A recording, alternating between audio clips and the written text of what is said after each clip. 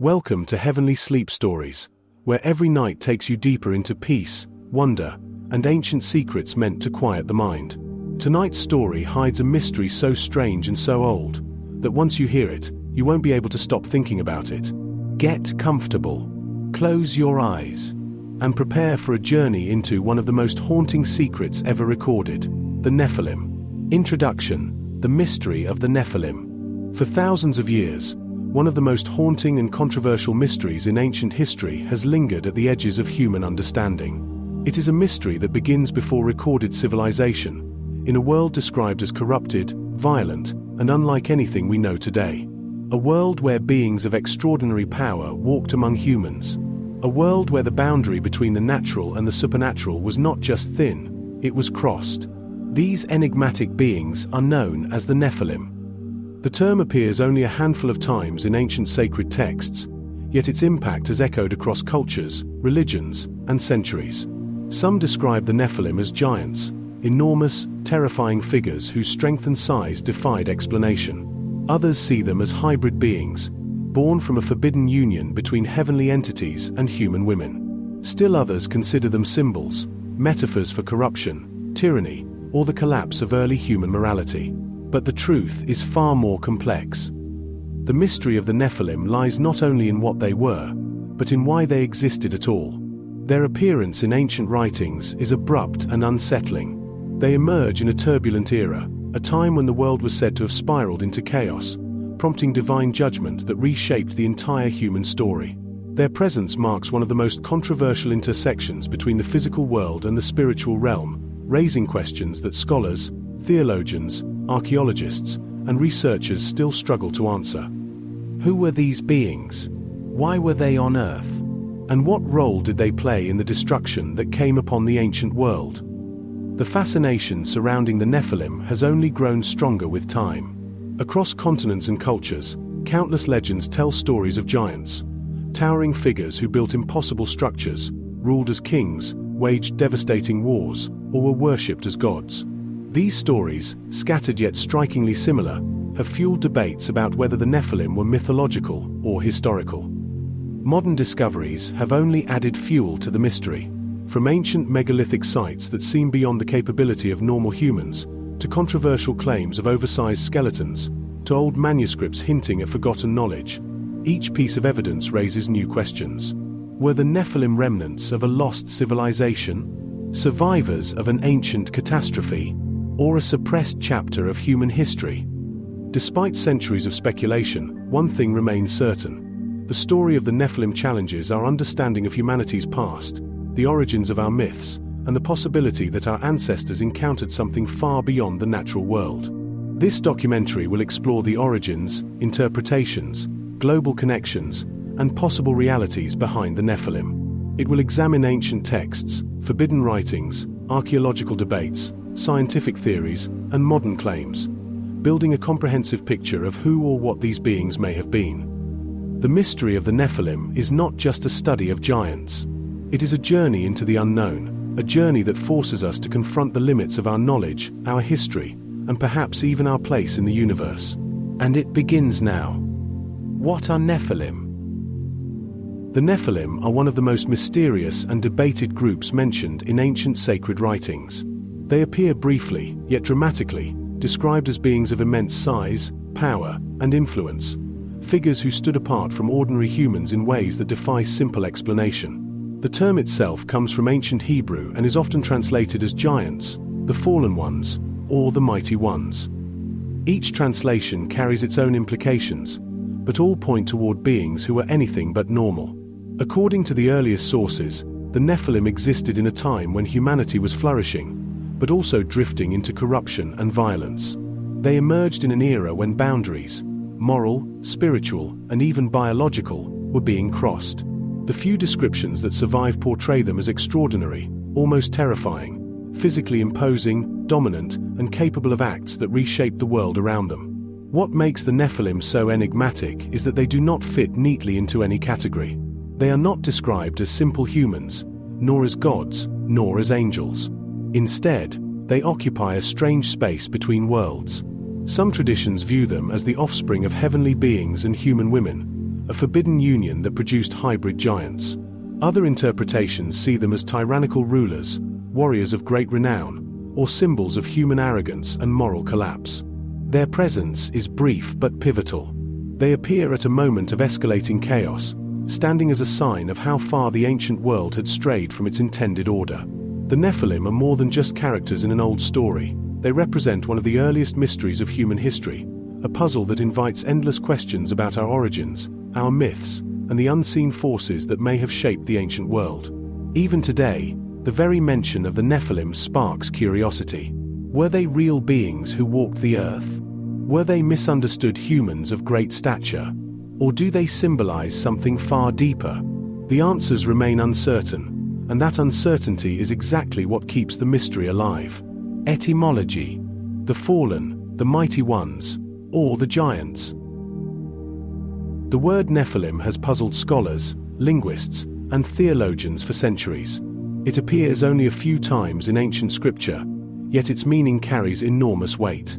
Understanding the term is essential, because the interpretation you choose shapes the entire story surrounding these mysterious beings.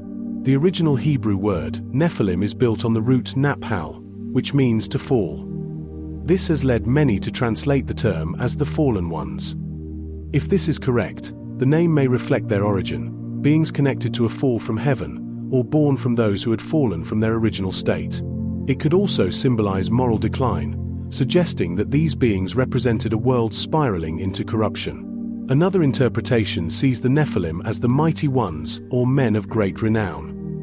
This comes from the ancient context in which powerful rulers or warriors were sometimes described with exalted titles. In this view, the Nephilim were extraordinary individuals whose physical strength, influence, or dominance set them apart from ordinary people. Their might may have been literal, metaphorical, or both. But the most common translation, especially in modern English Bibles, is giants. This is based on the Greek Septuagint, the earliest known translation of the Hebrew Scriptures, which rendered the word as gigantes. Over time, this translation strongly shaped popular understanding of the Nephilim as enormous beings with abnormal stature. Whether the Greek translators intended giants in a literal, mythological, or symbolic sense remains debated, but the idea became deeply embedded in Western thought. Each translation, the fallen, the mighty, or the giants, captures a different piece of the puzzle. The term may even hold layers of meaning all at once. Beings who had fallen from a higher place, who possessed extraordinary strength, and who towered over ordinary humans in both power and appearance. This ambiguity is part of what makes the Nephilim such enduring figures of mystery. With no single, definitive meaning, their identity remains open to interpretation, inviting endless debate and speculation. And as we move deeper into their story, each translation will offer a different lens through which to understand who, or what, the Nephilim truly were. How the Nephilim fit into ancient cosmology. To understand the Nephilim, we must first understand the world in which their story was born. Ancient people saw the universe very differently than we do today. Their cosmology, their understanding of heaven, earth, the divine, and humanity, was layered, interconnected, and deeply spiritual. In this worldview, the appearance of mysterious beings like the Nephilim was not only plausible, but even expected. The ancient world was divided into three major realms: the heavens, the earth, and the underworld. Each realm had its own inhabitants, divine beings above, humans below, and forces of chaos lurking beneath. Boundaries between these realms were believed to be real, but not unbreakable. Under certain conditions, beings from one realm could cross into another. This concept forms the foundation for understanding the Nephilim. In ancient cosmology, the heavens were home to powerful beings often referred to as sons of God or heavenly watchers. These were not human, yet they interacted with the human world. Their presence on Earth was rare and usually forbidden, which made any crossing of realms a serious violation of the established cosmic order. The Nephilim fit directly into this dramatic crossing. They were seen as the result of a breach, a moment when beings from the heavenly realm interacted with humanity in a way that disrupted the balance between the worlds. Their existence suggested that the normal boundaries between heaven and earth had been broken, leading to consequences that reshaped human history. For ancient societies, such beings were not simply mythological curiosities. They were reminders of what happened when cosmic laws were violated. A hybrid born from two realms represented instability, danger, and unpredictability. The Nephilim stood as living evidence that the world had drifted into chaos and that something was deeply wrong. Their presence also reflected broader ancient beliefs about giant figures who appeared during times of transition or turmoil. Many cultures, Mesopotamian, Greek, Canaanite, and others, spoke of towering beings who lived in an earlier age, a time closer to the creation of the world, when divine beings and humans interacted more directly. The Nephilim fit neatly into this pattern, occupying a role familiar to ancient listeners, legendary beings whose existence marked the end of an old era and the beginning of a new one. Within this cosmological framework, the Nephilim were not anomalies, they were signs. Signs that boundaries had been crossed, that knowledge had been misused, and that the world was racing toward divine judgment. Understanding this ancient worldview allows us to grasp how dramatic the appearance of the Nephilim would have been to the people of that time. They represented a world spiraling out of control, and the consequences that soon followed. Why this topic remains controversial. The Nephilim remain one of the most debated subjects in ancient studies, theology, and alternative history, and for good reason. Their story touches on themes that sit at the intersection of faith, mythology, archaeology, and the supernatural, creating a field of tension that has fueled controversy for centuries. One reason for the ongoing debate is the scarcity of direct information. The Nephilim are mentioned only briefly in ancient scripture, yet those few lines raise more questions than they answer. With so little textual detail available, scholars are left to interpret, speculate, and reconstruct meaning based on fragments. This limited evidence invites a wide range of interpretations, each one shaped by different traditions, assumptions, or academic approaches. Another source of controversy lies in the nature of their origin. The idea of heavenly beings interacting with humanity in a way that produces hybrid offspring challenges modern perspectives on reality, biology, and spirituality. For some, this narrative is symbolic. For others, it is literal. The clash between these viewpoints intensifies the debate, especially when considering broader theological implications involving divine boundaries and cosmic order. Archaeology adds another layer of complexity. Over the years, claims of giant skeletons, oversized tools, and unexplained megalithic structures have circulated widely. While many of these claims lack verified evidence, they continue to stir imagination and suspicion. The question arises, if such beings truly existed, how much of that history might have been lost, misunderstood, or even intentionally dismissed? Cultural overlap also contributes to the controversy. Stories of giants appear in distant civilizations that had no contact with each other, raising questions about whether these myths are purely symbolic or rooted in some forgotten historical reality. The consistency of these legends intrigues researchers and lends weight to theories outside mainstream academic acceptance. Finally, the topic remains controversial because it challenges established narratives. Whether in religion, history, or science, the Nephilim defy easy categorization. They do not fit neatly into any discipline. Instead, they exist at the boundaries, between history and myth, between earthly and divine, between accepted fact and unresolved mystery. This makes them both fascinating and unsettling. The Nephilim endure as one of the most provocative subjects in ancient lore precisely because they refuse to be explained fully. They force us to confront the limits of what we know about the ancient world, and the possibility that parts of that world remain hidden, waiting to be rediscovered. Global fascination with giants across civilizations. The allure of giants is not confined to a single culture or religion. It is a theme that echoes across continents and centuries. From the earliest written texts to oral legends passed down through generations, virtually every civilization has told stories of towering beings whose size, strength, or power exceeded that of ordinary humans. These stories suggest that the fascination with giants is universal, transcending geography, language, and time. In Mesopotamia, for example, the Anunnaki and the Apkallu were described as extraordinary beings who guided, taught, and sometimes dominated humanity. Their presence in myth hinted at beings of great wisdom and power, sometimes bordering on the divine. Similarly, the Epic of Gilgamesh recounts a hero whose exceptional strength and semi-divine nature set him apart, reflecting the ancient human fascination with those who were larger than life. In Greek mythology, giants and titans personified chaos, rebellion, and the struggle between the gods and their adversaries. Stories of the Gigantes, Cyclopes, and the Titans themselves showcased a world in which enormous beings shaped the landscape and challenged the divine order. These myths often served as allegories for natural disasters, moral lessons, and humanity's relationship with forces beyond their control. Across the Americas, native tribes tell of red-haired giants, sometimes violent, sometimes wise, who once roamed the land. Polynesian, African, and Asian traditions similarly recount stories of beings of immense size who built monumental structures, waged wars, or taught humans forbidden knowledge. Even in the Norse sagas, the Jotun, giants of frost and fire, embody a force of nature that must be respected, feared, and sometimes battled. This global consistency is striking. Despite vast cultural differences, stories of giants share common elements: extraordinary size, great strength, otherworldly origins, and a dramatic impact on human societies. Whether interpreted literally, symbolically, or spiritually, these recurring narratives point to a deep-seated human fascination with beings who transcend ordinary human limitations. The Nephilim, in this context, are part of a broader tapestry of giant myths. They are not isolated figures; rather, they fit into a pattern that spans the globe, connecting disparate cultures through a shared human curiosity. The awe, fear, and respect inspired by beings who were larger, stronger, and more powerful than any ordinary human could ever be. The problem of missing or suppressed evidence. One of the reasons the Nephilim remain such a compelling mystery is the persistent question of evidence. Unlike other figures from ancient history, the Nephilim leave almost no tangible traces behind.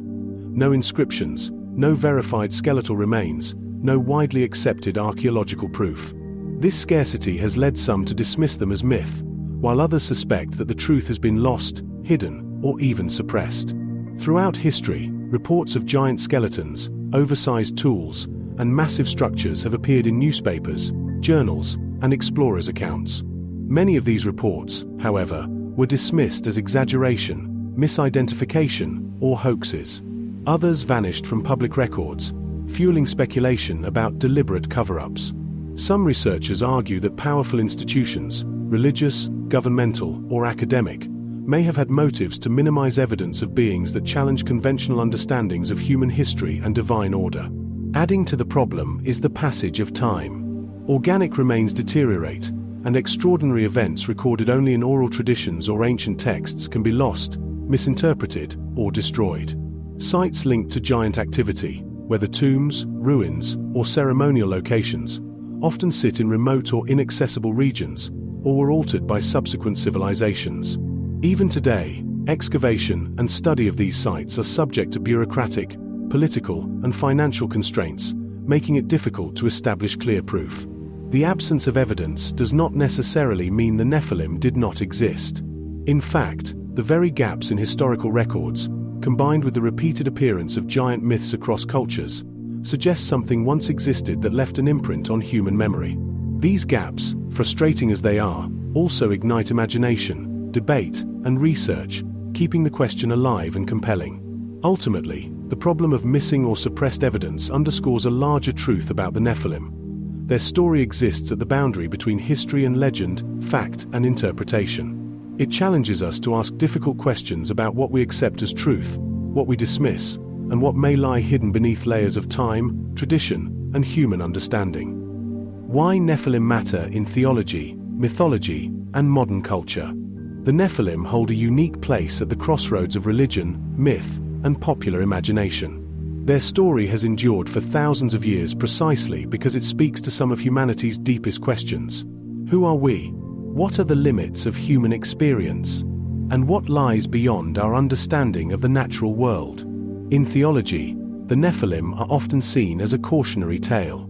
They serve as reminders of the consequences of disobedience, rebellion, or crossing the boundaries between the divine and the human. In the biblical narrative, their presence is tied directly to the corruption of humanity and the necessity of divine judgment. By examining the Nephilim, theologians explore broader questions about morality, divine law, and the nature of evil in the world. In mythology, the Nephilim connect to a global pattern of giant legends. They mirror similar figures found in Mesopotamia, Greece, Africa, Asia, and the Americas, beings of immense size and extraordinary power who challenge human limitations. These myths suggest that the concept of giants is not confined to one culture or one era, but reflects a universal fascination with extraordinary forces that lie beyond ordinary human experience. In modern culture, the Nephilim continue to captivate imaginations. They appear in literature, films, television shows, and video games, often as powerful or mysterious beings, sometimes heroic, sometimes menacing. Their story is reinterpreted in countless ways, highlighting enduring themes of strength, mystery, and the tension between the known and the unknown. This modern fascination is part of a broader human desire to explore what is hidden, forbidden, or beyond comprehension. The Nephilim also resonate because they occupy a space that is simultaneously historical, spiritual, and mythical. They challenge conventional boundaries between what is real and what is symbolic, between human and divine, and between ancient knowledge and modern understanding. This ambiguity allows their story to remain relevant, intriguing, and provocative across time. Ultimately, the Nephilim matter because they force us to confront mysteries that have persisted for millennia. They are a bridge between theology and mythology, between ancient texts and modern imagination. Their story invites reflection, speculation, and exploration, an invitation that has proven irresistible to humanity for generations and continues to inspire curiosity today. Chapter 1 Summary: The Mystery of the Nephilim. The first chapter introduced the Nephilim as one of history's most enigmatic and debated mysteries. Emerging from ancient texts, these beings are described as extraordinary, towering, powerful, and unlike ordinary humans. Their very name, which can be translated as the fallen, the mighty ones, or the giants, hints at a complex identity that straddles the line between human, divine, and mythic. We explored how the Nephilim fit into ancient cosmology, appearing at a time when boundaries between heaven and earth were believed to be crossed, resulting in chaos and moral corruption. Their story is brief in scripture, yet the few references are enough to spark centuries of debate. Scholars, theologians, and historians continue to argue over their origin, purpose, and literal or symbolic meaning. The chapter also examined the global fascination with giants, revealing how similar myths appear across cultures, from Mesopotamia to Greece, the Americas, Africa, and Asia, suggesting a shared human interest in extraordinary beings. Despite this, evidence remains scarce, often missing or suppressed, leaving much about the Nephilim open to speculation. Finally, we discussed why the Nephilim still matter today, both in theology and in modern culture. They continue to inspire curiosity, serve as a warning about crossing divine boundaries, and capture the imagination of storytellers, filmmakers, and audiences around the world. In essence, the Nephilim remain a bridge between myth and history, the human and the divine, inviting us to explore mysteries that are still unresolved, even after thousands of years. The biblical foundation. The story of the Nephilim is rooted deeply in the Bible, forming the primary source for much of what we know, or speculate, about these mysterious beings. Though mentioned only briefly in a few passages, the biblical accounts carry immense significance. They not only describe who the Nephilim were, but also place them within a broader narrative of human history, divine interaction, and moral judgment. Central to this chapter is Genesis 6 verses 1-4, where the Nephilim first appear. The text describes a world where the sons of God saw the daughters of men and took them as wives, producing offspring who were the Nephilim. This short passage raises profound questions. Who exactly were these sons of God? Were they angels, human rulers, or a special lineage of the righteous? And what was the nature of their offspring, these hybrid giants, who seem to embody both human and divine traits? The biblical foundation also extends beyond Genesis. The Nephilim are mentioned in later texts as well, including accounts of powerful and terrifying giants such as the Anakim, Rephaim, and King Og of Bashan. These references portray beings of great stature and influence, linking them to themes of conquest, violence, and divine judgment. By exploring these passages, this chapter examines not just the literal description of the Nephilim, but also the theological and moral lessons embedded in their story. Their existence in the Bible is tied to questions of human corruption, the limits of divine tolerance, and the reasons for catastrophic events like the flood. Through these texts, we begin to see the Nephilim as both historical figures in ancient belief systems and symbolic markers of humanity's moral and spiritual struggles. In essence, the biblical foundation provides the framework for understanding the Nephilim. It anchors their story in sacred scripture, offering a glimpse into the worldview of ancient societies and setting the stage for centuries of interpretation, debate, and speculation that continues to this day. Deep analysis of Genesis 6 verses 1-4. Genesis 6 verses 1-4 is the cornerstone for understanding the biblical account of the Nephilim. In just a few lines, it describes a world on the brink of moral and spiritual collapse, where the boundaries between the divine and the human were crossed in ways that would have profound consequences for all of creation. The passage reads, "When human beings began to increase in number on the earth and daughters were born to them, the sons of God saw that the daughters of humans were beautiful, and they married any of them they chose. Then the Lord said, 'My spirit will not contend with humans forever, for they are mortal. Their days will be 120 years.'" The Nephilim were on the earth in those days, and also afterward, when the sons of God went to the daughters of humans and had children by them. They were the heroes of old, men of renown. Several critical elements in this passage demand careful analysis. 1. Sons of God. The term sons of God has been debated for centuries. Some interpretations suggest they were angels, divine beings capable of crossing the spiritual boundary into the human realm. Others argue they were the descendants of Seth, the righteous lineage, who intermarried with the descendants of Cain, symbolizing a mixing of moral and spiritual lines. Each interpretation drastically changes the understanding of the Nephilim's origin and nature. 2. The act of union. The passage emphasizes the intentionality of these unions. The sons of God saw and took the daughters of men. This implies a conscious choice, which highlights themes of transgression, free will, and the crossing of divine limits. Their offspring were not merely ordinary humans, they were extraordinary beings whose existence challenged the natural and spiritual order. 3. The Nephilim themselves. The text briefly defines the Nephilim as heroes of old, men of renown. This phrase is significant. It portrays them as larger-than-life figures, recognized for strength, influence, or fame. The term men of renown suggests both awe and fear, indicating that their presence left a lasting impact on human society. The passage leaves their exact nature ambiguous, allowing interpretations ranging from literal giants to symbolic embodiments of corruption and chaos. 4. Implications for the human world. The appearance of the Nephilim coincides with a period of moral decline, setting the stage for the flood. Their existence is framed not as a neutral occurrence, but as part of a broader narrative of human corruption and divine judgment. The Nephilim, in this sense, are both the product and the symptom of a world spiraling out of harmony. Genesis 6 verses 1-4, though brief, is packed with layers of meaning. It situates the Nephilim at the intersection of human history and divine influence, raising questions about morality, transgression, and the limits of natural law.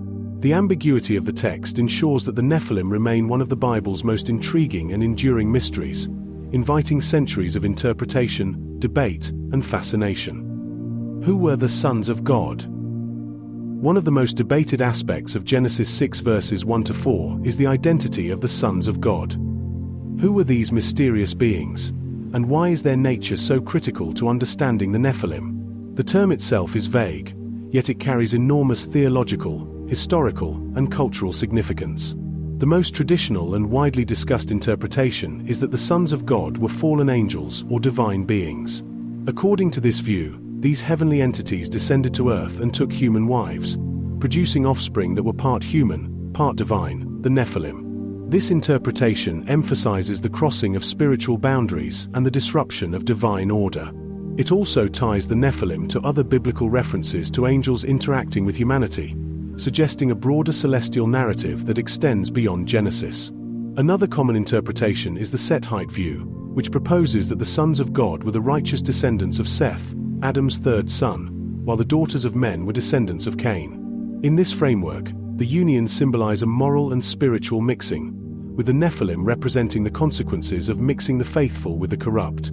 Here, the story is less about supernatural beings and more about human choices, moral decay, and the gradual corruption of society. A third interpretation suggests that the sons of God were ancient rulers or men of exceptional status, such as kings or warriors, who exercised extraordinary power and influence. Their divine label may have been a reflection of their authority, charisma, or societal position rather than a literal heavenly origin. This perspective frames the Nephilim as the product of elite, influential humans whose deeds left a lasting imprint on history and legend. Each interpretation offers a different lens through which to view the Nephilim. If the sons of God were angels, the story becomes a literal account of hybrid beings bridging heaven and earth. If they were humans from the Sethite line or ancient rulers, the Nephilim reflect social, moral, or political realities amplified into legendary proportions. The ambiguity of the term allows the text to resonate across centuries, inviting both literal and symbolic readings. The identity of the sons of God is not just a semantic question, it shapes the entire understanding of the Nephilim. Were they the product of divine intervention, human ambition, or something in between? The Bible leaves the answer deliberately open, ensuring that curiosity, debate, and speculation continue to surround this ancient mystery. Who were the daughters of men? In Genesis 6 verses 1-4, the Nephilim are described as the offspring of the sons of God and the daughters of men. While much debate surrounds the sons of God, the identity of the daughters of men is equally significant, as they represent the human side of this extraordinary union. The term suggests ordinary human women, yet their role in the story goes beyond simple ancestry.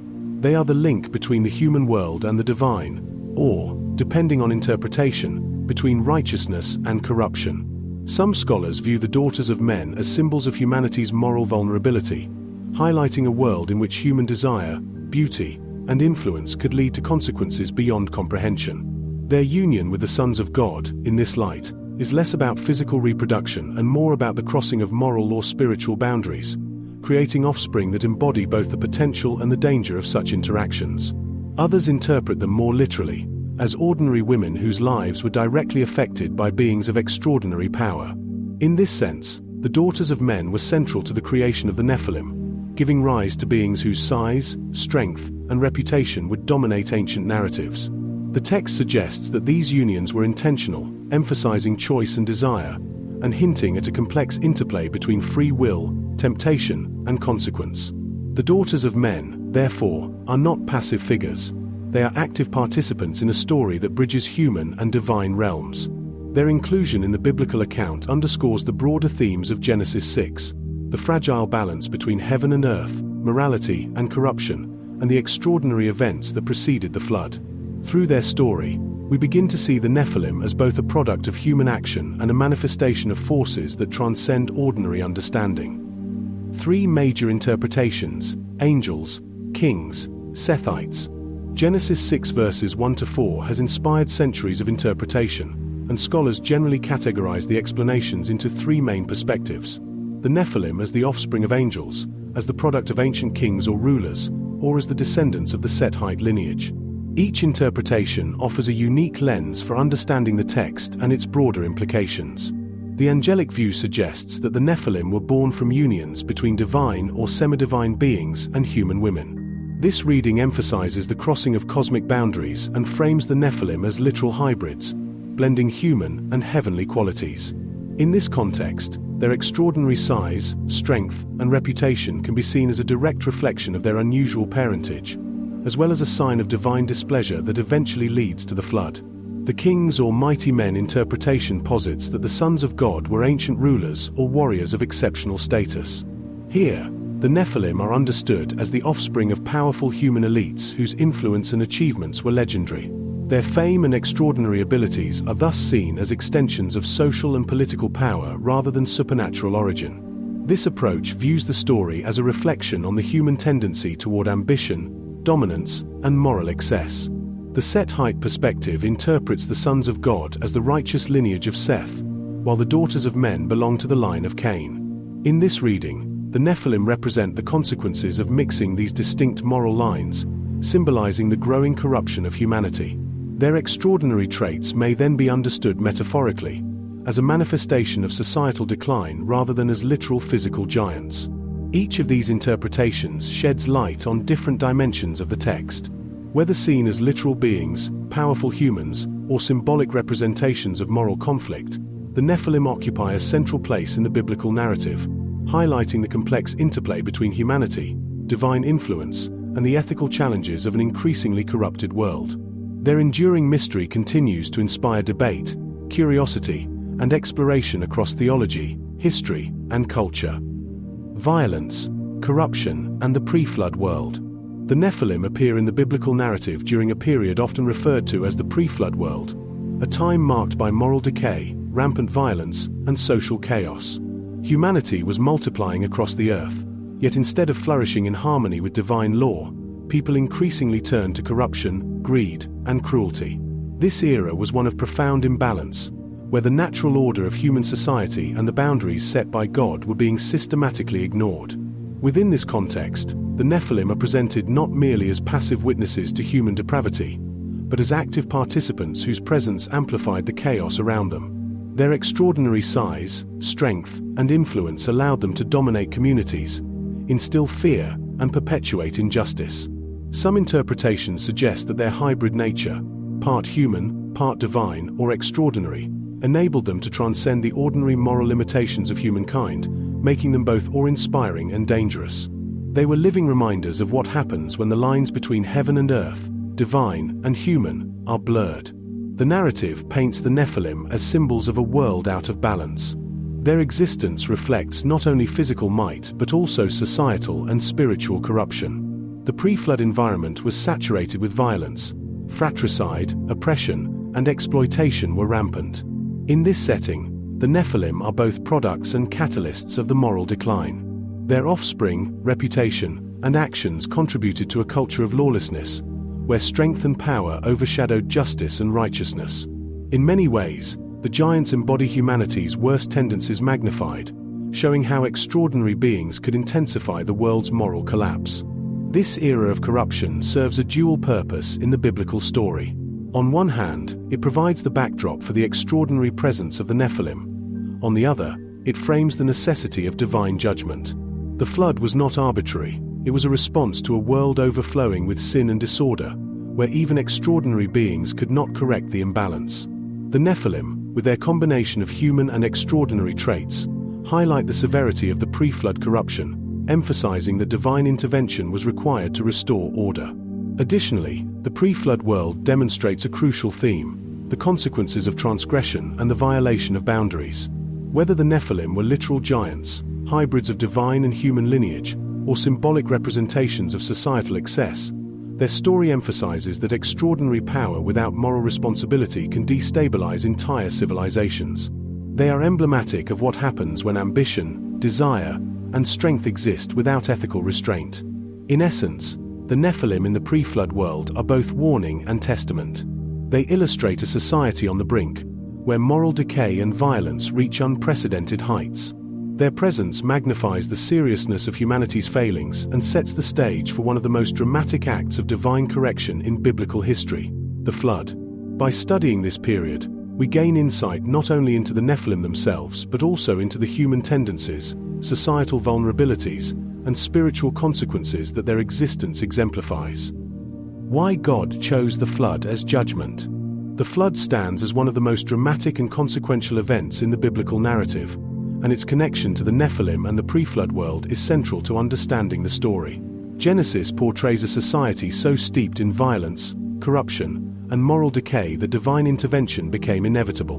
The Nephilim, as extraordinary beings of both immense power and moral ambiguity, embody the transgression and chaos of this era, highlighting the need for decisive judgment. The decision to bring the flood reflects a combination of factors. First, humanity had multiplied rapidly, yet its growth was accompanied by escalating sin. Widespread violence, cruelty, and defiance of divine law had created a world in which justice and righteousness could no longer prevail. In this environment, even ordinary human means of correction would have been insufficient. The Nephilim, with their extraordinary capabilities and influence, intensified the corruption, making the moral collapse almost irreparable. Second, the Nephilim's hybrid nature and the crossing of natural boundaries symbolized a fundamental disorder in creation itself. Whether understood literally as the offspring of divine beings and humans, or metaphorically as representations of human arrogance and rebellion, their existence highlighted the breach between heaven and earth. The flood, in this sense, was not merely punishment for human sin. It was a restoration of the intended balance, a cleansing of a world where the lines between divine order and human excess had been blurred beyond repair. Third, the flood served as both a warning and a reset. By wiping away nearly all life, it established the consequences of unchecked moral corruption and power without accountability. It emphasized that actions, particularly those that disrupt the natural and spiritual order, carry inevitable consequences. The judgment was not arbitrary. It was a response to systemic failure, exemplified by the Nephilim and the pervasive human depravity surrounding them. Finally, the flood highlights the interplay between justice and mercy. While the world faced total destruction, Noah and his family were preserved, symbolizing that righteousness and obedience are recognized and rewarded, even in the midst of universal judgment. The story underscores the idea that divine judgment, while severe, is not indiscriminate. It is measured, purposeful, and tied directly to the moral realities of the world. In sum, God's choice of the flood as judgment reflects a profound response to a world dominated by violence, corruption, and extraordinary beings like the Nephilim. It is a story of moral consequence, divine order, and the necessity of restoration when creation itself has been destabilized. The flood remains a powerful testament to the seriousness with which the biblical narrative treats transgression, especially when extraordinary power is misused, and the boundaries between the human and the divine are violated. Nephilim's role in human depravity. The Nephilim occupy a central place in the moral landscape of the pre-flood world, serving as both products and amplifiers of human depravity. Their extraordinary nature, whether as literal giants, hybrid beings, or symbolic figures, meant that their influence on society was immense, leaving a lasting imprint on the biblical narrative. They were not merely passive witnesses to humanity's corruption, they actively shaped it, contributing to the widespread chaos and moral collapse that ultimately necessitated the flood. The Nephilim's presence magnified the already escalating violence and lawlessness among humans. Their strength, size, and reputation enabled them to dominate communities, impose their will on others, and foster fear and subjugation. In a world already steeped in cruelty, their extraordinary abilities made ordinary human justice ineffective, creating pockets of extreme power and unchecked influence. This imbalance demonstrates how extraordinary individuals or forces, whether real or symbolic, can accelerate societal decline when not constrained by ethical principles. Moreover, the Nephilim represent a fusion of divine or extraordinary power with human imperfection. This combination magnified human tendencies toward pride, ambition, and corruption. By crossing the boundary between mortal and divine realms, they embodied the consequences of rebellion, disobedience, and the misuse of power. Their story highlights a fundamental theme in Genesis. The closer one moves to the extraordinary or the divine without moral responsibility, the greater the potential for destruction. The influence of the Nephilim also extends to human relationships and social structures. Their existence disrupted the natural order, challenging family, community, and spiritual hierarchies. By marrying human women and producing offspring, they introduced elements of chaos into lineage and society, blurring the lines between ordinary humanity and extraordinary beings.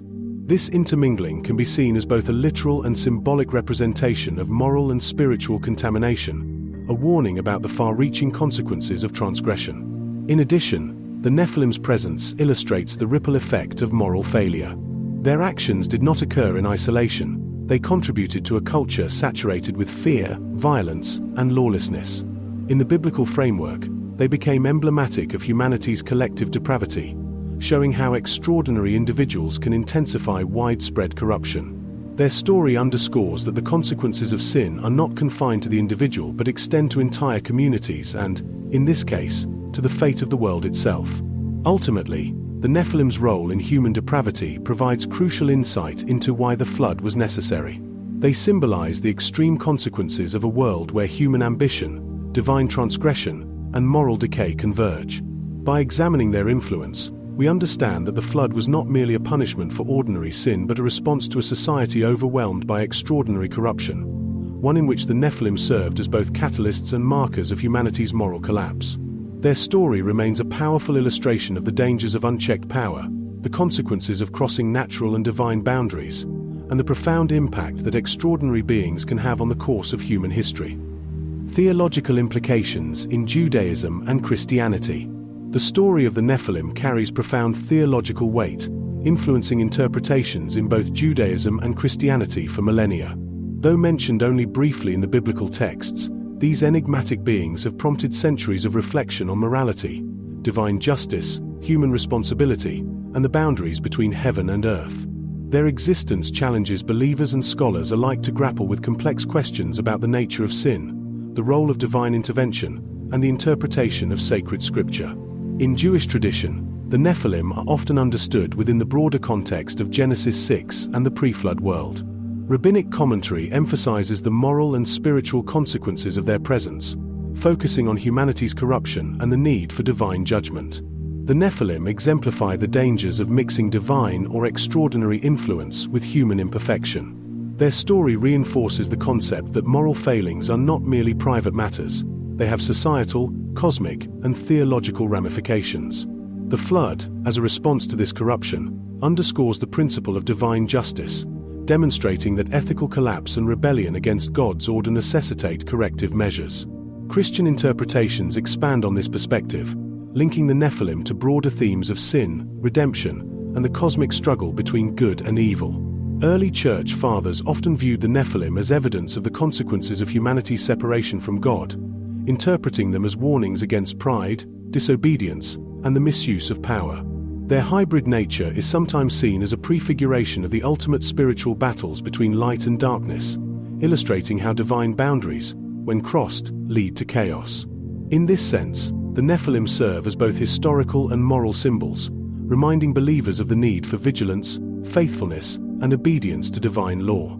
Theologically, the Nephilim also raise questions about the interplay between human free will and divine sovereignty. Were they a product of human sin, angelic rebellion, or both? How does their existence affect our understanding of God's justice, mercy, and the necessity of judgment? In both Jewish and Christian thought, these questions underscore the depth and complexity of the biblical narrative, demonstrating that even a brief passage can have far-reaching implications for moral theology, eschatology, and the interpretation of sacred history. Furthermore, the Nephilim challenge conventional understandings of the natural and spiritual world. They blur the lines between myth and reality, humanity and divinity, order and chaos. This ambiguity invites ongoing discussion about the nature of Scripture, whether it should be read literally, symbolically, or as a combination of both. The persistent fascination with the Nephilim across centuries highlights their enduring role as theological and moral touchstones, serving as reminders of the consequences of moral transgression and the fragile balance between human freedom and divine oversight. In essence, the Nephilim function as a theological mirror, reflecting humanity's struggles, the consequences of moral failure, and the necessity of divine judgment. Their story resonates across Judaism and Christianity not only as a historical or mythological account but also as a profound moral and spiritual lesson, one that continues to inform beliefs about sin, justice, and the relationship between the human and the divine. Through their narrative, the Nephilim remain a focal point for contemplation, debate, and spiritual reflection, bridging ancient texts with timeless questions about morality, power, and the divine order. The Biblical Foundation Summary. Chapter 2 explores the biblical roots of the Nephilim, grounding their story in the sacred texts of Genesis while examining the theological, moral, and historical implications of their existence. Through an in-depth analysis of Genesis 6 verses 1 to 4 and related passages, the chapter highlights how these enigmatic beings emerge at the intersection of human sin, divine boundaries, and cosmic consequences. The chapter begins by closely examining Genesis 6 verses 1 to 4, where the Nephilim are introduced as the offspring of the sons of God and the daughters of men. This brief yet dense passage sets the stage for centuries of interpretation and debate. The sons of God are seen variously as angels, righteous humans, or powerful ancient rulers, each perspective offering a different understanding of the Nephilim's nature and origin. The daughters of men, meanwhile, are not mere passive participants. They represent humanity's role in the unfolding moral and spiritual drama, linking the human world with extraordinary forces beyond its ordinary experience. Three major interpretations, angels, kings, and Sethites, illustrate the diversity of thought surrounding the Nephilim. Whether seen as literal hybrids, products of elite human lineages, or symbolic representations of moral corruption, the Nephilim embody the complex consequences of crossing natural, ethical, and divine boundaries. Their extraordinary presence amplifies the pervasive violence and corruption of the pre-flood world, showing how unchecked power and moral failure can destabilize entire societies. The chapter also examines why God chose the flood as a form of judgment. The Nephilim, alongside the pervasive sinfulness of humanity, made the moral decay so severe that divine intervention was necessary.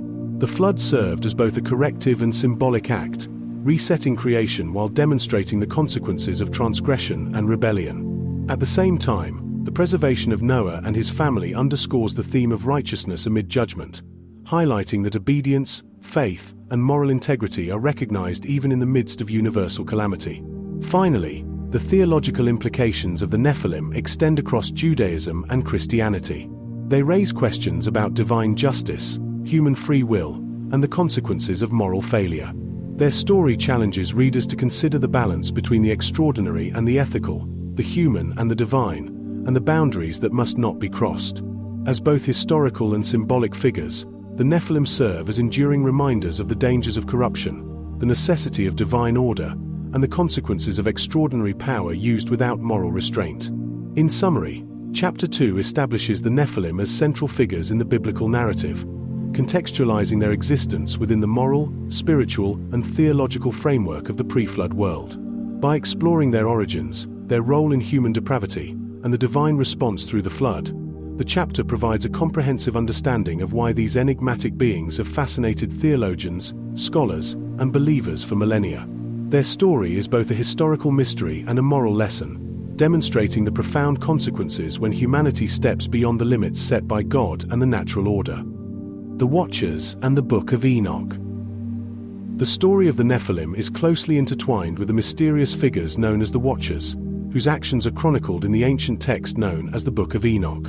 While the Hebrew Bible provides only brief mentions of these giants, the Book of Enoch expands upon their origins, behavior, and the cosmic consequences of their existence, offering one of the most detailed accounts of pre-flood events and the corruption that led to divine judgment. The Watchers are depicted as angels or celestial beings sent to oversee humanity, yet they defy their divine mission by descending to Earth. There, they engage with humans in forbidden ways, sharing knowledge and skills that were never meant for mortals. This union between the Watchers and human women results in the birth of the Nephilim, hybrid giants whose extraordinary size, strength, and influence exacerbate the chaos of the pre-flood world. Through this narrative, the Nephilim are not just physical beings but symbols of rebellion, moral failure, and the consequences of crossing sacred boundaries. The Book of Enoch offers a richer and more intricate view than the canonical text, providing names, ranks, and detailed accounts of the Watchers' actions and teachings. It portrays the Nephilim as both destructive and morally ambiguous, highlighting their central role in the corruption of humanity. The text also explores divine justice, showing how the corruption of the Watchers and their offspring prompted judgment on a cosmic scale, including the coming flood and the eventual punishment of the fallen angels themselves. By examining the Watchers and their offspring, the Book of Enoch provides insight into themes of morality, power, and divine order.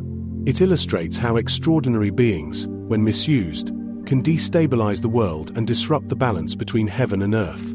This section of the documentary sets the stage for understanding not only the Nephilim themselves but also the celestial dynamics, spiritual lessons, and moral warnings that these ancient stories convey, bridging the biblical narrative with expanded mythological and theological interpretation. Introduction to the Book of Enoch.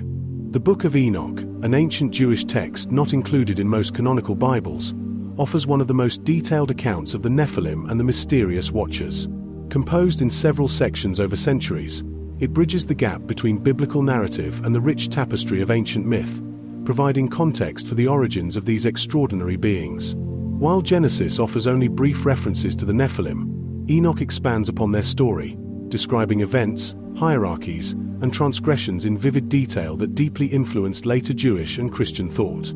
The text portrays the Watchers as heavenly beings tasked with overseeing humanity, yet they defy divine commands by descending to Earth. There, they engage in forbidden interactions with humans, teaching knowledge and skills that were never intended for mortal use. These interactions lead to the creation of hybrid giants, the Nephilim, whose strength, violence, and destructiveness escalate the corruption already present in the human world. In doing so, the Book of Enoch presents the Nephilim as both literal and symbolic manifestations of the consequences of disobedience, bridging the human and the divine in ways that Genesis only hints at. Enoch also provides names, hierarchies, and narratives absent from the canonical text, offering rich detail about the leadership of the Watchers, their forbidden teachings, and the resulting chaos on Earth. This elaboration allows readers to understand the moral, spiritual, and cosmic dimensions of the pre-flood world, emphasizing that the Nephilim's existence was not a minor anomaly, but a profound violation of divine order. The text underscores the idea that knowledge, power, and influence, when misused, can have catastrophic consequences, both spiritually and materially. Furthermore, the Book of Enoch highlights the themes of intercession and judgment. Enoch himself is depicted as a mediator who pleads for humanity and bears witness to the unfolding corruption. His role illustrates the tension between divine justice and mercy, and the need for accountability when boundaries between heaven and earth are breached. The Nephilim, born of this transgression, become central to understanding why such extreme measures, the flood and the imprisonment of the Watchers, were necessary to restore balance. Overall, the Book of Enoch serves as a critical source for understanding the Nephilim, the Watchers, and the pre-flood world. It transforms a brief biblical passage into a detailed narrative of cosmic rebellion, moral consequence, and divine judgment, providing insight into the complex relationship between humanity, the divine, and extraordinary beings. Through its stories, Enoch offers a lens into ancient perceptions of morality, power, and the extraordinary forces that once walked the earth, setting the stage for the events that shape both Jewish and Christian interpretations of the Nephilim. The descent of the 200 Watchers on Mount Hermon. According to the Book of Enoch, a pivotal moment in the pre-flood narrative occurs when 200 angels, known as the Watchers, descend to earth upon Mount Hermon. This event marks the beginning of a profound disruption in the natural and spiritual order, setting the stage for the birth of the Nephilim and the widespread corruption of humanity. The descent is not merely a physical act, it is a symbolic crossing of boundaries, a deliberate choice to abandon divine authority and intervene directly in the affairs of mortals. Mount Hermon, a high and imposing peak, is significant not only for its geographical prominence but also for its symbolic role as a meeting place between heaven and earth. By choosing this location, the Watchers demonstrate both ambition and audacity, signaling their intent to engage with humanity in ways that defy divine instruction. Their descent is depicted as a covenant, sealed with an oath to carry out their plan of interaction with humans, highlighting the organized and deliberate nature of their rebellion. Once on Earth, the Watchers' actions quickly disrupt the balance of human society. They take human wives, impart forbidden knowledge, and teach arts and sciences that were never meant for mortal understanding. This knowledge includes metalworking, weaponry, astrology, enchantments, and other practices that can be used for both creation and destruction. By sharing this wisdom, the Watchers empower humanity in ways that lead to social upheaval, moral corruption, and the rise of violence across the land. The Nephilim, born from these unions, are the tangible product of this transgression, giants of extraordinary size and strength whose presence magnifies human depravity. The descent of the Watchers also underscores a broader theological theme, the consequences of free will, even among celestial beings. These angels, created to guide and protect, choose to transgress divine boundaries, demonstrating that rebellion and pride are not confined to humanity. Their actions initiate a chain reaction of moral and spiritual consequences, culminating in the necessity of divine judgment through the flood. In this sense, the event at Mount Hermon is both literal and allegorical, illustrating how power, knowledge, and transgression can escalate into catastrophe when ethical limits are ignored. In addition, the narrative emphasizes the collective responsibility of the Watchers. Unlike isolated acts of sin, the 200 angels operate as a coordinated group, swearing oaths and acting in unison. This collective rebellion amplifies the impact of their transgressions, showing how organized defiance can lead to systemic corruption. Their descent is therefore not just a historical or mythological event, but a cautionary tale about the consequences of coordinated power used without moral restraint. Ultimately, the descent of the 200 Watchers on Mount Hermon explains the origin of the Nephilim within the broader biblical and Enochian narrative. It demonstrates how the crossing of divine and human boundaries introduces chaos into the world, produces beings of extraordinary strength, and necessitates intervention by God. This event forms the foundation for understanding the Watchers' role in ancient theology, the moral implications of their rebellion, and the enduring fascination with the Nephilim in both religious and cultural traditions. Semjaza, leader of the fallen. Among the 200 Watchers who descended upon Mount Hermon, Semjaza stands out as their leader, the figure who orchestrated the rebellion and guided the angels in their defiance of divine order. His name has become synonymous with pride, ambition, and the first organized challenge to God's authority in the pre-flood narrative. Semjaza's leadership is central to understanding how the Watchers' actions unfolded, highlighting both the intentionality of their rebellion and the moral consequences that followed. According to the Book of Enoch, Semjaza persuaded the other angels to swear a binding oath to carry out their plan, ensuring that none would abandon the pact once it was made. This oath not only solidified their collective decision but also demonstrated the seriousness of their transgression. By organizing the Watchers, Semjaza transformed a potential individual act of disobedience into a coordinated rebellion with widespread ramifications. His leadership underscores the theme that extraordinary power, when directed toward defiance, can magnify corruption on a massive scale. Semjaza's influence extended beyond simply leading the descent.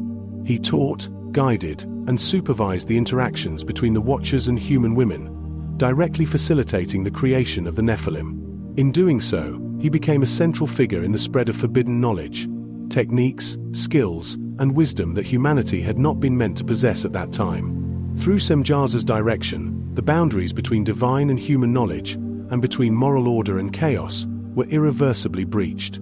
His actions highlight the dangers of authority exercised without ethical restraint, particularly when it crosses the natural and spiritual boundaries established by God.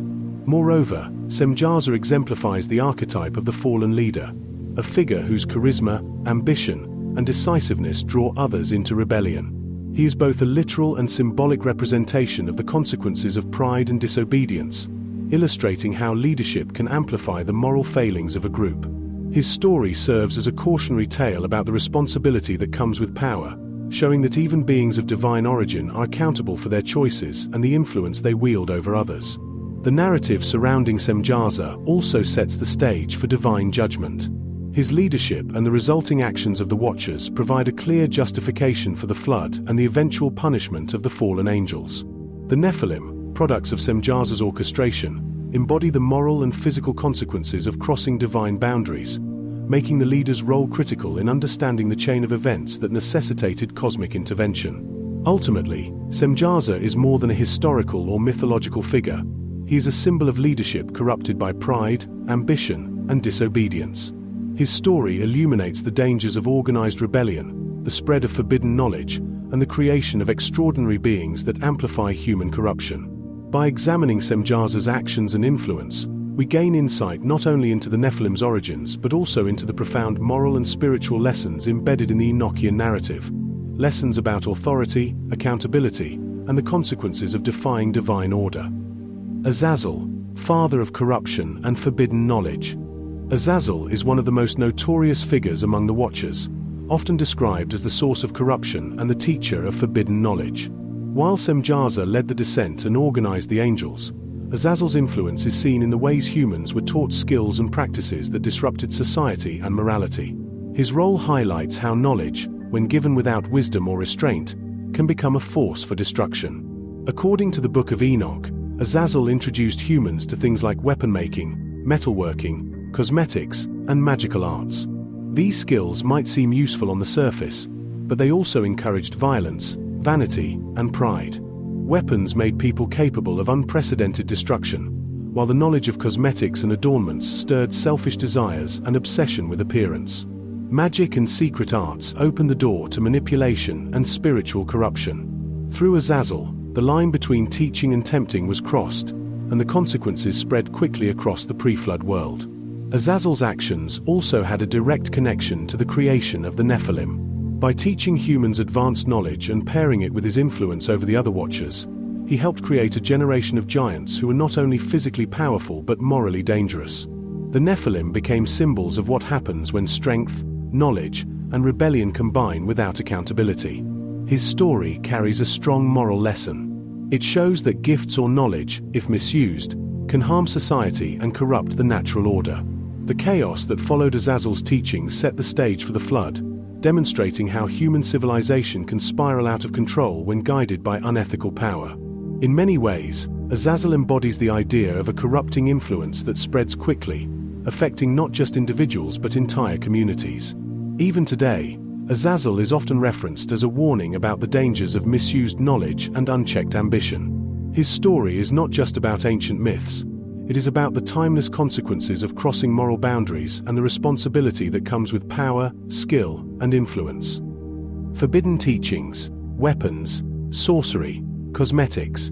The Watchers didn't just descend to Earth to break rules, they actively shared knowledge that humans were never meant to have. The Book of Enoch describes how they taught humans all sorts of skills, but many of these teachings brought more harm than good. These lessons touched three main areas: weapons, sorcery, and cosmetics. Weapons made people stronger, but also more violent. Metalworking and forging swords, shields, and armor gave humans the tools to wage war on a scale they had never known before. Conflicts became deadlier, and fear spread across communities. What might have been practical skills for survival quickly turned into instruments of destruction. Sorcery and magic opened another dangerous path. The Watchers showed humans how to manipulate the natural world, control spirits, and even attempt to alter fate. While this knowledge might have seemed powerful or fascinating, it encouraged arrogance, deception, and moral corruption. Humans began to rely on secret arts rather than ethical guidance or divine order, creating spiritual chaos alongside physical violence. Cosmetics and adornments may seem harmless at first, but they stirred vanity, pride, and obsession. The Watchers taught humans how to enhance their appearances and use beauty to seduce or manipulate others. This small step into vanity was actually part of a larger pattern, teaching humans to focus on superficiality rather than character, and desire over restraint. Together, these teachings had a ripple effect. They empowered humans, yes, but also corrupted society. The combination of violence, deceit, and selfish desire helped pave the way for the rise of the Nephilim, whose strength and behavior amplified the chaos even further. The lessons of the Watchers show how knowledge without ethics can quickly become dangerous.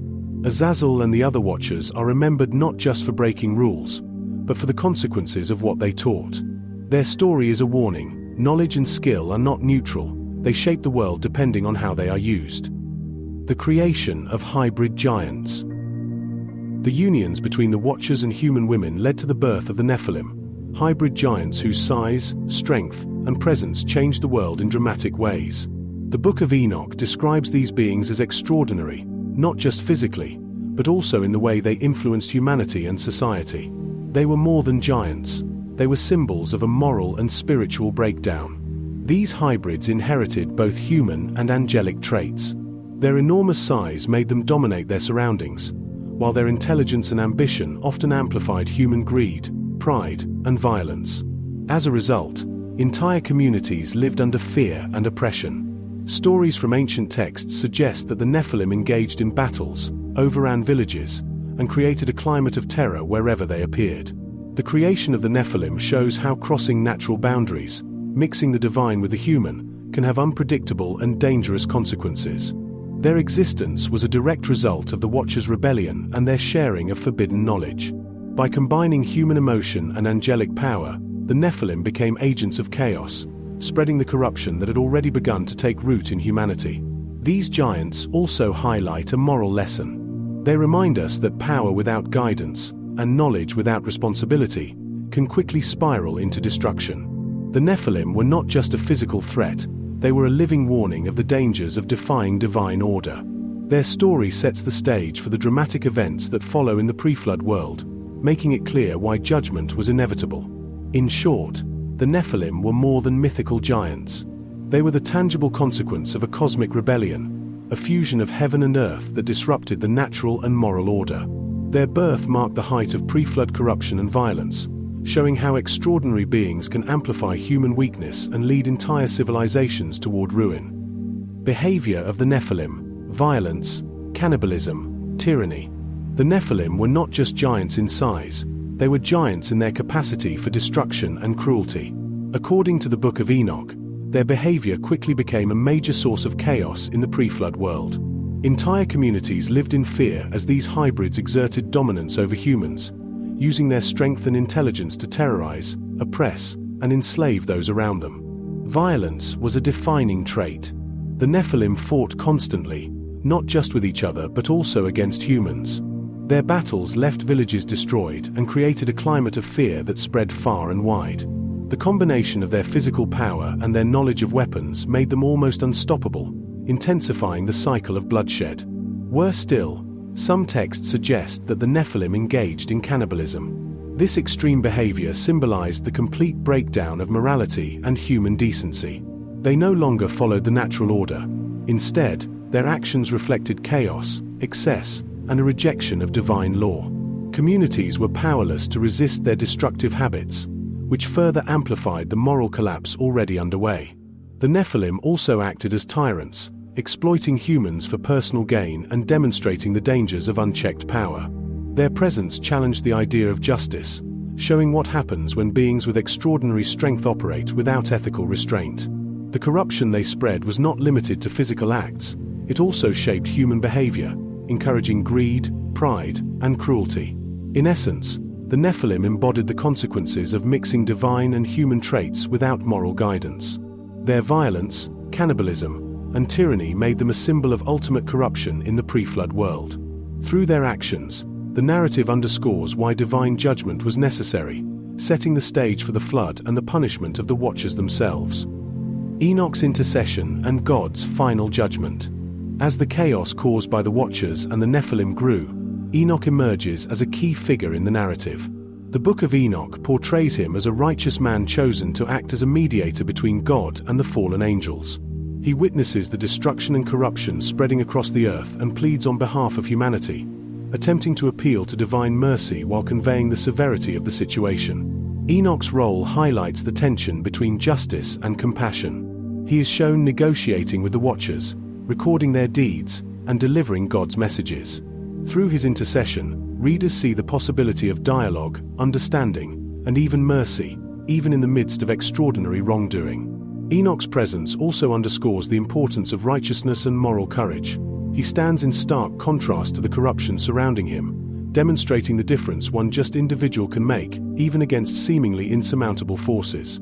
However, the narrative makes it clear that the corruption caused by the Watchers and the Nephilim cannot go unchecked. God's judgment becomes inevitable. The flood is decreed as the ultimate response to the moral collapse of humanity and the havoc wrought by these hybrid giants. The Watchers themselves are sentenced to imprisonment, bound until the end of time as punishment for their rebellion. The Nephilim, as the physical manifestation of their transgression, are destroyed, signaling the restoration of order and divine authority. Through Enoch's intercession and the final judgment, the story conveys a strong moral and spiritual lesson.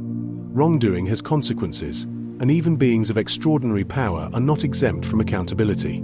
The narrative emphasizes that corruption and rebellion, when left unchecked, bring destruction. But divine justice, guided by righteousness, ultimately restores balance.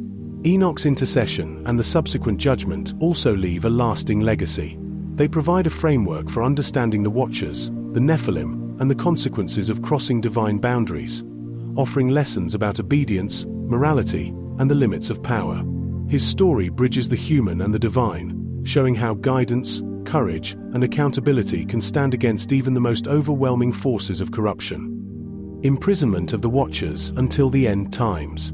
After their rebellion and the havoc caused by their offspring, the Watchers faced a punishment as severe as their crimes. The Book of Enoch describes how God bound these angels, imprisoning them in a dark abyss until the end of time. This imprisonment was both a physical and spiritual sentence, ensuring that their influence could no longer corrupt humanity or the earth. The binding of the Watchers emphasizes the seriousness of defying divine authority. Even beings of immense power are accountable for their actions. Their imprisonment serves as a reminder that rebellion against the natural and moral order carries consequences that are unavoidable and eternal. It also illustrates the balance between justice and mercy. While their punishment is harsh, it prevents further chaos and allows humanity a chance to survive and rebuild. This punishment also sets a precedent for the concept of divine accountability in later religious thought. The Watcher's fate shows that no one, not even celestial beings, is above the law of God. Their imprisonment is a form of containment, not just of physical power, but of the corruption and knowledge they brought to the world. By isolating them, God ensures that the lessons of their rebellion remain a warning for generations to come. Interestingly, the text hints that the Watcher's imprisonment is not permanent in the absolute sense. They are held until the end times, a mysterious point in the divine plan. This adds an element of suspense and prophecy, connecting their story to eschatological events and suggesting that the consequences of rebellion are part of a larger cosmic order. Their story is, therefore, both a historical account and a timeless lesson about power, obedience, and the limits placed upon even the most extraordinary beings. In short, the imprisonment of the Watchers underscores the seriousness of their actions, the need for divine order, and the enduring consequences of crossing the boundaries set by God. It is a story of justice, containment, and a cautionary tale for all who might challenge the natural and moral balance of the world. Spirits of the giants becoming demons. After the flood wiped out the Nephilim, the Book of Enoch suggests that their spirits did not simply vanish. Instead, these powerful, restless spirits transformed into what later traditions describe as demons. These beings, no longer bound by physical bodies, became agents of chaos and temptation, continuing to influence humanity in subtle but dangerous ways. The transformation of the Nephilim into spirits highlights the idea that actions have lasting consequences beyond the physical world. Even though the giants were destroyed, the moral corruption they embodied did not disappear entirely. Their spirits carried the violence, pride, and rebellion of their earthly lives, serving as a lingering reminder of the dangers of crossing divine boundaries. These demonic spirits are often linked to the evils and misguidance found in human societies. They are portrayed as whispering temptations, fostering greed, violence, and immorality in those they can influence. In this way, the Nephilim's legacy extends beyond their short-lived physical existence, shaping human behavior and spiritual struggles for generations. The narrative also emphasizes the connection between divine justice and the natural order. While the physical giants were punished through the flood, the persistence of their spirits shows that corruption can never be completely erased. It must be contained, resisted, and understood, reminding humanity of the ongoing struggle between order and chaos, good and evil. In essence, the spirits of the Nephilim becoming demons bridge the ancient world with later theological and mythological interpretations. They provide a spiritual explanation for evil in the world and reinforce the lessons of morality, accountability, and the consequences of rebellion, showing that the effects of sin can extend far beyond physical existence. How Enoch influenced early Christianity. The Book of Enoch, though not included in most modern biblical canons, had a significant impact on early Christian thought. Its detailed accounts of the Watchers, the Nephilim, and divine judgment shaped ideas about angels, demons, and the moral order of the universe. Early Christians were fascinated by these stories, which offered explanations for evil, rebellion, and the origin of spiritual forces beyond human understanding. Enoch's writings introduced concepts that echoed through Christian theology. The ideas of fallen angels, hybrid giants, and the consequences of disobedience helped shape early interpretations of Genesis 6 and other biblical passages. References to the Watchers and the Nephilim appear in various early Christian texts, showing that these narratives were influential in developing ideas about sin, justice, and the spiritual battle between good and evil. The book also emphasized the role of righteous individuals in confronting corruption. Enoch himself became a model for moral courage, showing that one person, guided by God, could witness, intercede, and record events of cosmic significance. This inspired early Christians to value righteousness, prophetic insight, and the pursuit of understanding divine will. Furthermore, the themes of divine judgment and accountability in Enoch's writings foreshadowed later Christian teachings about the Last Judgment, the fate of fallen angels, and the spiritual consequences of sin. By preserving the story of the Watchers and the Nephilim, the Book of Enoch provided a bridge between Jewish tradition and early Christian theology, offering lessons about morality, obedience, and the cosmic consequences of human and angelic actions. In short, Enoch's influence on early Christianity lies in its vivid portrayal of rebellion, divine justice, and the moral lessons derived from extraordinary beings. The text offered a deeper context for understanding spiritual forces, the origin of evil, and the importance of living righteously in a world touched by corruption and supernatural events. The Watchers and the Book of Enoch. Summary. Chapter 3 explores the dramatic story of the Watchers, the angels who descended to earth and played a central role in the creation of the Nephilim. The Book of Enoch provides the most detailed account, revealing not only the physical events but also the moral and spiritual consequences of their rebellion. The chapter begins with the descent of 200 Watchers on Mount Hermon, where they swore an oath to pursue their plan, crossing the boundary between heaven and earth. Semjaza emerges as their leader, orchestrating the rebellion and guiding the angels in their defiance. Azazel, another key figure, spreads corruption by teaching humans forbidden knowledge, including weapons, magic, and cosmetics. These teachings accelerate moral decay and directly contribute to the rise of the hybrid giants, the Nephilim. The Nephilim themselves are described as extraordinarily strong and often violent, terrorizing humans, engaging in cannibalism, and ruling as tyrants. Their existence highlights the dangers of combining immense power with moral corruption, showing how quickly chaos can spread when divine boundaries are broken.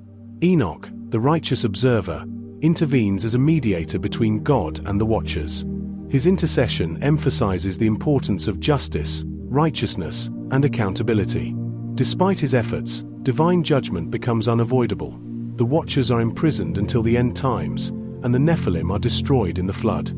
However, the spirits of the giants persist, transforming into demons and continuing to influence humanity spiritually. Finally, the chapter shows how the Book of Enoch influenced early Christianity, shaping ideas about angels, demons, divine judgment, and moral responsibility. It highlights the enduring lessons of obedience, the consequences of rebellion, and the spiritual battle between good and evil. In essence, Chapter 3 ties together the origin of the Nephilim, the moral lessons of their creation, and the ongoing spiritual impact of their actions, setting the stage for understanding the world after the flood and the continuing fascination with these extraordinary beings. Nephilim after the flood, the second incursion. Even after the flood wiped out nearly all life on Earth, the story of the Nephilim did not end. Ancient texts and biblical passages suggest that giants reappeared in the post-flood world, continuing to shape human history and legend. This second incursion raises fascinating questions. How did these beings return, and what role did they play in the civilizations that followed? The chapter explores the presence of giant figures mentioned in the Bible, such as the Anakim, Rephaim, Emim, and others, as well as legendary individuals like King Og of Bashan and Goliath. These figures are described as formidable in both size and strength, often dominating territories and inspiring fear among ordinary humans. Their reappearance suggests that the Nephilim, or their descendants, remained a potent force in the world, influencing events, conflicts, and the perception of divine intervention. By examining the accounts of these post-flood giants, the chapter investigates whether they were direct survivors of the pre-flood Nephilim, hybrid offspring, or other extraordinary beings influenced by lingering angelic power. It also considers the moral and spiritual implications of their presence, as humanity continued to struggle with violence, corruption, and the legacy of forbidden knowledge. Ultimately, this chapter connects the pre-flood and post-flood worlds, showing how the Nephilim's influence endured despite divine judgment. Their story illustrates that extraordinary beings, whether literal or symbolic, can leave a lasting impact on human history, culture, and collective imagination. Why giants reappear after the flood? Even after the flood wiped out nearly all life, giants seem to return in the stories that follow. But how is that possible? Some texts suggest that not all of the Nephilim bloodline was destroyed. Descendants of the original giants may have survived, hidden in remote regions, and over time, they continue to grow in strength and influence. Another idea is that the Watcher's corruption left a lasting mark on humanity. Even after the flood, humans could still be influenced by the lingering effects of forbidden knowledge and spiritual forces. This means that giant-like beings could reappear, either through new unions or through residual supernatural influence. The reappearance of giants also serves a narrative purpose. It reminds readers that human corruption and rebellion against divine order don't end easily. The giants are not just physical threats. They represent the persistence of power, pride, and moral failure across generations. In short, the giants' return after the flood shows that some forces, once unleashed, are hard to completely erase. Whether through surviving bloodlines, lingering angelic influence, or human weakness, the story of the Nephilim continues, connecting the world before the flood with the new generations that followed. Groups described in the Bible. After the flood, the Bible mentions several groups of giants that seem to carry on the legacy of the Nephilim. These groups are described in various passages, often emphasizing their size, strength, and the fear they inspired in ordinary humans. Understanding them helps us see how the idea of giants persisted in post-flood history. Anakim are perhaps the most well-known. They were described as a race of giants living in Canaan, striking fear into the Israelites during their conquest of the land. Their size and strength made them legendary, and they were often portrayed as impossible to defeat without divine intervention. Rephaim were another group of giants mentioned in the Old Testament. They were associated with the region of Bashan and known for their great stature and power. King Og, the last of the Rephaim, is famous for his enormous bed and incredible size, emphasizing how these beings dominated the landscape and its people. Emim and Zamzumim appear in biblical texts as other giants inhabiting the lands surrounding the Israelites.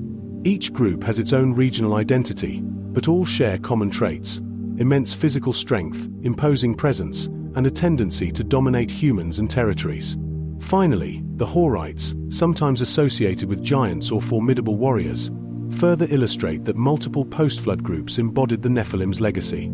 These accounts suggest that giant-like beings were not isolated incidents but recurring elements in the biblical narrative, influencing human societies long after the flood.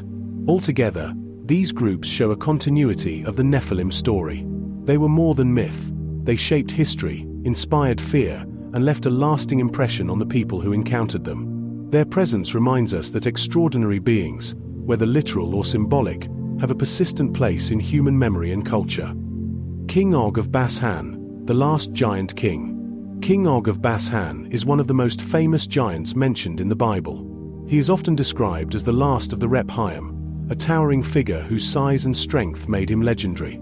Ancient texts emphasize his enormous stature, including the size of his bed, which was said to be made of iron and long enough to fit his massive frame. OG's story illustrates the lingering presence of giants in the post-flood world. He ruled over a region with authority and power, intimidating ordinary humans and challenging the Israelites during their conquest.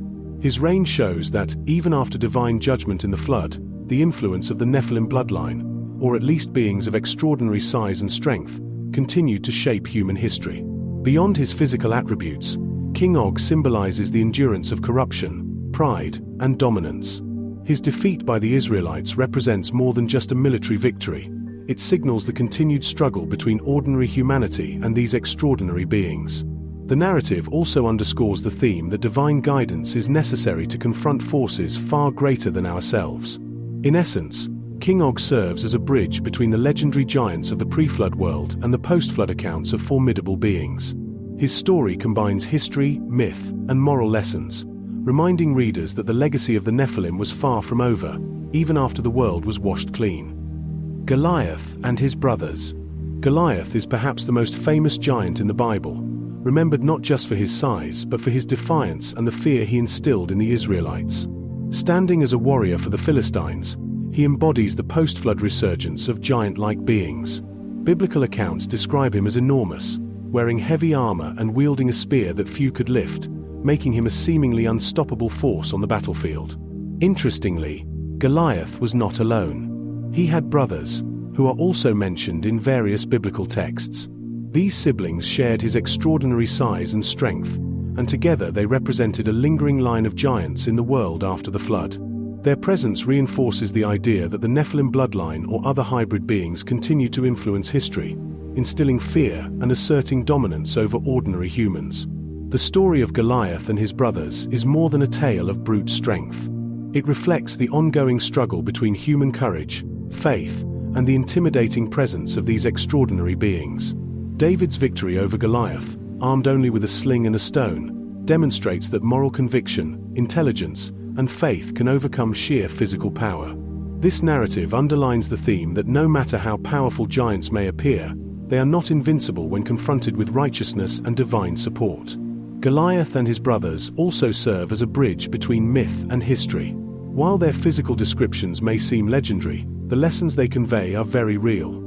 Power without responsibility, intimidation without justice, and the human ability to confront seemingly insurmountable obstacles.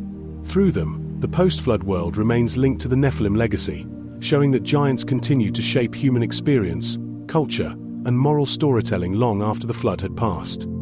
The 12 Spies and the Report of Giants. One of the most intriguing episodes in the post-flood biblical narrative involves the 12 spies sent by Moses to scout the land of Canaan. When they returned, 10 of the spies delivered a terrifying report. The land was inhabited by giants, the descendants of Enoch, who seemed impossible to defeat. The fear in their voices spread quickly, causing panic among the Israelites and highlighting the psychological impact these beings had on ordinary humans. The spies' report provides a glimpse into how giants continued to influence post-flood societies.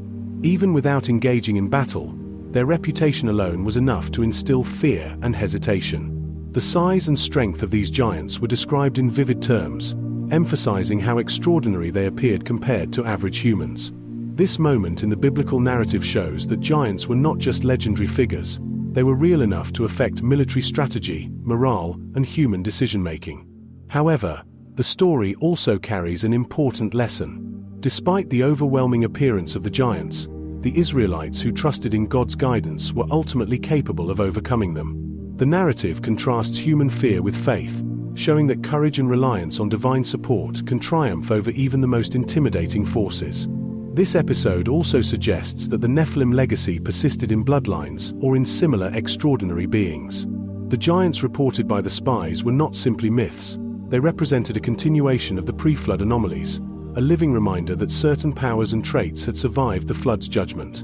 In essence, the account of the 12 spies underscores the enduring presence of giants in the post-flood world. It illustrates their physical and psychological dominance, the threat they pose to human societies, and the moral lesson that faith and courage are the ultimate tools against seemingly insurmountable challenges. Were these beings true Nephilim or other hybrids? One of the biggest questions about post-flood giants is whether they were the same Nephilim from before the flood or a new generation of hybrid beings. The Bible doesn't give a definitive answer, which leaves room for interpretation and speculation. Some scholars suggest that these giants were direct descendants of the pre-flood Nephilim, preserved through hidden bloodlines that survived in isolated regions. Others believe they were new hybrids, born from unions between humans and residual angelic influence, or simply humans with extraordinary size and strength. The distinction matters because it affects how we understand their role in history. If they were true Nephilim, it would imply that divine judgment in the flood wasn't completely final, and that certain supernatural forces can persist across generations. If they were hybrids or unusually large humans, it suggests that the legacy of the Nephilim was more symbolic, reflected in extraordinary individuals rather than direct supernatural beings. This uncertainty adds to the fascination and mystery surrounding giants in the Bible. Their extraordinary abilities, dominance in battle, and continued influence over human societies all echo the traits of the original Nephilim, whether or not they were the same beings. The ambiguity also allows us to explore themes of survival, inheritance, and the persistence of power across generations. In the end, whether these post-flood giants were true Nephilim or hybrids, their presence shows that the world continued to wrestle with forces beyond the ordinary. They remain a link between the pre-flood chaos and the post-flood societies, a living reminder that extraordinary power, morality, and divine judgment are tightly intertwined in human history. The Nephilim bloodline theory. The Nephilim bloodline theory is one of the most intriguing ideas about giants in the post-flood world. It suggests that the extraordinary traits of the Nephilim, immense size, strength, and possibly other abilities, did not vanish with the flood but were carried forward through specific human bloodlines. According to this theory, certain families or lineages retained the genetic or spiritual legacy of the Nephilim, allowing giant-like beings to reappear centuries later. Proponents of this theory point to biblical figures like King Og of Bashan, Goliath, and his brothers as possible evidence. These individuals exhibited exceptional physical traits and were often described as larger and stronger than ordinary humans. The recurrence of these giants across different regions suggests a continuity that could be explained by inherited traits, rather than isolated supernatural events. The bloodline theory also raises interesting questions about influence and morality. If the Nephilim legacy persisted genetically or spiritually, it could help explain why these giants were often associated with dominance, corruption, and rebellion. Their extraordinary abilities gave them power over ordinary humans, creating a lasting impact on societies and shaping historical events in ways that ordinary humans could not. However, this theory is not without debate. Skeptics argue that the biblical accounts could be symbolic, exaggerated, or mythological, and that the bloodline idea may be a way to rationalize the existence of extraordinary humans.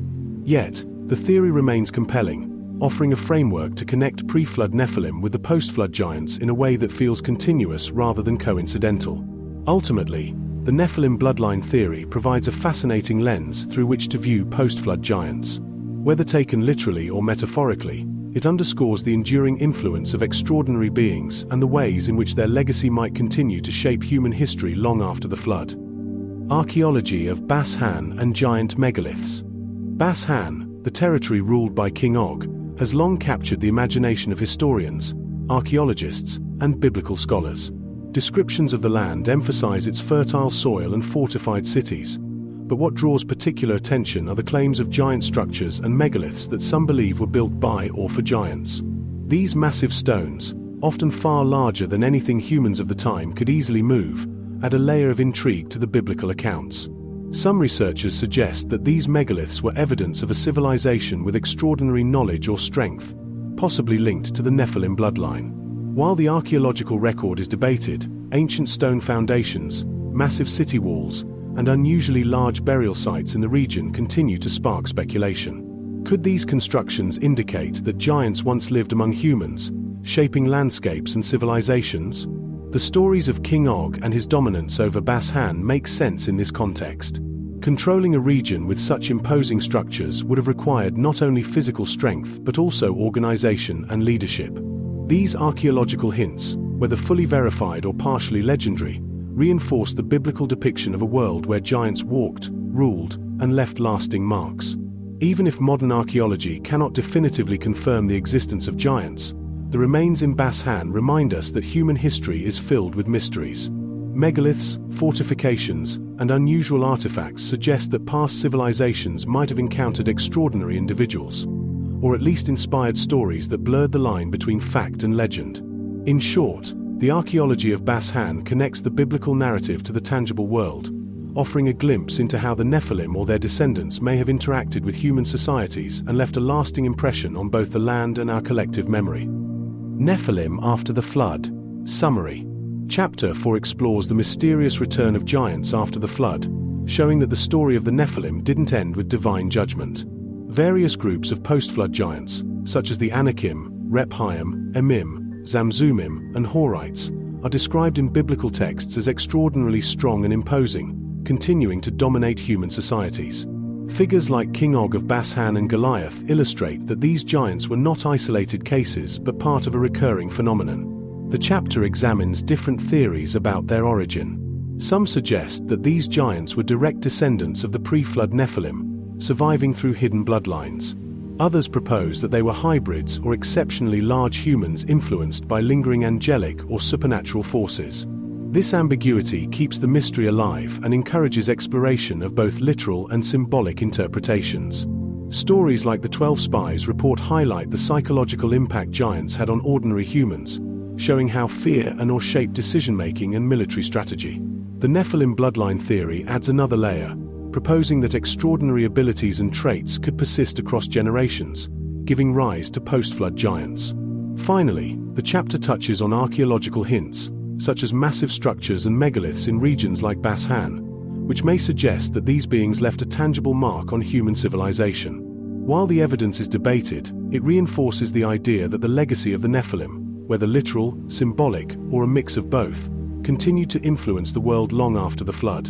In essence, Chapter 4 connects the pre-flood and post-flood worlds, showing that the Nephilim's influence endured, shaping history, human perception, and cultural memory through both fear and legend. Giants in other ancient cultures. The fascination with giants is not limited to the Bible. Across the world, many ancient cultures tell stories of extraordinary beings, towering figures who possessed immense strength, wisdom, or supernatural abilities. From Mesopotamia to the Americas, these tales reveal a shared human curiosity about the limits of human potential and the mysteries of the world. In Mesopotamian myths, giants and semi-divine beings appear as advisors, builders, and sometimes as rulers, often bridging the gap between humans and gods. Greek mythology features the Titans and Gigantes, colossal beings whose battles shaped the cosmos. In Egypt, pharaohs and gods were often depicted with extraordinary traits, suggesting a symbolic connection to giant-like power. Even in Norse, Hindu, Polynesian, and Chinese traditions, stories of giants reflect themes of dominance, rebellion, and interaction between humans and extraordinary beings. These myths often share common patterns. Giants are connected to divine or supernatural origins, they possess unusual strength or wisdom, and they are frequently involved in shaping human societies or landscapes. Whether literal or symbolic, they demonstrate humanity's long-standing fascination with beings who surpass normal human limits. By examining giants across cultures, we gain insight into how different civilizations understood the extraordinary and how similar themes, power, danger, morality, and the supernatural, emerge repeatedly in human storytelling. The stories of giants, in one form or another, are a global phenomenon, suggesting that the fascination with these beings transcends time, geography, and culture. Mesopotamia, the Apkallu sages. In ancient Mesopotamia, stories of the Apkallu sages stand out as early examples of giant-like or extraordinary beings influencing humanity. The Apkallu were said to be semi-divine figures, often described as possessing immense wisdom and knowledge, sent by the gods to guide humans. Some accounts even suggest they were part human, part divine, mirroring the idea of hybrids found in other giant myths. These beings played crucial roles in teaching humans the arts of civilization, agriculture, writing, building, and law. They were not merely physically impressive, their significance lay in their wisdom and their ability to shape human society. Their presence reflects a recurring theme in global myths. Extraordinary beings serve as bridges between humans and the divine, bringing knowledge that transforms the world. The Apkallu also have a darker side in some stories. When humans or the world became corrupt, these beings sometimes vanished or were punished, reinforcing the link between moral behavior and divine favor. This mirrors the biblical narrative of the Nephilim, where extraordinary beings exist in tension with human morality. Through the Apkallu, Mesopotamian culture explored both the promise and the danger of powerful, semi-divine beings. They were giants in knowledge, influence, and sometimes size, leaving an indelible mark on human civilization and inspiring later myths about extraordinary beings across the world. Gilgamesh as a possible giant. Gilgamesh, the legendary king of Uruk, is one of the most famous figures from Mesopotamian mythology.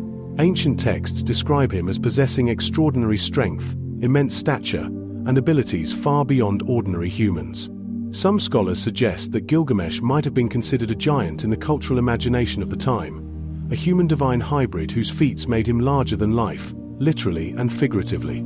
The Epic of Gilgamesh presents him undertaking incredible adventures, battling monstrous creatures, traveling to distant lands, and seeking the secret of immortality. His unmatched strength and endurance set him apart from ordinary humans, drawing comparisons to giants and legendary beings found in other cultures, including the Nephilim of the Bible. Gilgamesh embodies the idea that extraordinary power often comes with both responsibility and a moral journey. Moreover, Gilgamesh's story explores themes familiar in giant myths: the tension between human ambition and divine limits, the impact of extraordinary beings on society, and the way humans respond to such overwhelming figures, through fear, admiration, or rebellion. His larger-than-life presence influenced not only Mesopotamian culture but also later myths and legends throughout the ancient world. In essence, whether Gilgamesh was seen as a literal giant or as a symbolic figure, his narrative illustrates how ancient civilizations used the idea of extraordinary beings to explain the limits of human potential, the mysteries of power, and the moral lessons that come from interacting with forces beyond the ordinary. His story fits neatly into the global pattern of giants and semi-divine beings, bridging myth, history, and human imagination. Greek mythology, Titans and Gigantes. Greek mythology is full of stories about enormous, powerful beings, and two of the most fascinating groups are the Titans and the Gigantes. The Titans were the generation of gods who came before the Olympians, often depicted as massive, immortal beings with extraordinary strength and influence over the natural world. They represented primal forces, earth, sky, sea, and time, and their struggles and conflicts shaped the cosmos. In many ways, the Titans can be seen as giants in both scale and power, bridging the human understanding of physical might and divine authority. The Gigantes, on the other hand, were a different group of beings, born from the blood of Uranus, the sky god, after he was overthrown by his son Cronus. They were enormous and violent, often depicted as waging war against the Olympian gods in a cosmic battle known as the Gigantomachy. These giants were not just physically intimidating, they embodied chaos, rebellion, and unchecked aggression. Their conflict with the gods symbolized the struggle between order and disorder, showing how giants often represented forces beyond human control, both in myth and imagination. Greek myths also emphasize the human reaction to these beings. Heroes, like Heracles, were required to confront or defeat the giants, proving courage, intelligence, and the favor of the gods. These stories suggest that giants were not merely threats, they were tests, challenges that forced humans to grow, adapt, and confront extraordinary circumstances. The giants' enormous size, combined with their divine or semi-divine origin, made them awe-inspiring and terrifying, leaving a deep impression on the Greek imagination and culture. Interestingly, the portrayal of titans and gigantes shows recurring patterns seen in other cultures. Beings of great size and power, often linked to divine or supernatural origins, interacting with humans, and sometimes passing down knowledge, destruction, or both. These myths explore themes of morality, rebellion, strength, and the balance of power, highlighting the human fascination with entities that exist beyond ordinary experience. In essence, Greek mythology paints a vivid picture of giants not just as physical beings but as symbols of immense forces, whether natural, moral, or spiritual. They serve as a bridge between humanity and the divine, echoing stories from other ancient cultures, including the Nephilim of the Bible, and reminding us that the fascination with extraordinary beings is a universal part of human storytelling. Cyclops and hybrid monstrous beings. In Greek mythology, the Cyclops stand out as some of the most iconic giant-like creatures. Unlike the Titans or Gigantes, who are often semi-divine and connected to cosmic struggles, the Cyclops were more primal, earthy, and singular in appearance. Described as enormous, one-eyed giants, they were skilled craftsmen and blacksmiths, capable of forging weapons of immense power, including Zeus's thunderbolts. Their size and physical strength made them formidable, but it was their unusual, hybrid-like appearance that captured the imagination. Beings that were part human, part something entirely other. The Cyclops weren't just mythical curiosities, they interacted with humans in stories that highlighted both danger and ingenuity. In Homer's Odyssey, Odysseus and his men encounter Polyphemus, a Cyclops who traps them in his cave. This tale shows how humans must rely on cleverness, strategy, and courage to survive encounters with beings far stronger and larger than themselves. The Cyclops, though brutal and terrifying, also symbolizes a world where extraordinary beings exist alongside humans, shaping their experiences and challenging their abilities. Beyond the Cyclops, Greek mythology includes numerous hybrid monstrous beings, creatures that combine human, animal, or divine traits. From the Minotaur to the Gorgons, these beings often embodied chaos, fear, or forbidden knowledge. Their hybrid nature reflects the fascination with entities that defy normal boundaries, blurring the line between human and monstrous, natural and supernatural. These myths suggest that ancient people were trying to make sense of the extraordinary, the terrifying, and the powerful, imagining beings whose very existence stretched the limits of possibility. The recurring pattern is striking. Across cultures, giants or hybrid creatures are depicted as challenges to human society, morality, and ingenuity. They are simultaneously feared and revered, dangerous yet compelling. The Cyclops and other hybrids in Greek mythology demonstrate that the human imagination has always been drawn to beings that combine immense power with otherworldly characteristics, offering lessons about strength, cunning, survival, and the consequences of encountering forces beyond ordinary experience. In essence, these stories show that giants are more than just figures of size. They are embodiments of human fascination with the extraordinary, the moral challenges posed by overwhelming power, and the imaginative ways cultures attempt to understand a world that is sometimes too vast, too complex, or too terrifying to comprehend fully. Egypt, pharaohs as descendants of gods. In ancient Egyptian culture, pharaohs were often considered divine or semi-divine, believed to be descendants of the gods themselves. This perception granted them extraordinary authority, linking their rule to cosmic order and the will of deities like Ra, Osiris, and Horus. Pharaohs were frequently depicted in monumental statues as larger-than-life figures, emphasizing their elevated status and physical dominance. These representations may have reinforced the idea of giants or superhuman beings in the collective imagination of the people. Egyptian texts and inscriptions sometimes describe the pharaohs performing feats beyond ordinary human capacity. Their ability to maintain order, command massive armies, and oversee monumental constructions like the pyramids contributed to the perception that they were not entirely mortal. Some researchers propose that these depictions may have a kernel of truth in terms of unusual genetics or symbolic exaggeration, portraying rulers as physically and mentally extraordinary to emphasize their connection with divine power. The pyramids, obelisks, and colossal statues themselves also reflect this fascination with size and strength. Constructing such enormous structures required advanced knowledge of engineering, organization, and manpower. Whether or not giants were involved literally, the Egyptian imagination consistently linked exceptional physicality with divine authority, creating a narrative where rulers were not just political leaders but embodiments of cosmic forces. Interestingly, Egypt also features hybrid beings in mythology, such as the Sphinx or gods with animal heads and human bodies. These hybrids echo the same theme seen in other giant myths, beings that blend human and divine or monstrous traits, existing beyond ordinary experience and serving as symbols of power, protection, and morality. Pharaohs were thus central to this worldview. They were seen as living bridges between humanity and the divine, with their size, strength, wisdom, and accomplishments reinforcing the cultural belief in extraordinary beings. Their legacy inspired awe and obedience, leaving behind a world of monuments and myths that continue to fuel fascination with giants and semi-divine humans today. Canaanite and Ugaritic connections. In the ancient Near East, the Canaanites and Ugaritic civilizations offer intriguing parallels to the stories of giants found in the Bible and other cultures. Ugaritic texts, discovered in the early 20th century, reveal a rich mythology filled with gods, semi-divine beings, and powerful mortals who often display extraordinary size, strength, and abilities.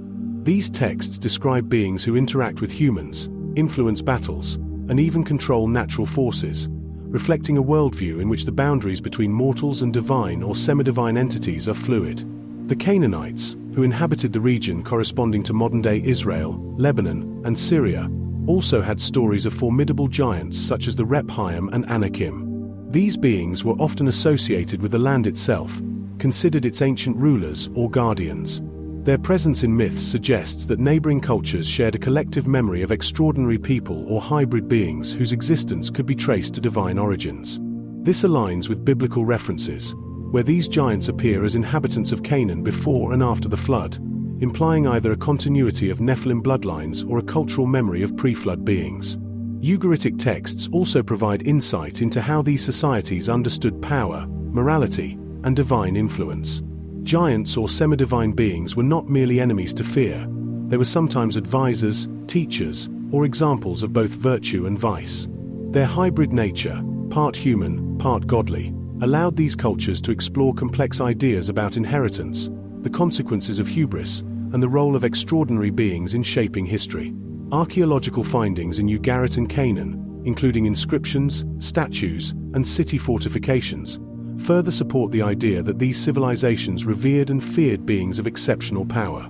Large stone constructions and monumental artwork suggest that the imagination of these cultures frequently incorporated the concept of extraordinary beings who could dominate humans both physically and symbolically. These connections highlight a broader pattern in the ancient Near East, where giants, semi-divine rulers, and hybrid beings occupy a central place in mythology, history, and collective memory. They reveal a shared fascination with beings who exist at the intersection of humanity and divinity, reflecting themes of power, morality, and survival that resonate across cultures and millennia. Norse mythology, Jotun giants. In Norse mythology, the Jotun, or giants, are a central and complex element of the cosmological and mythological landscape. Unlike the often purely destructive giants of other traditions, the Jotun embody both chaos and creation.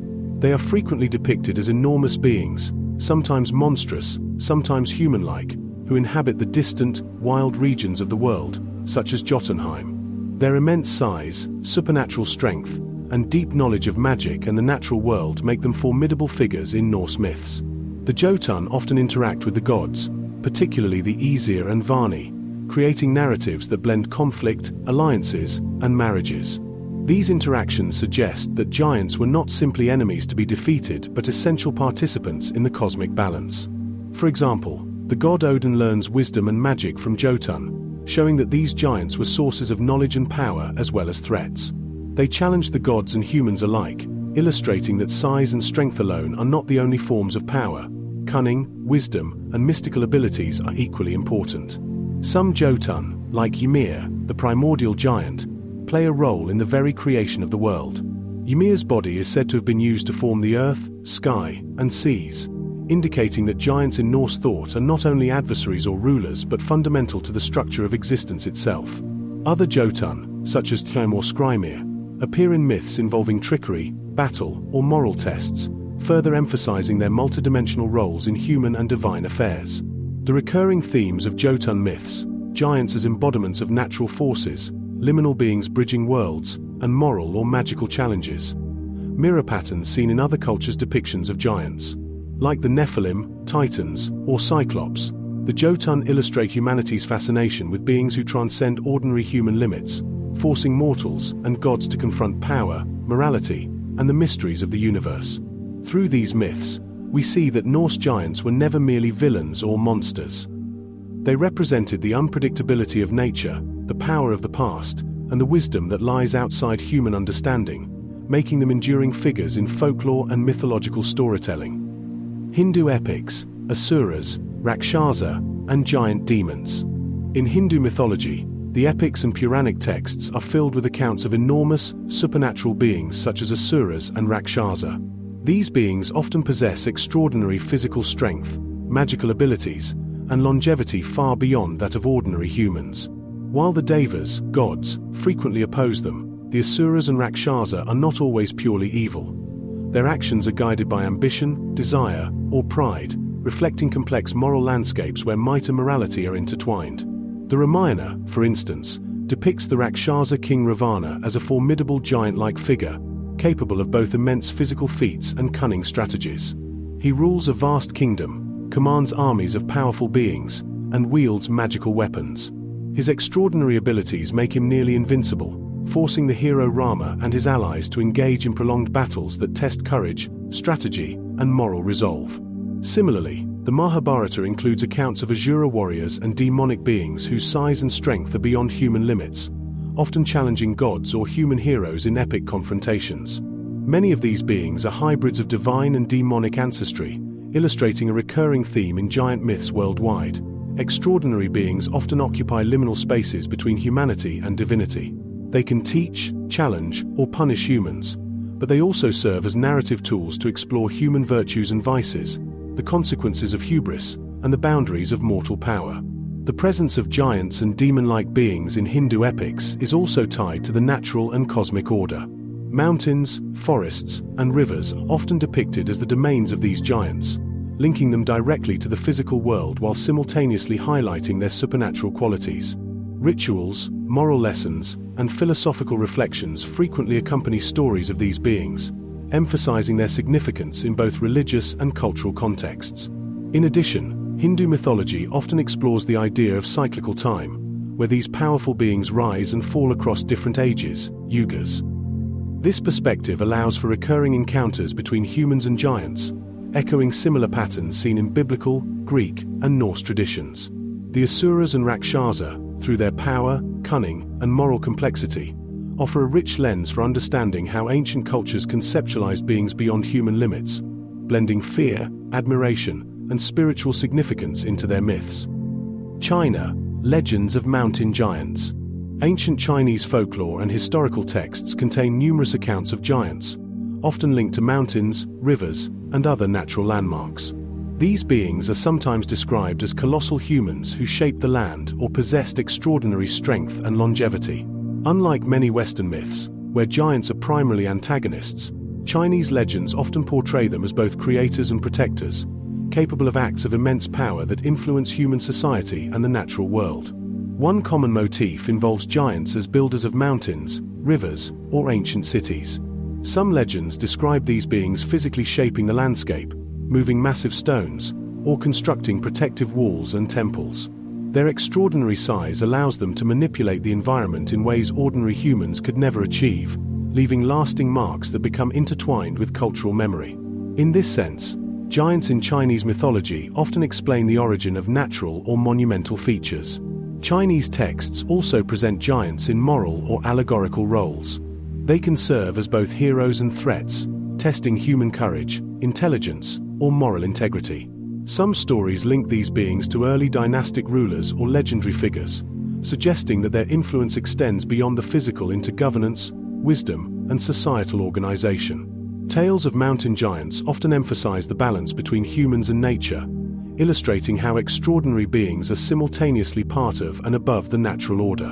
In addition, the imagery of giants in Chinese myths reflects spiritual and cosmological concepts.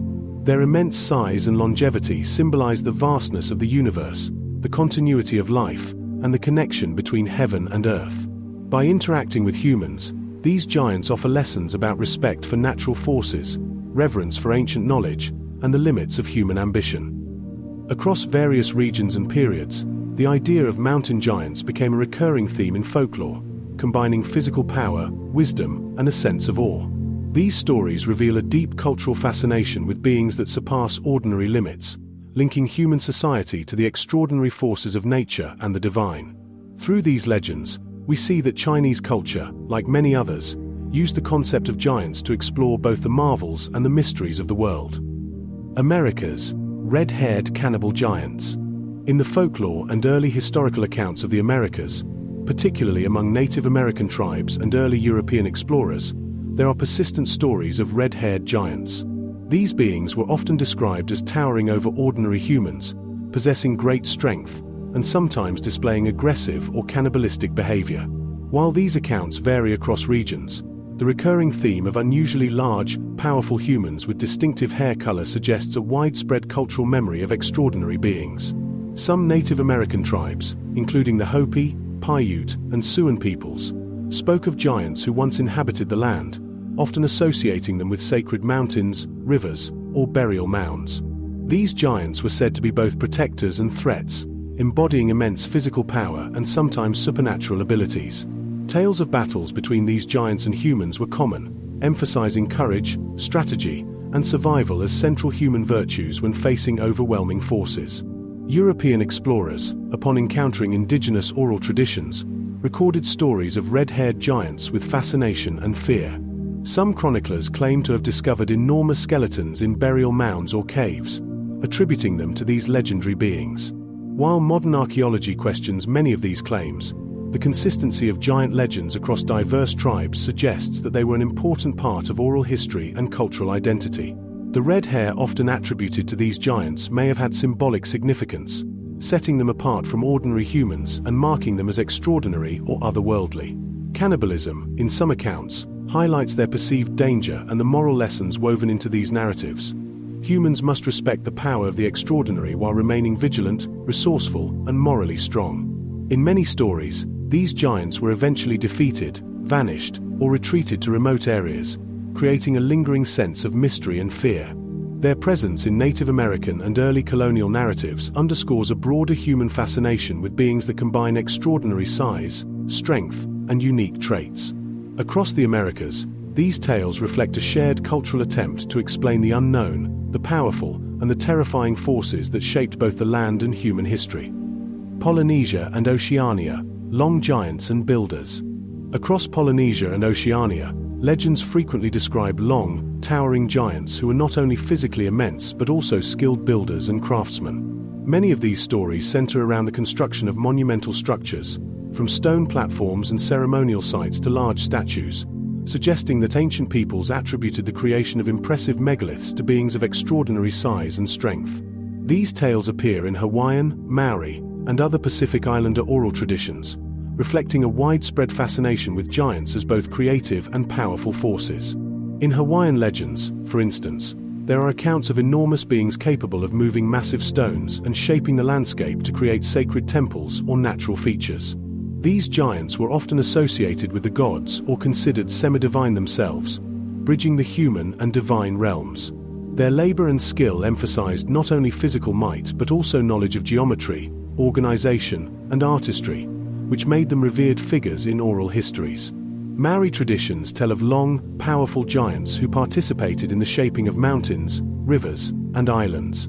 Some were seen as ancestors of humans, while others were guardians or adversaries, reflecting a dual nature common in giant myths, capable of both great good and terrifying destruction. Their size and longevity allowed them to influence generations, leaving a lasting mark on the landscape and cultural memory. Beyond construction, Polynesian giants often played roles in teaching humans, passing down practical knowledge, navigational skills, or spiritual guidance. These stories suggest that extraordinary beings were viewed as essential contributors to society, blending power, wisdom, and morality. The giants' presence in myths also explains unusual natural formations, reinforcing a cultural narrative in which extraordinary beings shaped the physical world. Overall, the Polynesian and oceanic accounts highlight a recurring motif: giants as builders, protectors, and cultural transmitters. They demonstrate how human imagination transforms physical and societal challenges into stories of remarkable beings, preserving memory, awe, and reverence for forces that exceed ordinary human capacity. Patterns across world myths suggesting shared origin. When we examine myths of giants across different civilizations, Mesopotamia, Greece, Egypt, Norse lands, Hindu epics, the Americas, and Polynesia, striking patterns emerge. Despite vast geographical distances and cultural differences, many societies describe beings of extraordinary size and strength, often with semi-divine or hybrid origins. These stories frequently attribute to giants roles as creators, warriors, rulers, or moral tests, indicating a shared human fascination with the extraordinary and the impossible. Several recurring motifs can be observed. First, giants are often linked to the divine or supernatural, whether as offspring of gods, fallen angels, or cosmic forces. Their extraordinary abilities set them apart from ordinary humans, creating narratives where their presence tests courage, morality, and wisdom. Second, giants are frequently associated with monumental construction, from Mesopotamian ziggurats and Egyptian pyramids to Polynesian platforms and statues. These stories suggest that ancient people used the idea of enormous beings to explain feats of engineering that seemed beyond human capacity. Conflict is another common theme. In almost every culture, giants challenge humans or gods, prompting epic battles or moral confrontations. These conflicts serve as allegories for the struggle between chaos and order, good and evil, human limitations and divine power. Giants are sometimes defeated, other times respected or revered, but they consistently occupy a liminal space between ordinary and extraordinary, human and divine. Hybridization also appears as a recurring pattern. Many myths describe giants as part human, part divine, or part animal, blending traits to create beings that defy natural limits. This hybridization may symbolize the boundaries between mortality and divinity, nature and civilization, or physical and moral strength. Across continents and eras, the universality of giant myths suggests that humans have long been captivated by the idea of beings beyond ordinary comprehension. Whether as warnings, moral lessons, creators, or symbols of raw power, giants appear in cultural memory as a means to explore human potential, the mysteries of the world, and the unseen forces that shape life. These shared patterns indicate that the fascination with giants is not confined to one region or period, but is a fundamental aspect of human storytelling, imagination, and the quest to understand forces larger than ourselves. Giants in other ancient cultures. Summary. Chapter 5 explores how the concept of giants appears across a wide range of civilizations, revealing striking similarities despite geographical and cultural differences. From Mesopotamian Apkallu sages to Greek titans and cyclops, Egyptian pharaohs, Norse Jotun, Hindu asuras, and Rakshasa, Native American red-haired giants, and Polynesian builders, giants are consistently portrayed as beings of immense size, strength, and influence. These myths often attribute to giants roles as creators, warriors, rulers, or moral tests, suggesting that societies use them to explain extraordinary feats, natural formations, or cosmic phenomena. Many of these beings are hybrid in nature, blending human, divine, or animal traits, which highlights a recurring theme of liminality, existing between ordinary humans and higher powers. Giants are often linked to monumental construction, battles, moral challenges, or spiritual guidance, emphasizing their multifaceted significance in cultural memory. Despite cultural variations, common patterns emerge. Giants are frequently associated with extraordinary abilities, divine ancestry, moral or spiritual lessons, and interactions with humans that challenge courage, intelligence, and morality. Their presence reflects humanity's fascination with forces beyond comprehension and the need to explain the extraordinary through stories that endure across generations. This chapter demonstrates that myths of giants are not isolated or unique to one region. They are a recurring feature of human imagination, symbolizing both the awe-inspiring and terrifying aspects of the world. Forbidden archaeology. The term forbidden archaeology refers to discoveries and reports that challenge conventional historical and archaeological understanding.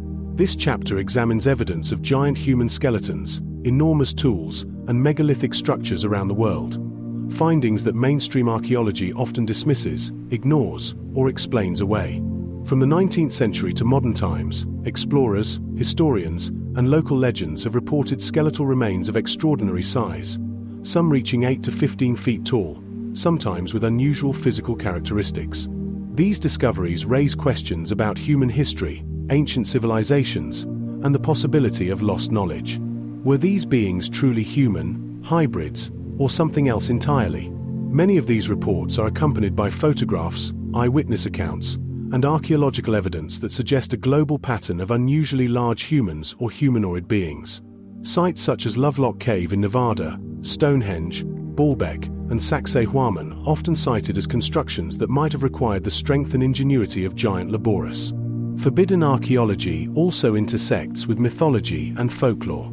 Stories of giants building monumental structures, engaging in warfare, or influencing human societies may have roots in real events or beings whose remains have been misinterpreted, destroyed, or hidden. By examining these claims, we begin to understand how myths, historical records, and physical evidence can converge, revealing a history that is more complex and mysterious than conventional narratives suggest. This chapter sets the stage for exploring individual discoveries, controversial photographs, missing bones, and the global patterns that hint at the presence of extraordinary beings in the ancient past, beings who could reshape our understanding of human history. Reports of giant skeletons, 1800s-1900s.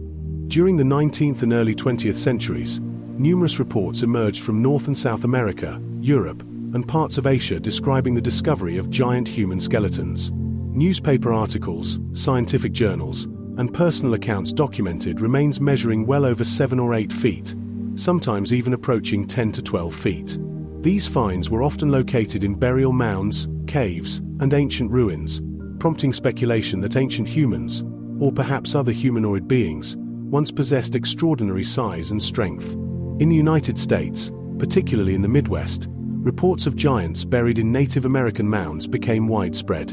Skeletal remains with unusually large skulls, teeth, and long bones were described, sometimes alongside artifacts like oversized tools, weapons, or ceremonial items. Some accounts claim that these giants were red-haired or exhibited features uncommon to the local populations, sparking debates about their origins and possible migration patterns. Similar reports appeared in Europe, with discoveries in places like France, Germany, and the British Isles, where massive skeletons were occasionally unearthed near megalithic structures or ancient fortifications. In some cases, these skeletons were described as having enormous hands and feet, or even unusual skeletal anomalies, which further fueled the idea that these were not ordinary humans but perhaps a lost race of giant beings. Despite the frequency of these reports, many were dismissed or downplayed by contemporary scientists. Skeptics attributed the findings to exaggeration, mismeasurement, or hoaxes. However, the sheer consistency of reports across continents, combined with eyewitness testimonies and local oral traditions, suggests a pattern worth serious consideration. These accounts provide a glimpse into a past where beings of extraordinary size may have existed, and they form the foundation for further investigation into the phenomenon of giants in ancient history.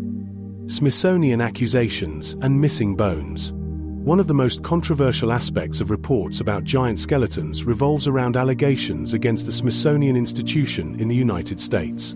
Over the years, researchers, writers, and amateur archaeologists have claimed that the Smithsonian systematically suppressed or removed evidence of giant human remains discovered in North America. According to these allegations, skeletons measuring well over 8 feet, sometimes accompanied by oversized artifacts, were confiscated, hidden, or destroyed, allegedly to protect the conventional narrative of human history and prevent public scrutiny. Many of these claims stem from testimonies of early excavators, local historians, and Native American oral traditions. For example, during the late 19th and early 20th centuries, numerous burial mounds in Ohio, Wisconsin, and other regions yielded extraordinarily large skeletal remains. However, records of these discoveries are scarce or incomplete, and photographs, measurements, and written reports are often missing or vaguely documented. Some researchers argue that the lack of evidence in official archives, combined with anecdotal accounts of shipment to Washington, points to deliberate concealment. Critics of the Smithsonian allegations suggest that exaggeration, poor record-keeping, or misidentification of remains may explain the missing evidence. Yet, proponents argue that the consistency of reports across multiple sites, sometimes corroborated by contemporary newspapers and independent researchers, lends credibility to the idea that many giant skeletons were indeed discovered but never publicly acknowledged. In addition, oversized artifacts found alongside these remains, including giant tools, weapons, and ceremonial objects, further support the claims that these were not isolated anomalies. The debate around the Smithsonian and missing giant bones highlights a broader tension between mainstream archaeology and alternative theories of human history. Whether these allegations are entirely accurate or partially true, they underscore the possibility that extraordinary findings have been overlooked or intentionally ignored. For those investigating forbidden archaeology, this controversy remains one of the most compelling and enduring mysteries, raising questions about transparency, historical bias, and the limits of accepted knowledge regarding ancient giants. Unexplained skeletons 8 to 15 feet tall. Across multiple continents, there are historical accounts of skeletons measuring between 8 and 15 feet in height, often described as anatomically human but far beyond the size of any known population. These discoveries span North and South America, Europe, and Asia, frequently appearing in burial mounds, caves, or megalithic structures. The sheer size of these skeletons challenges conventional understandings of human biology, particularly in terms of bone density, muscle attachment, and cardiovascular capacity. Eyewitnesses and early archaeologists often reported unusually large skulls, jaws, and teeth alongside the enormous long bones. Some skeletons were said to have double rows of teeth, thickened skulls, or elongated limbs, anomalies that fueled speculation about a distinct race of giants or a hybrid species. Accompanying artifacts, including oversized weapons, ceremonial objects, and tools, suggest that these beings were fully capable of manipulating their environment and building complex structures. Many of these skeletons were also linked to local myths and oral traditions. For instance, Native American tribes recounted battles with giant cannibalistic humans, while European folklore spoke of prehistoric giants inhabiting ancient lands. These narratives often coincide with the locations where giant bones were unearthed, hinting at a potential historical basis for legends. Skeptics argue that measurement errors, exaggeration, or hoaxes explain the anomalously large skeletons. However, the consistency of reports across diverse locations and time periods makes complete dismissal difficult. Even if some accounts were exaggerated, multiple findings suggest that beings of extraordinary size may indeed have existed, whether as rare genetic anomalies, an unknown human subspecies, or the remnants of an ancient hybrid population. The presence of these unexplained skeletons forms a central pillar of forbidden archaeology, compelling researchers to question the established timeline of human history and consider the possibility that giants once walked the earth, leaving behind both physical evidence and enduring myths. Archaeology of Lovelock Cave, Nevada. Lovelock Cave, located in Nevada, is one of the most intriguing archaeological sites linked to the mystery of giants in North America. Excavated in the early 20th century, the cave revealed a wealth of artifacts, skeletal remains, and tools that have fueled speculation about the presence of unusually large humans. Reports from the excavation describe human skeletons larger than average, sometimes reaching heights of over 7 or 8 feet, alongside oversized implements and pottery. The site was inhabited by the Paiute people for centuries, and their oral histories speak of encounters with giant beings. Some of these giants were said to be aggressive, while others were revered for their strength and knowledge. Archaeologists discovered large hearths, storage pits, and ceremonial objects, which suggest that the cave was not only a dwelling but also a center for ritual or cultural activity. The size and scale of some artifacts further imply that they were designed for people significantly larger than the average human. In addition to human remains, Lovelock Cave contained unusual textiles, woven mats, and duck decoys that indicate advanced craftsmanship. The combination of sophisticated tools and unusually large skeletal remains has led some researchers to hypothesize that a population of giant humans, or at least people with greater than normal stature, once occupied the region. Mainstream archaeology often attributes the giant skeletons to measurement errors or exaggerations, but first-hand accounts from early excavators, combined with Paiute oral traditions, suggest a deeper mystery. Lovelock Cave stands as a key example of how folklore, physical evidence, and archaeological findings intersect, revealing a potential chapter of prehistory that challenges conventional narratives about human size, capability, and cultural development. The cave remains a focal point for those exploring forbidden archaeology, offering a rare glimpse into a past where extraordinary humans, or beings, might have existed, shaping the environment and cultural memory of the region. Megalithic sites potentially built by giants. Around the world, numerous megalithic sites have fueled speculation that giants may have played a role in their construction. From massive stone platforms to enormous temples and monoliths, these structures often exceed what could reasonably be moved or erected by ordinary human labor using simple tools. Proponents of forbidden archaeology argue that the sheer size, weight, and precision of these stones suggest the involvement of beings with extraordinary strength, advanced knowledge, or both. In the Middle East, Baalbek in Lebanon features massive stone blocks, some weighing over 1,000 tons, forming the foundation of an ancient temple complex. Moving and positioning these stones would have been an incredible feat even for modern machinery, leading some researchers to hypothesize that giants or unknown advanced civilizations may have been involved. In South America, Sacsayhuaman in Peru showcases precisely cut stones that fit together without mortar, some reaching several meters in height and weighing dozens of tons. Traditional explanations point to ingenuity and manpower, but the precision and scale continue to puzzle archaeologists, leaving room for alternative interpretations. Similarly, Göbekli Tepe in modern-day Turkey features enormous carved pillars dating back over 11,000 years, long before what is conventionally considered the rise of complex civilizations. The site suggests sophisticated organization and the capacity to manipulate heavy stone, raising questions about who built it and how such tasks were accomplished. Finally, sites like Stonehenge in England, composed of huge sarsen stones and smaller bluestones transported over long distances, illustrate another enduring mystery. While human ingenuity undoubtedly played a role, the involvement of beings with greater physical capacity cannot be entirely dismissed, especially considering the technological limitations of the time. Across these locations, certain patterns emerge: enormous stones, precise construction, alignment with astronomical events, and durable engineering that has withstood millennia. Whether these sites were built by giants, advanced humans, or a combination of both, they continue to inspire and suggest that our ancestors interacted with forces or beings capable of extraordinary feats. Enormous tools found worldwide.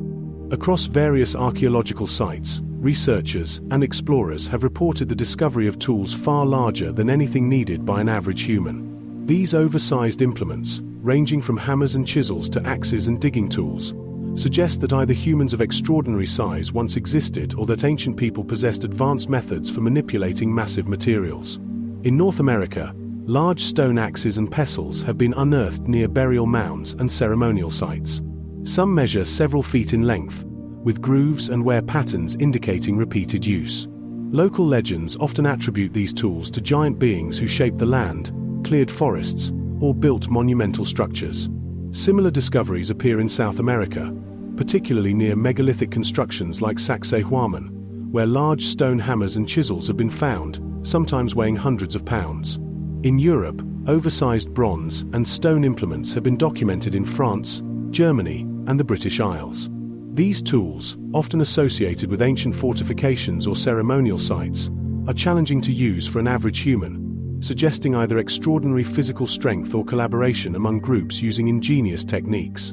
In some cases, their size correlates with the dimensions of megalithic stones nearby, implying that they were specifically designed to shape or move enormous blocks. Asia and the Middle East also feature reports of unusually large tools, some associated with the construction of ziggurats, temples, and pyramids. While skeptics argue these tools could have symbolic or ceremonial purposes rather than practical use, many of the implements show we're consistent with repeated labor-intensive activity. Globally, the recurring discovery of enormous tools aligns with myths of giants and extraordinary builders.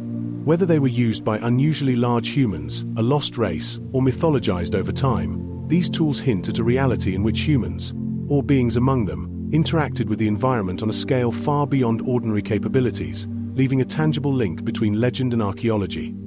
Controversial photographs and hoaxes. The The study of giants in forbidden archaeology is complicated by a long history of controversial photographs and hoaxes. Throughout the late 19th and 20th centuries, newspapers, magazines, and even scientific journals occasionally published images claiming to show giant human skeletons, oversized tools, or enormous footprints. While some of these photographs were genuine attempts to document unusual discoveries, others were fabricated or exaggerated, fueling skepticism and confusion. One common type of hoax involved staged photographs of purported skeletons, often using normal human bones arranged to appear larger than life, sometimes accompanied by props to exaggerate scale. Some images circulated in early tabloids, aiming more to captivate readers than to provide scientific evidence. The line between authentic discovery and fabrication became blurred, causing mainstream archaeology to dismiss many legitimate reports simply because they appeared alongside hoax materials. In other cases, photographs of large fossils or stone formations were misinterpreted or misrepresented as evidence of giants. Skeptics argued that visual distortions, camera angles, and selective framing could create illusions of extraordinary size. Conversely, proponents of forbidden archaeology maintain that many photographs were genuine, capturing real remains or artifacts that later disappeared, removed by institutions or private collectors. Despite the prevalence of hoaxes, some images and reports have proven consistent with written accounts, oral traditions, and actual archaeological findings. For instance, photos from the early 1900s depict skeletal fragments and large burial mounds that align with eyewitness testimonies of unusually tall human remains. These recurring patterns suggest that, even amid fakery, there may be a kernel of truth pointing to real historical anomalies. The controversy surrounding photographs and hoaxes highlights the tension between sensationalism, genuine discovery, and scientific credibility. While many images have been debunked or dismissed, the persistence of eyewitness accounts and corroborating artifacts keeps the debate alive, leaving researchers to carefully separate fact from fiction in the ongoing search for evidence of giants. Why modern archaeology ignores the giant question?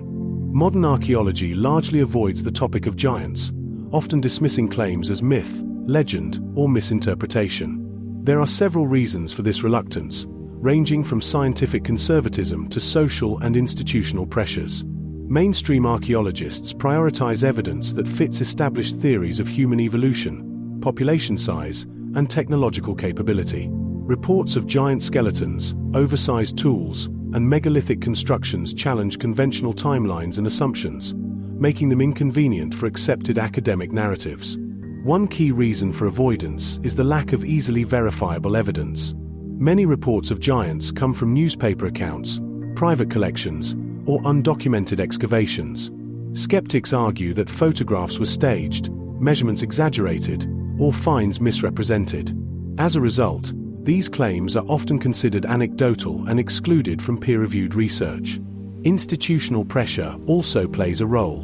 Museums, universities, and research organizations may be reluctant to investigate giant remains for fear of reputational risk.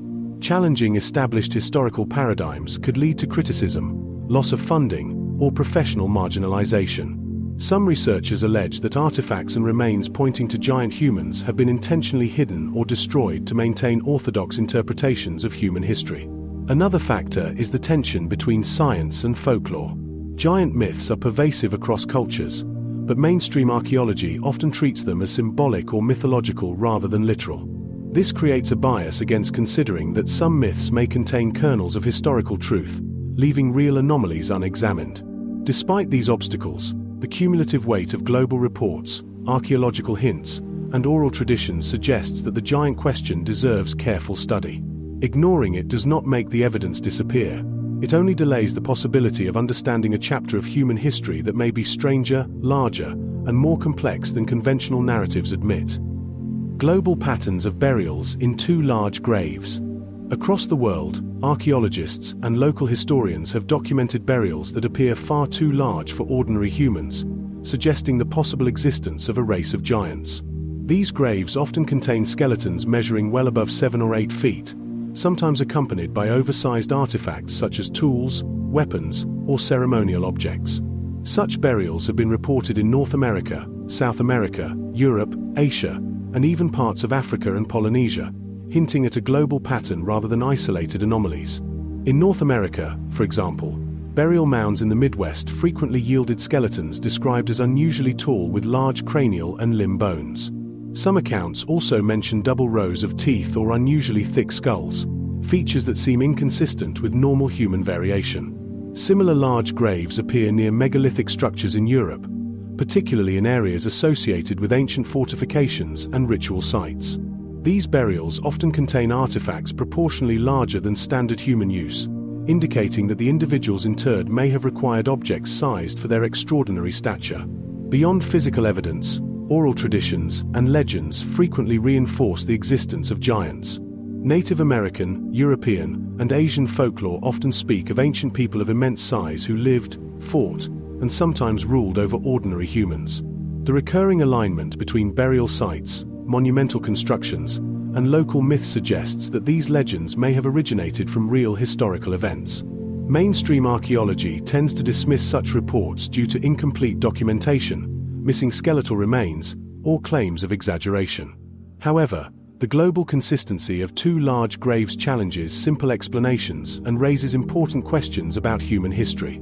If these burials were indeed of giants, they point to a prehistoric reality in which extraordinary beings coexisted with ordinary humans, leaving behind tangible evidence of their existence that continues to intrigue and puzzle researchers today.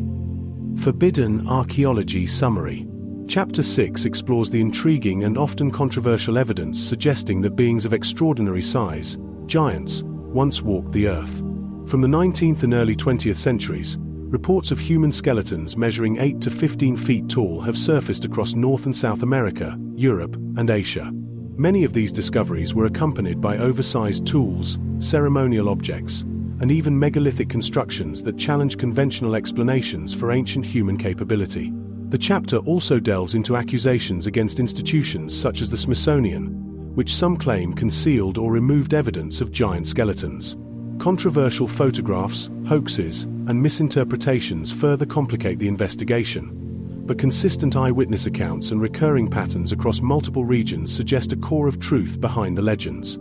Significant archaeological sites, including Lovelock Cave in Nevada, Baalbek in Lebanon, Sacsayhuaman in Peru, Göbekli Tepe in Turkey, and Stonehenge in England, reveal the scale and sophistication of construction that may have required extraordinary strength and knowledge, possibly indicating the involvement of giants or an advanced ancient population. Oversized tools found worldwide support this notion, demonstrating that some ancient humans, or beings among them, interacted with their environment on an unprecedented scale.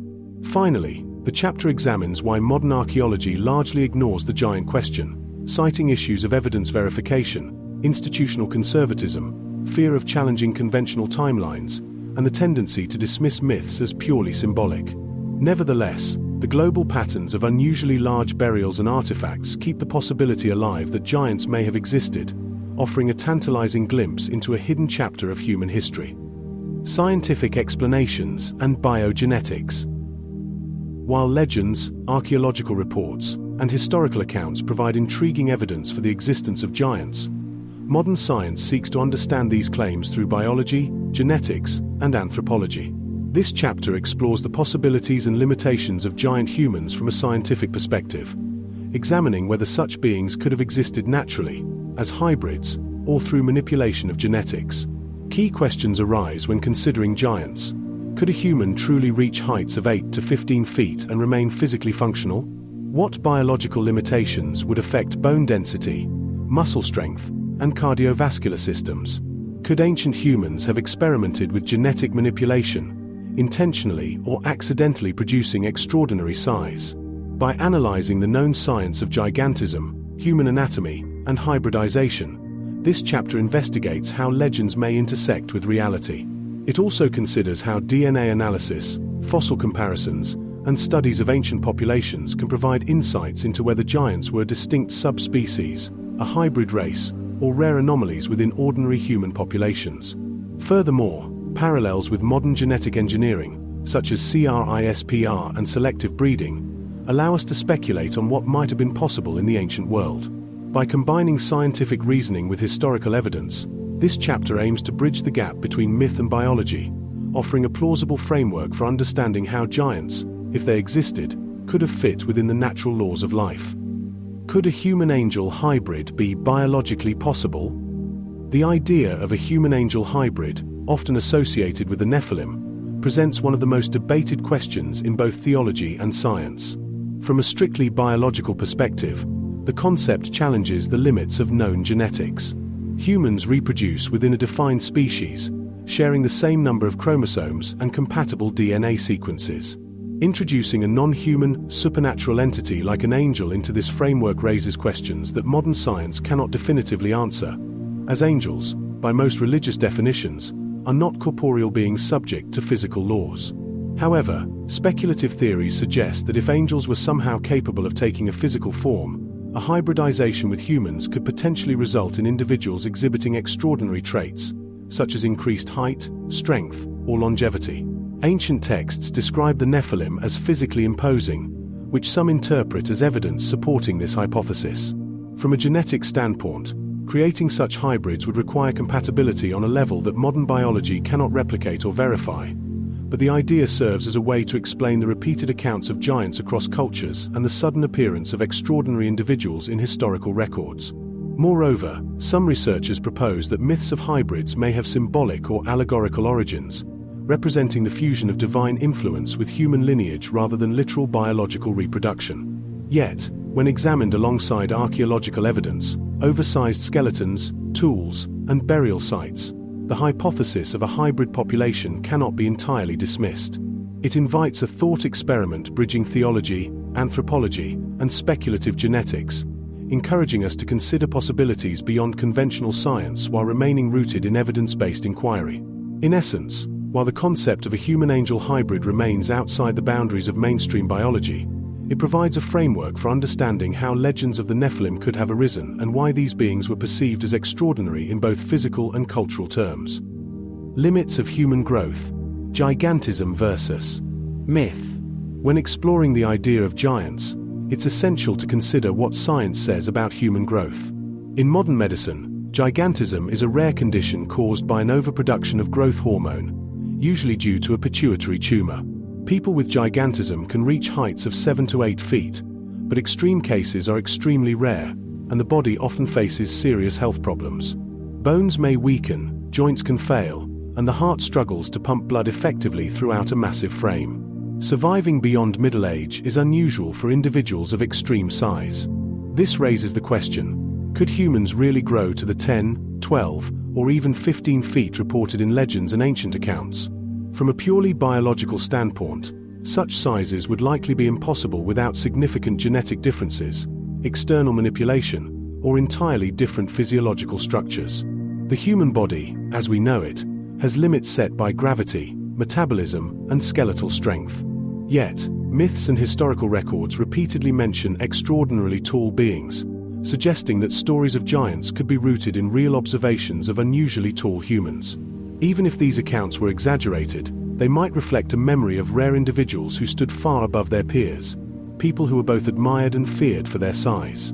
Some researchers also speculate that ancient populations may have had genetic variations or environmental factors that allowed for greater growth potential than we typically see today. While modern science cannot confirm these hypotheses, the combination of gigantism cases, historical accounts, and skeletal anomalies invites a nuanced perspective. The line between myth and reality may not be as rigid as it seems, and human imagination could have amplified rare physical phenomena into enduring legends of giants. DNA manipulation in the ancient past. One of the more provocative ideas in the study of Nephilim and giants is the possibility that ancient peoples may have had knowledge of genetic manipulation, or at least some form of selective breeding, far beyond what we typically credit them with. While modern science associates DNA manipulation with contemporary technologies like CRISPR, some researchers suggest that myths, legends, and unexplained historical records could hint at primitive forms of experimentation with life and heredity. Stories from various cultures describe beings who could combine traits from different species, create hybrids, or produce extraordinary humans. In some interpretations, these accounts could reflect early attempts at understanding inheritance and selectively guiding reproduction, even if rudimentary. This doesn't mean angels were literally altering DNA, but it could indicate that ancient populations were experimenting with breeding strategies that favored height, strength, or other unusual characteristics. Archaeological evidence, such as unusually large skeletons or sudden appearances of extraordinary human traits in certain regions, fuels this speculation. If some individuals exhibited traits far beyond the typical human range, it's plausible that these anomalies were either the result of rare genetic mutations or deliberate selection. In effect, these stories of the Nephilim may have been inspired by real biological phenomena that ancient people observed, codified into myth, and passed down through generations. While there's no direct proof of DNA manipulation in the ancient world, the recurring motifs of hybrid beings, giants, and extraordinary humans across cultures suggest that our ancestors may have recognized, and perhaps even influenced, unusual hereditary patterns. Such possibilities blur the line between legend and proto-science, showing that human curiosity about biology may stretch far further back than we usually assume. Theories of Neanderthal or Denisovan hybrids. Another scientific angle on the Nephilim and giants involves our closest human relatives, Neanderthals and Denisovans. Archaeological and genetic evidence shows that these groups interbred with early Homo sapiens, leaving traces in modern DNA. Some researchers speculate that certain myths about giants could stem from encounters with hybrid populations, individuals who inherited traits from both Homo sapiens and these archaic humans. Neanderthals, for example, were generally more robust, with larger bones and greater muscular strength than early modern humans. Denisovans, though less understood, may have contributed genes that enhanced physical endurance and adaptability. It is conceivable that hybrids between Homo sapiens and these species could have been taller, stronger, or otherwise more imposing than ordinary humans, potentially giving rise to stories of giants in various cultures. This theory also helps explain why accounts of extraordinary humans appear across distant regions, from Europe to Asia and the Americas. These populations may have interacted with local Homo sapiens in ways that left a lasting impression on folklore and religious texts. While the extreme heights described in Nephilim legends exceed what we know of Neanderthal or Denisovan hybrids, it's possible that ancient storytellers amplified these features, combining observable physical differences with imagination and myth-making. In essence, considering Neanderthal or Denisovan ancestry provides a grounded, biological explanation for at least some giant legends, showing how real-world human variation could have inspired enduring tales of extraordinary beings. Giantism in animals. Proof of possible giant life. When considering the possibility of giants, it's useful to look at the animal kingdom. Many species demonstrate that life can reach extraordinary sizes under the right conditions. From the towering sauropod dinosaurs of the Mesozoic era to enormous mammals like mammoths and the extinct giant ground sloths, nature has repeatedly produced creatures far larger than anything humans typically encounter. These examples show that gigantism is biologically feasible. Evolution can produce massive bodies when environmental factors, genetics, and ecological niches support them. If such enormous creatures could exist in the past, it raises the question: could a similar phenomenon occur in humans or humanoid hybrids, given unique genetics, divine intervention, or unknown environmental influences? Legends of giants often describe exceptional strength, resilience, and longevity, traits that parallel the advantages seen in giant animals. Just as a mammoth size provided survival benefits, human giants, whether real or mythologized, might have exhibited extraordinary physical capabilities. Some researchers argue that the existence of giant animals strengthens the plausibility of giant humans or Nephilim, especially when combined with archaeological and mythological evidence. Additionally, the study of animal gigantism helps us understand the physical limits and challenges of large bodies, such as bone density, cardiovascular demands, and mobility. These insights can inform discussions about whether giants, as described in myths, could have been fully functional or if their size would have imposed natural limitations. By examining the natural world, we see that gigantism is possible, offering a biological precedent for stories of extraordinary human or hybrid beings in ancient texts. Could Nephilim be a separate species? One of the most intriguing scientific possibilities is that the Nephilim were not simply unusually large humans but a distinct species altogether. Ancient texts describe them as different in strength, longevity, and sometimes appearance. Could this indicate a parallel human lineage or an entirely separate species that coexisted with Homo sapiens? From a biological perspective, speciation occurs when populations are isolated and adapt to unique environments or selective pressures over many generations. If a population of humans, or human-like hybrids, developed extraordinary size and strength, they could have diverged significantly from ordinary humans. Some researchers suggest that traits described in ancient texts, enormous height, exceptional physical resilience, and even intellectual or mystical abilities, might reflect a lineage that was partly or wholly separate. Skeletal anomalies reported in various parts of the world, though often dismissed or lost, provide some circumstantial evidence for this idea. Large bones, unusual skull shapes, and disproportionate limb structures could hint at a population that was genetically distinct. While mainstream science has yet to validate these claims, the possibility cannot be ruled out entirely, especially when combined with legends that consistently describe a class of beings unlike ordinary humans. Considering the Nephilim as a separate species allows for a biological explanation of their extraordinary traits without requiring supernatural assumptions. It also opens the door to understanding why these beings vanished from the historical record, whether due to environmental changes, conflicts with humans, or other unknown factors. Such a hypothesis bridges mythology and biology, offering a lens through which the persistent stories of giants and their unique abilities might be interpreted. The problem of extremely dense bones. One of the challenges in imagining real giants lies in their skeletal structure.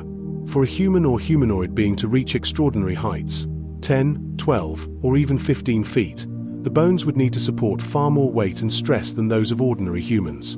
Standard human bones are designed to balance strength, flexibility, and lightness, but at extreme sizes, these structures could easily fail under the load. Reports of unusually dense or thick bones in alleged giant skeletons raise intriguing questions. If such bones existed, they would have provided the necessary support for a massive frame, allowing for mobility, strength, and resilience. However, creating or evolving such skeletal density presents significant biological hurdles. Denser bones require more energy to maintain, increased blood supply, and enhanced muscle support to function properly.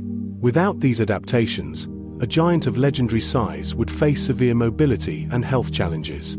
Some researchers speculate that Nephilim or other legendary giants may have possessed unique physiological traits, such as reinforced skeletal composition, extraordinary marrow density, or even altered bone chemistry. These adaptations could explain how they supported enormous bodies while performing feats of strength reported in myths. Skeletal remains described in historical accounts, though rare and often lost, hint at structures that were more robust than ordinary human bones, fueling speculation that these beings were not merely taller humans but fundamentally different in their physical makeup. Ultimately, the issue of extremely dense bones underscores the tension between myth and biology. While modern science struggles to fully explain giants, reported anomalies suggest that nature, or something beyond our current understanding, may have allowed extraordinary human or hybrid forms to exist. Could their strength be physically realistic? When examining the legends of Nephilim, one of the most striking features is their purported strength. Ancient texts describe them lifting massive objects, building monumental structures, and overpowering armies with ease. But could a being of such size realistically possess the strength attributed to them? Human strength is largely determined by muscle mass, bone structure, and leverage. As size increases, the square cube law comes into play. Weight grows faster than the strength of bones and muscles. For ordinary humans, doubling height would result in 8 times the weight, but only 4 times the muscle cross-section to support it. This means that extremely large humans or humanoid beings would need specialized skeletal and muscular adaptations to function without collapsing under their own weight. Some accounts of Nephilim suggest that they may have had denser bones, more efficient musculature, or even enhanced physiology beyond what we observe in ordinary humans. If these traits existed, they could explain the extraordinary feats of strength recorded in myth and scripture. Observations of large animals, like elephants or prehistoric megafauna, show that nature can produce beings capable of incredible power, and the principles behind their physiology may offer clues for understanding human giants. Additionally, hybrid theories, combining human genetics with other lineages, whether Neanderthal, Denisovan, or speculative angelic traits, could provide a biological explanation for exceptional strength. Even if some aspects of the legends are exaggerated, the combination of historical reports, skeletal anomalies, and observed gigantism in animals suggests that extraordinary physical capabilities may have been plausible, at least within the boundaries of ancient storytelling and partially observed reality. In short, while extreme strength as described in ancient texts may challenge modern understanding, It is not entirely beyond the realm of possibility if one considers unique physiology, hybrid genetics, or selective breeding as contributing factors. Modern genetic engineering parallels. Looking at the Nephilim through the lens of modern science, parallels emerge between ancient stories of hybrids and today's capabilities in genetic engineering. CRISPR and other gene editing technologies allow humans to alter DNA with unprecedented precision, affecting growth, strength, immunity, and even lifespan. By considering these tools, we can begin to imagine how ancient populations might have attempted to influence hereditary traits, whether through selective breeding, experimentation, or observation of natural variations. Even if ancient people lacked the technology we have today, myths and legends suggest a fascination with modifying life in ways that could produce extraordinary beings. Tales of Nephilim often highlight not just size, but unusual intelligence, resilience, or other qualities that seem almost engineered. It's possible these stories reflect rare genetic mutations amplified by selective pairing or cultural emphasis, giving rise to figures that stood apart from ordinary humans. Comparing these ancient accounts with modern science also underscores the remarkable potential of DNA manipulation. Today, we understand how single genes can influence physical traits, and how complex traits emerge from interactions between multiple genes. This knowledge highlights how small but targeted changes could have dramatic effects over generations. Ancient storytellers may have perceived these outcomes as supernatural or divine, giving rise to the legends of beings who were stronger, taller, and more capable than any ordinary human. Furthermore, the parallels between CRISPR and these ancient accounts encourage a broader reflection. Human curiosity about genetics and the desire to create exceptional beings may span thousands of years. While we cannot confirm that the Nephilim were engineered in a literal sense, the recurring motifs of hybrids, giants, and extraordinary traits align with what we now know about biology and genetic potential. Observing modern genetic science provides a conceptual framework for understanding how ancient myths could have roots in real, observable phenomena, where biology, imagination, and selective practices intersected to produce enduring legends. Scientific explanations and biogenetics. Summary. Chapter 7 explored the possibilities and limitations of the Nephilim from a scientific and biological perspective. It examined whether extraordinary human beings, giants, or hybrids could have existed in reality, considering both known conditions like gigantism and speculative scenarios such as angel-human hybrids. The chapter began by questioning whether a human-angel hybrid could exist, highlighting the biological challenges of mixing supernatural beings with humans while acknowledging how myths might have amplified rare traits. It then analyzed the limits of human growth, showing how extreme size strains bones, muscles, and the cardiovascular system, but suggesting that unusual genetics or environmental factors could account for observed anomalies. Further sections considered the possibility of DNA manipulation in ancient times, emphasizing selective breeding or proto-scientific approaches as a potential explanation for extraordinary traits. The chapter also explored hybridization with Neanderthals or Denisovans, providing a grounded hypothesis for unusually strong or tall humans in prehistory. Animal gigantism was examined as evidence that extreme size is biologically feasible, illustrating how nature itself allows for beings of extraordinary proportions. The idea that Nephilim could have been a separate species was discussed, along with the physiological challenges of extremely dense bones and the physical plausibility of immense strength.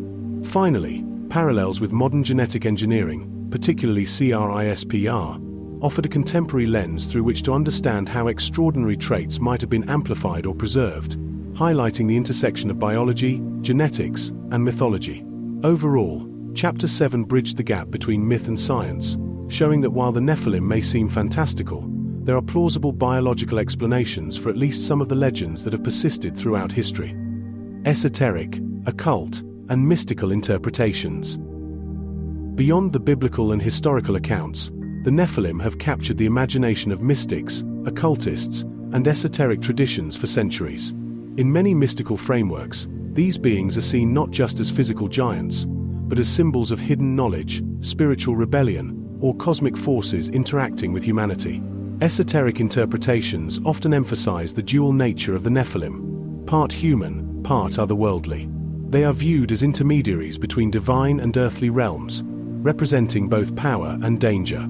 In some Kabbalistic or Gnostic texts, the Nephilim are linked to archetypes of rebellion, temptation, and forbidden wisdom, suggesting that their significance extends beyond physical size to spiritual and psychological influence. Occult traditions frequently portray them as teachers of lost or secret knowledge. Texts describe the fallen angels imparting skills in metallurgy, weaponry, sorcery, and other arts that were considered taboo or beyond the ordinary human grasp.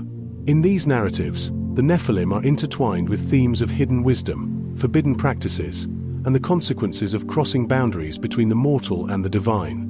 Exploring these mystical and esoteric perspectives provides a broader understanding of why the Nephilim remain a compelling part of human imagination. They are not only stories of extraordinary physical beings but also symbols of deeper mysteries, reflecting humanity's fascination with the unknown, the dangerous, and the powerful. Nephilim in Kabbalah. In Kabbalistic tradition, the Nephilim are often interpreted as more than just giants. They represent spiritual forces and the consequences of imbalance between divine and earthly realms. Kabbalah emphasizes the flow of energy and the interaction between the higher and lower worlds, and the Nephilim are seen as beings that embody a mixture of both. They are sometimes linked to the concept of fallen energy, divine sparks that became corrupted or misaligned. In this framework, the Nephilim are not only physically imposing but also symbolic of human temptation, spiritual arrogance, and the misuse of divine knowledge. Their presence in ancient texts is interpreted as a warning.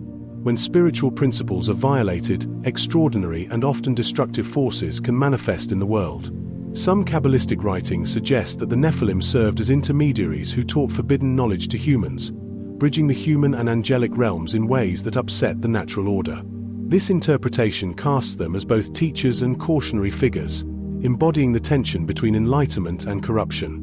The stories reflect a deep understanding that power, whether physical, intellectual, or spiritual, must be tempered with responsibility, or it can lead to ruin. By viewing the Nephilim through the lens of Kabbalah, their role expands beyond myth or history. They become archetypes for understanding human ambition, spiritual missteps, and the consequences of transgressing boundaries set by higher cosmic laws. Nephilim in Gnostic texts. In Gnostic traditions, the Nephilim take on a symbolic and philosophical role, often representing the conflict between divine knowledge and human limitation. Gnosticism emphasizes the idea of hidden truths and the separation between the material and spiritual realms, and the Nephilim are portrayed as beings who exist at the intersection of these worlds. Gnostic texts often associate them with forbidden knowledge, suggesting that they were intermediaries who conveyed secrets meant only for the divine or the enlightened. Their hybrid nature, part human, part otherworldly, symbolizes the blending of earthly instincts with spiritual awareness. This duality reflects the Gnostic theme of struggle between the material and spiritual, where beings like the Nephilim can either elevate humanity or lead it astray. Some Gnostic writings interpret the Nephilim as warnings against arrogance and the pursuit of power without understanding. Their presence in the world is linked to imbalance, rebellion, and the consequences of humans overstepping their limits. Unlike purely physical interpretations, Gnosticism sees these beings as metaphors for the inner challenges and potential pitfalls of human consciousness. By studying the Nephilim through Gnostic lenses, they are understood less as literal giants and more as symbols of spiritual lessons, illustrating the tension between knowledge, morality, and the human condition, and how the pursuit of forbidden wisdom can yield both enlightenment and destruction. Fallen angels as archetypes of rebellion. In mystical and esoteric traditions, the Nephilim are often linked to fallen angels, who serve as archetypes of rebellion and defiance. These beings challenge the established order, breaking divine laws or transcending boundaries set by higher powers. Their story is not only about physical might but also about moral and spiritual transgression. Fallen angels in these interpretations embody the tension between freedom and authority. They represent the desire to explore forbidden knowledge, assert independence, or exert control over creation. By crossing boundaries that mortals are not meant to cross, they become cautionary symbols, illustrating the dangers of unchecked ambition and the consequences of going against natural or divine laws. The Nephilim, as their offspring or extensions, inherit this rebellious nature. They are seen as living examples of what happens when power is combined with disobedience, extraordinary abilities paired with potential moral corruption. This archetype resonates deeply in esoteric thought because it mirrors human struggles with temptation, ego, and the thirst for forbidden insight. Through this lens, stories of the Nephilim are not just accounts of giants walking the earth. They are narratives that explore the human fascination with rebellion, the allure of forbidden knowledge, and the eternal tension between authority and freedom. The Watchers in occult rituals. In many occult traditions, the Watchers, those angels who fell and interacted with humanity, play a prominent role in ritualistic symbolism and mystical practices. They are often invoked or referenced in ceremonies intended to gain hidden knowledge, spiritual power, or access to forces beyond the ordinary human realm. These rituals, whether ceremonial magic, alchemical rites, or secretive initiations, frequently portray the Watchers as sources of forbidden wisdom, guiding practitioners in ways that challenge conventional morality. The Watchers are associated with teaching humans arts and sciences that were considered taboo or dangerous, including weaponry, metallurgy, astrology, and esoteric knowledge. In occult symbolism, invoking their presence often represents a desire to bridge the human and divine, to transcend limitations, or to acquire insight into hidden truths. However, these practices are double-edged. Just as the Watchers' original transgressions led to corruption and chaos, interacting with their archetypal energy in rituals carries warnings about misuse of power and spiritual imbalance.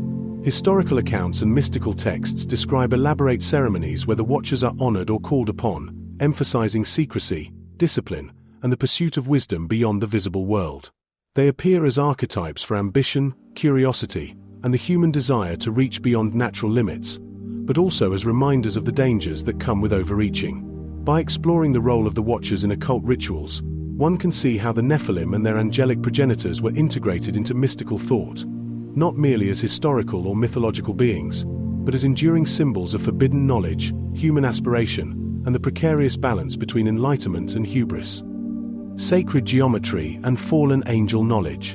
In esoteric traditions, the Nephilim and their angelic ancestors are often linked to sacred geometry, the study of symbolic shapes and patterns that underlie the structure of the universe.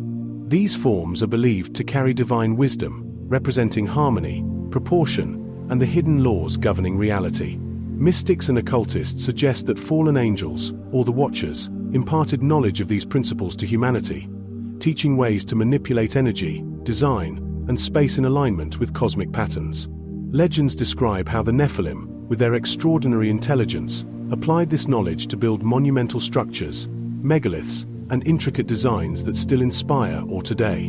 From pyramids to stone circles, sacred geometry reflects an understanding of mathematics and cosmic order that goes far beyond simple construction. It suggests access to a kind of universal intelligence. Some interpretations argue that the Nephilim's connection to these designs demonstrates both their hybrid nature and the divine or supernatural insights they were able to access. Sacred geometry also appears in mystical practices as a tool for meditation, ritual, and spiritual growth. By studying and replicating these patterns, initiates believed they could connect with higher realms, channel energy, or unlock hidden abilities. The association with the Nephilim and fallen angels emphasizes that this knowledge was once considered dangerous, transformative, and beyond ordinary human reach. In essence, sacred geometry provides a bridge between myth, architecture, and esoteric wisdom. It frames the Nephilim not only as physical giants but as transmitters of profound knowledge, illustrating how their legacy extends into human culture, spiritual practices, and the ongoing quest to understand the hidden laws of the universe. Secret societies and hidden teachings. Throughout history, the Nephilim and the knowledge attributed to them have been linked to secret societies and esoteric traditions. These groups, ranging from mystical orders to clandestine academies, are said to have preserved and passed down teachings believed to originate from the Watchers. The knowledge often includes advanced science, spiritual practices, and techniques that were considered dangerous or forbidden for ordinary people. Many scholars and occult researchers argue that secret societies use the Nephilim as symbolic figures, representing wisdom, power, and the consequences of misusing knowledge. Rituals, coded texts, and allegorical stories often reference giants or hybrid beings, encoding lessons about ambition, morality, and the limits of human understanding. Some societies allegedly sought to emulate the Nephilim's abilities or uncover lost knowledge that could elevate human potential, whether in the realms of architecture, astronomy, or spiritual development. The persistence of these narratives across centuries suggests that fascination with the Nephilim's knowledge was more than myth. It became a framework for safeguarding and interpreting complex truths. Hidden teachings often warn of the dangers of overreaching, reminding initiates that wisdom without ethical grounding can lead to corruption, just as the Nephilim's transgressions brought chaos in ancient stories. By connecting Nephilim legends to secret societies, one sees how these beings became archetypes for both aspiration and caution. They embody the dual nature of knowledge, transformative and enlightening, yet perilous if misused.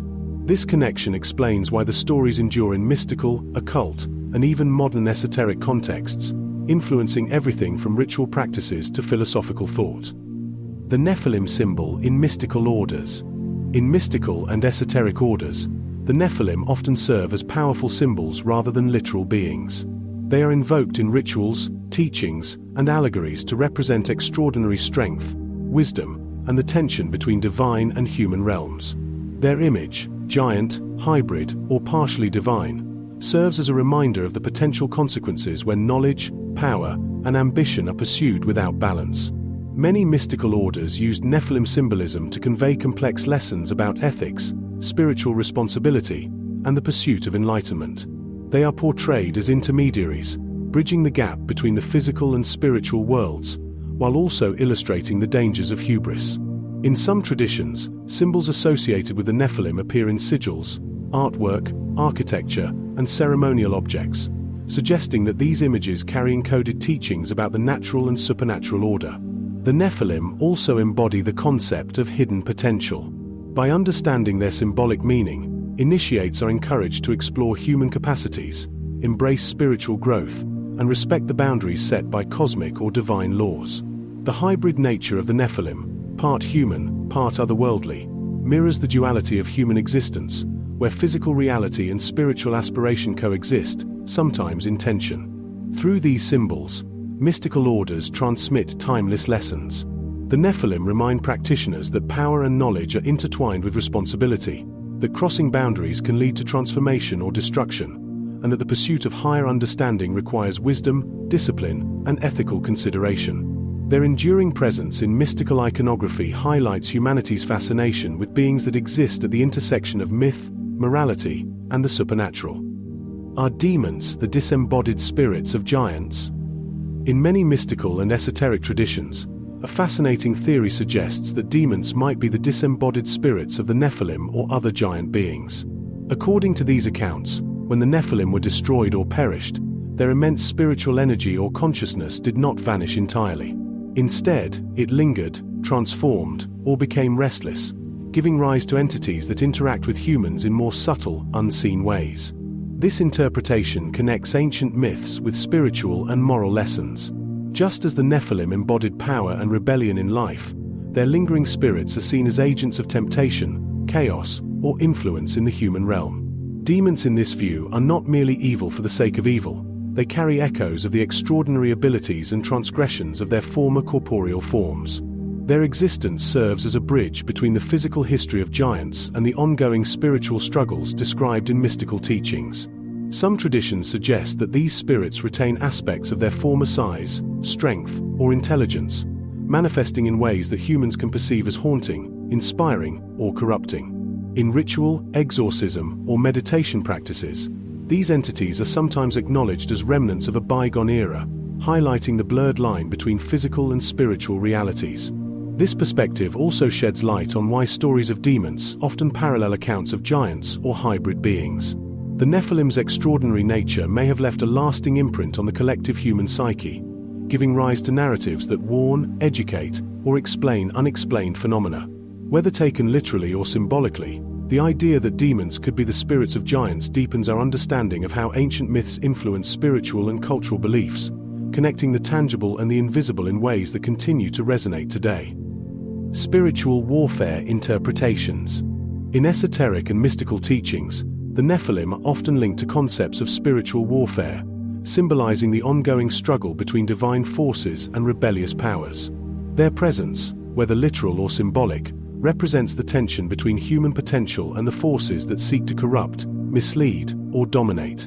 In this framework, the Nephilim and their angelic ancestors are seen as catalysts for conflict, illustrating how extraordinary beings or knowledge can disrupt the natural or moral order.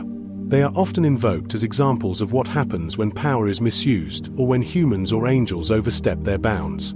Spiritual warfare interpretations use these stories to highlight the battle for the human soul, where unseen forces, whether demons, spirits, or symbolic giants, test, challenge, or influence humanity. Rituals, prayers, and meditative practices in various mystical traditions often reference the Nephilim to provide insight into overcoming temptation, resisting corruption, and maintaining moral and spiritual balance.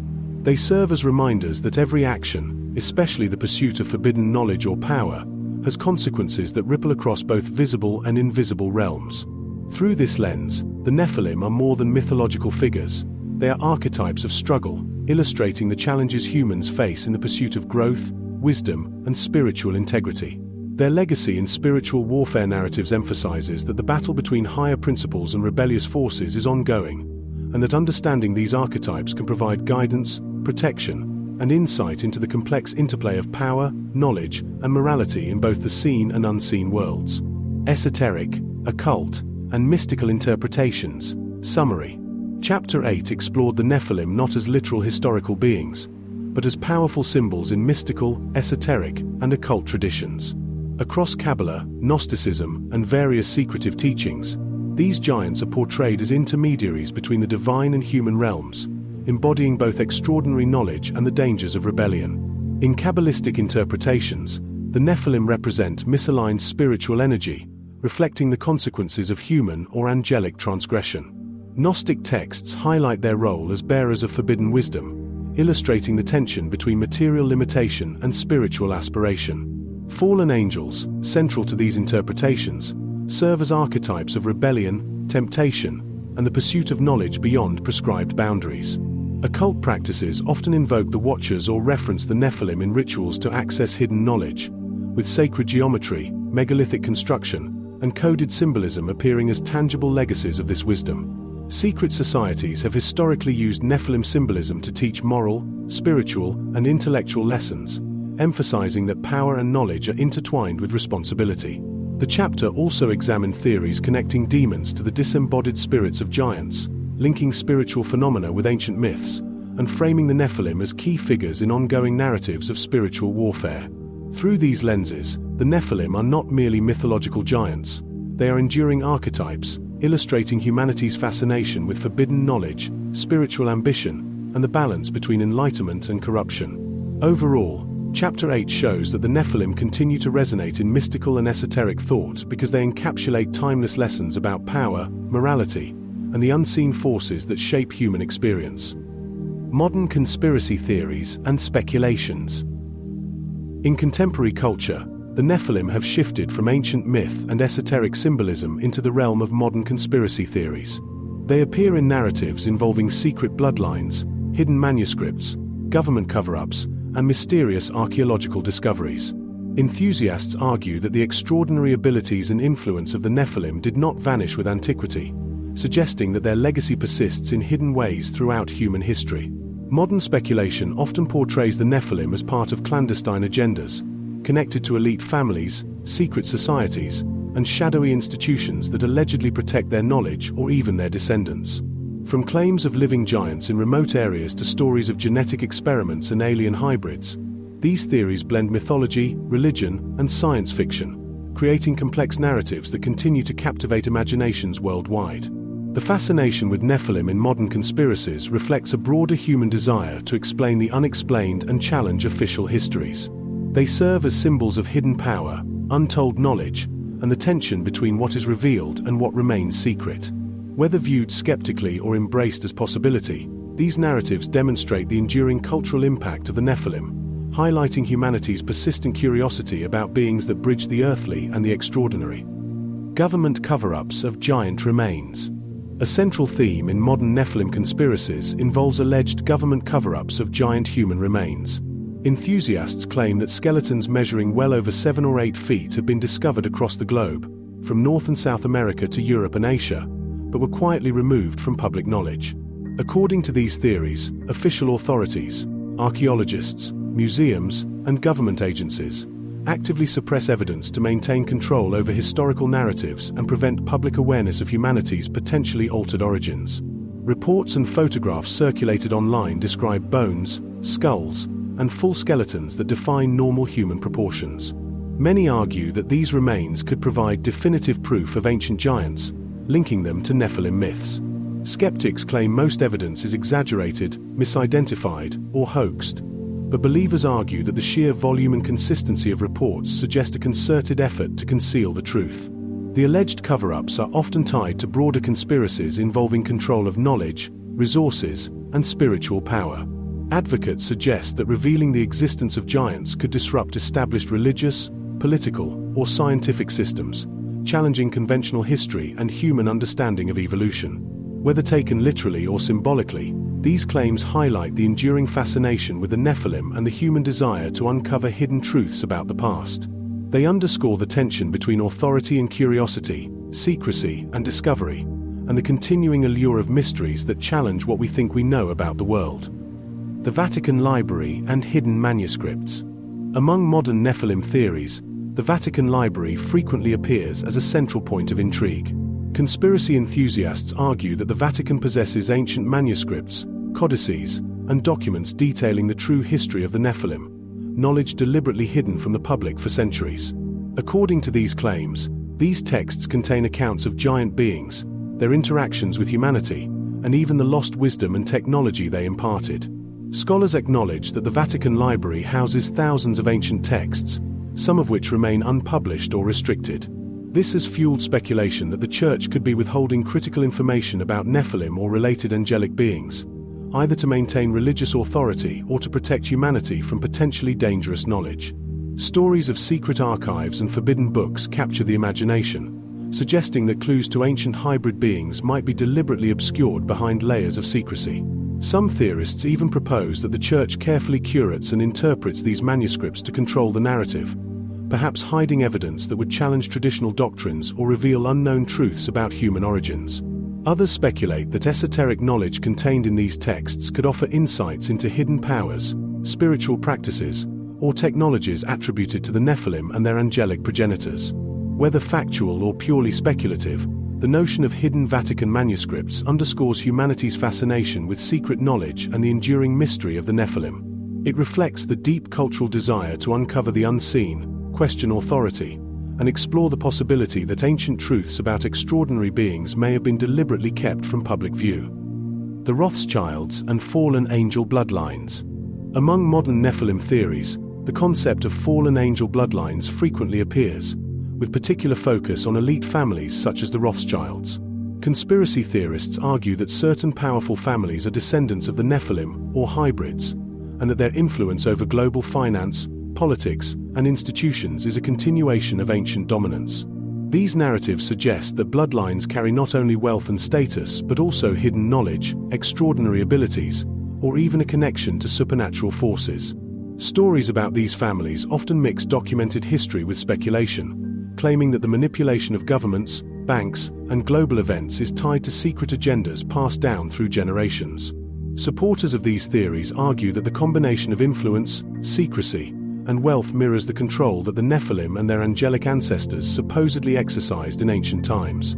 Critics dismiss these ideas as unsubstantiated, but they remain compelling in popular culture because they link real-world power structures to mythological narratives.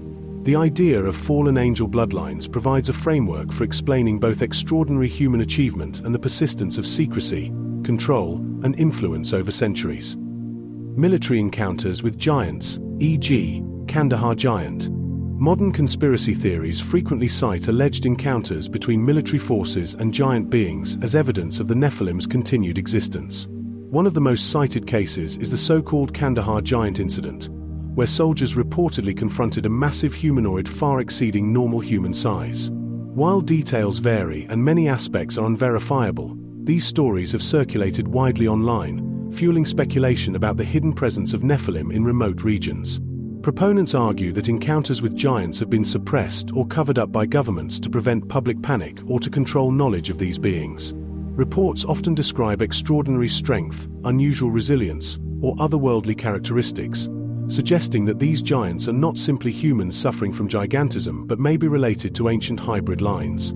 Even if the events are anecdotal or exaggerated, they highlight the persistent fascination with giants and the intersection of mythology and modern military experience. Such narratives reinforce the idea that the Nephilim are not purely ancient myths but potentially real entities whose existence challenges conventional history, science, and human understanding. Claims of living Nephilim in remote areas. Across the world, numerous accounts claim that Nephilim or their descendants may still roam isolated regions. Dense forests, remote mountain ranges, hidden valleys, and even deep jungles are cited as potential refuges where these beings could have survived without contact with mainstream society. Eyewitnesses often describe them as towering figures, far larger than average humans, exhibiting immense strength, unusual physical traits, or a commanding presence. Some reports suggest that these living Nephilim have retained knowledge or skills that hint at a connection to ancient civilizations, such as familiarity with sacred sites, advanced building techniques, or even forms of communication that do not rely on ordinary human language. Folklore from indigenous communities frequently includes stories of encounters with giants, which could be interpreted as oral preservation of encounters with these beings over centuries. Believers in these claims argue that the Nephilim's survival in remote areas explains certain unexplained phenomena: ancient megalithic structures, mysterious disappearances, or sightings of extraordinarily tall figures in regions long considered uninhabited. Such stories often portray the Nephilim as guardians of hidden knowledge, treasures, or sacred grounds, emphasizing both their power and their separation from the human world. While skeptics dismiss these accounts as myth, misidentification, or exaggeration, the consistency of reports across continents fuels speculation. From South America to Central Asia, stories describe beings that defy normal human proportions, suggesting that the Nephilim legend may not be confined to the distant past. The persistence of these tales highlights humanity's fascination with the possibility of ancient, extraordinary beings still walking the earth, unseen yet influential. Alien Nephilim hybrid theories. Another significant thread in modern Nephilim speculation connects them with extraterrestrial beings. This theory proposes that the so-called sons of God mentioned in ancient texts may have been alien visitors who interbred with humans, creating hybrids with extraordinary size, intelligence, and abilities. Proponents argue that this explains the Nephilim's advanced capabilities and why many ancient cultures worldwide recorded encounters with beings who were far larger or more powerful than ordinary humans. These theories often draw on patterns seen in ancient architecture, artwork, and texts. The construction of massive megalithic structures, advanced astronomical knowledge, and unexplained artifacts are interpreted as evidence that these hybrids were either guided by or were themselves part of a superior, non-human lineage. The blending of biblical accounts with alien lore suggests that ancient narratives may have been misinterpreted or deliberately coded to hide the truth about interspecies encounters. Some theorists expand on this idea by connecting modern UFO sightings, mysterious disappearances, and alleged abductions to the same hybrid lineage.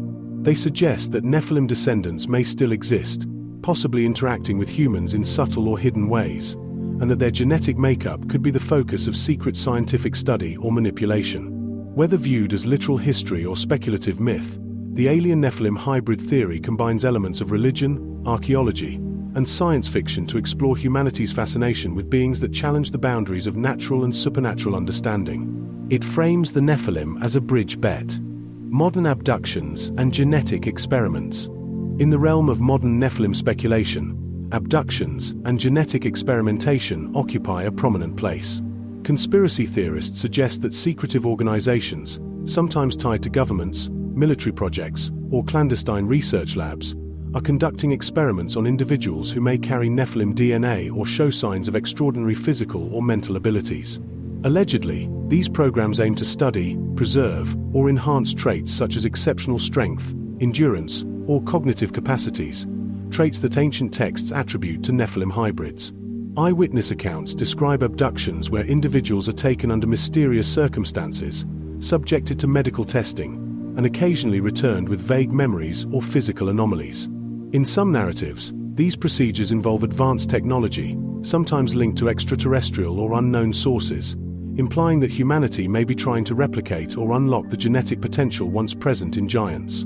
Whistleblower testimonies, leaked documents, and anecdotal reports all contribute to the belief that such abductions are not isolated incidents but part of a broader pattern of experimentation and control.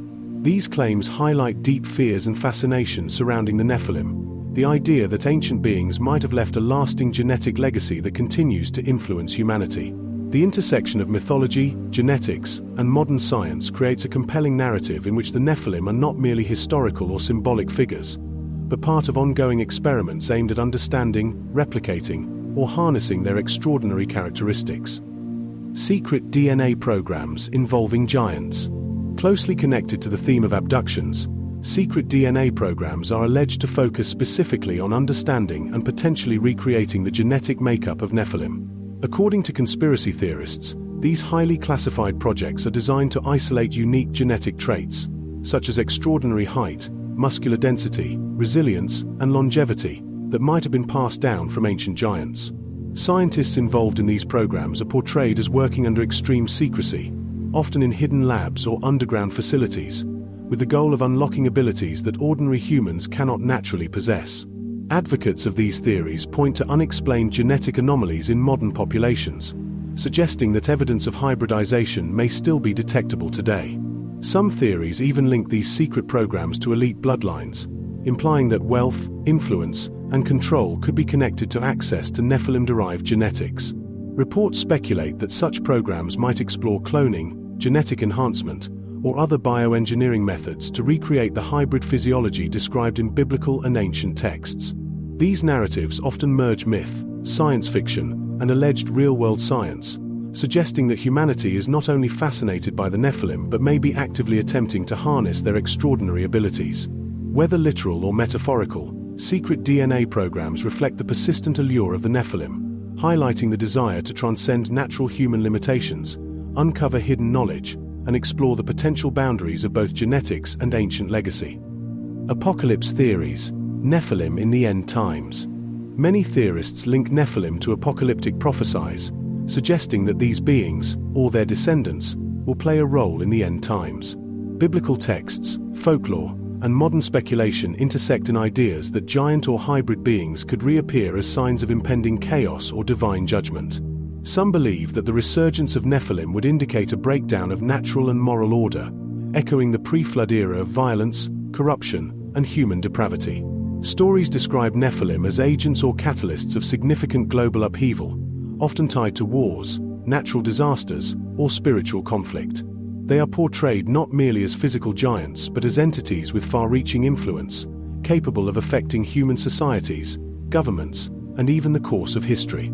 Some theorists suggest that secret bloodlines or hybrid descendants already present in the modern world could activate at key moments to fulfill prophecies described in apocalyptic texts.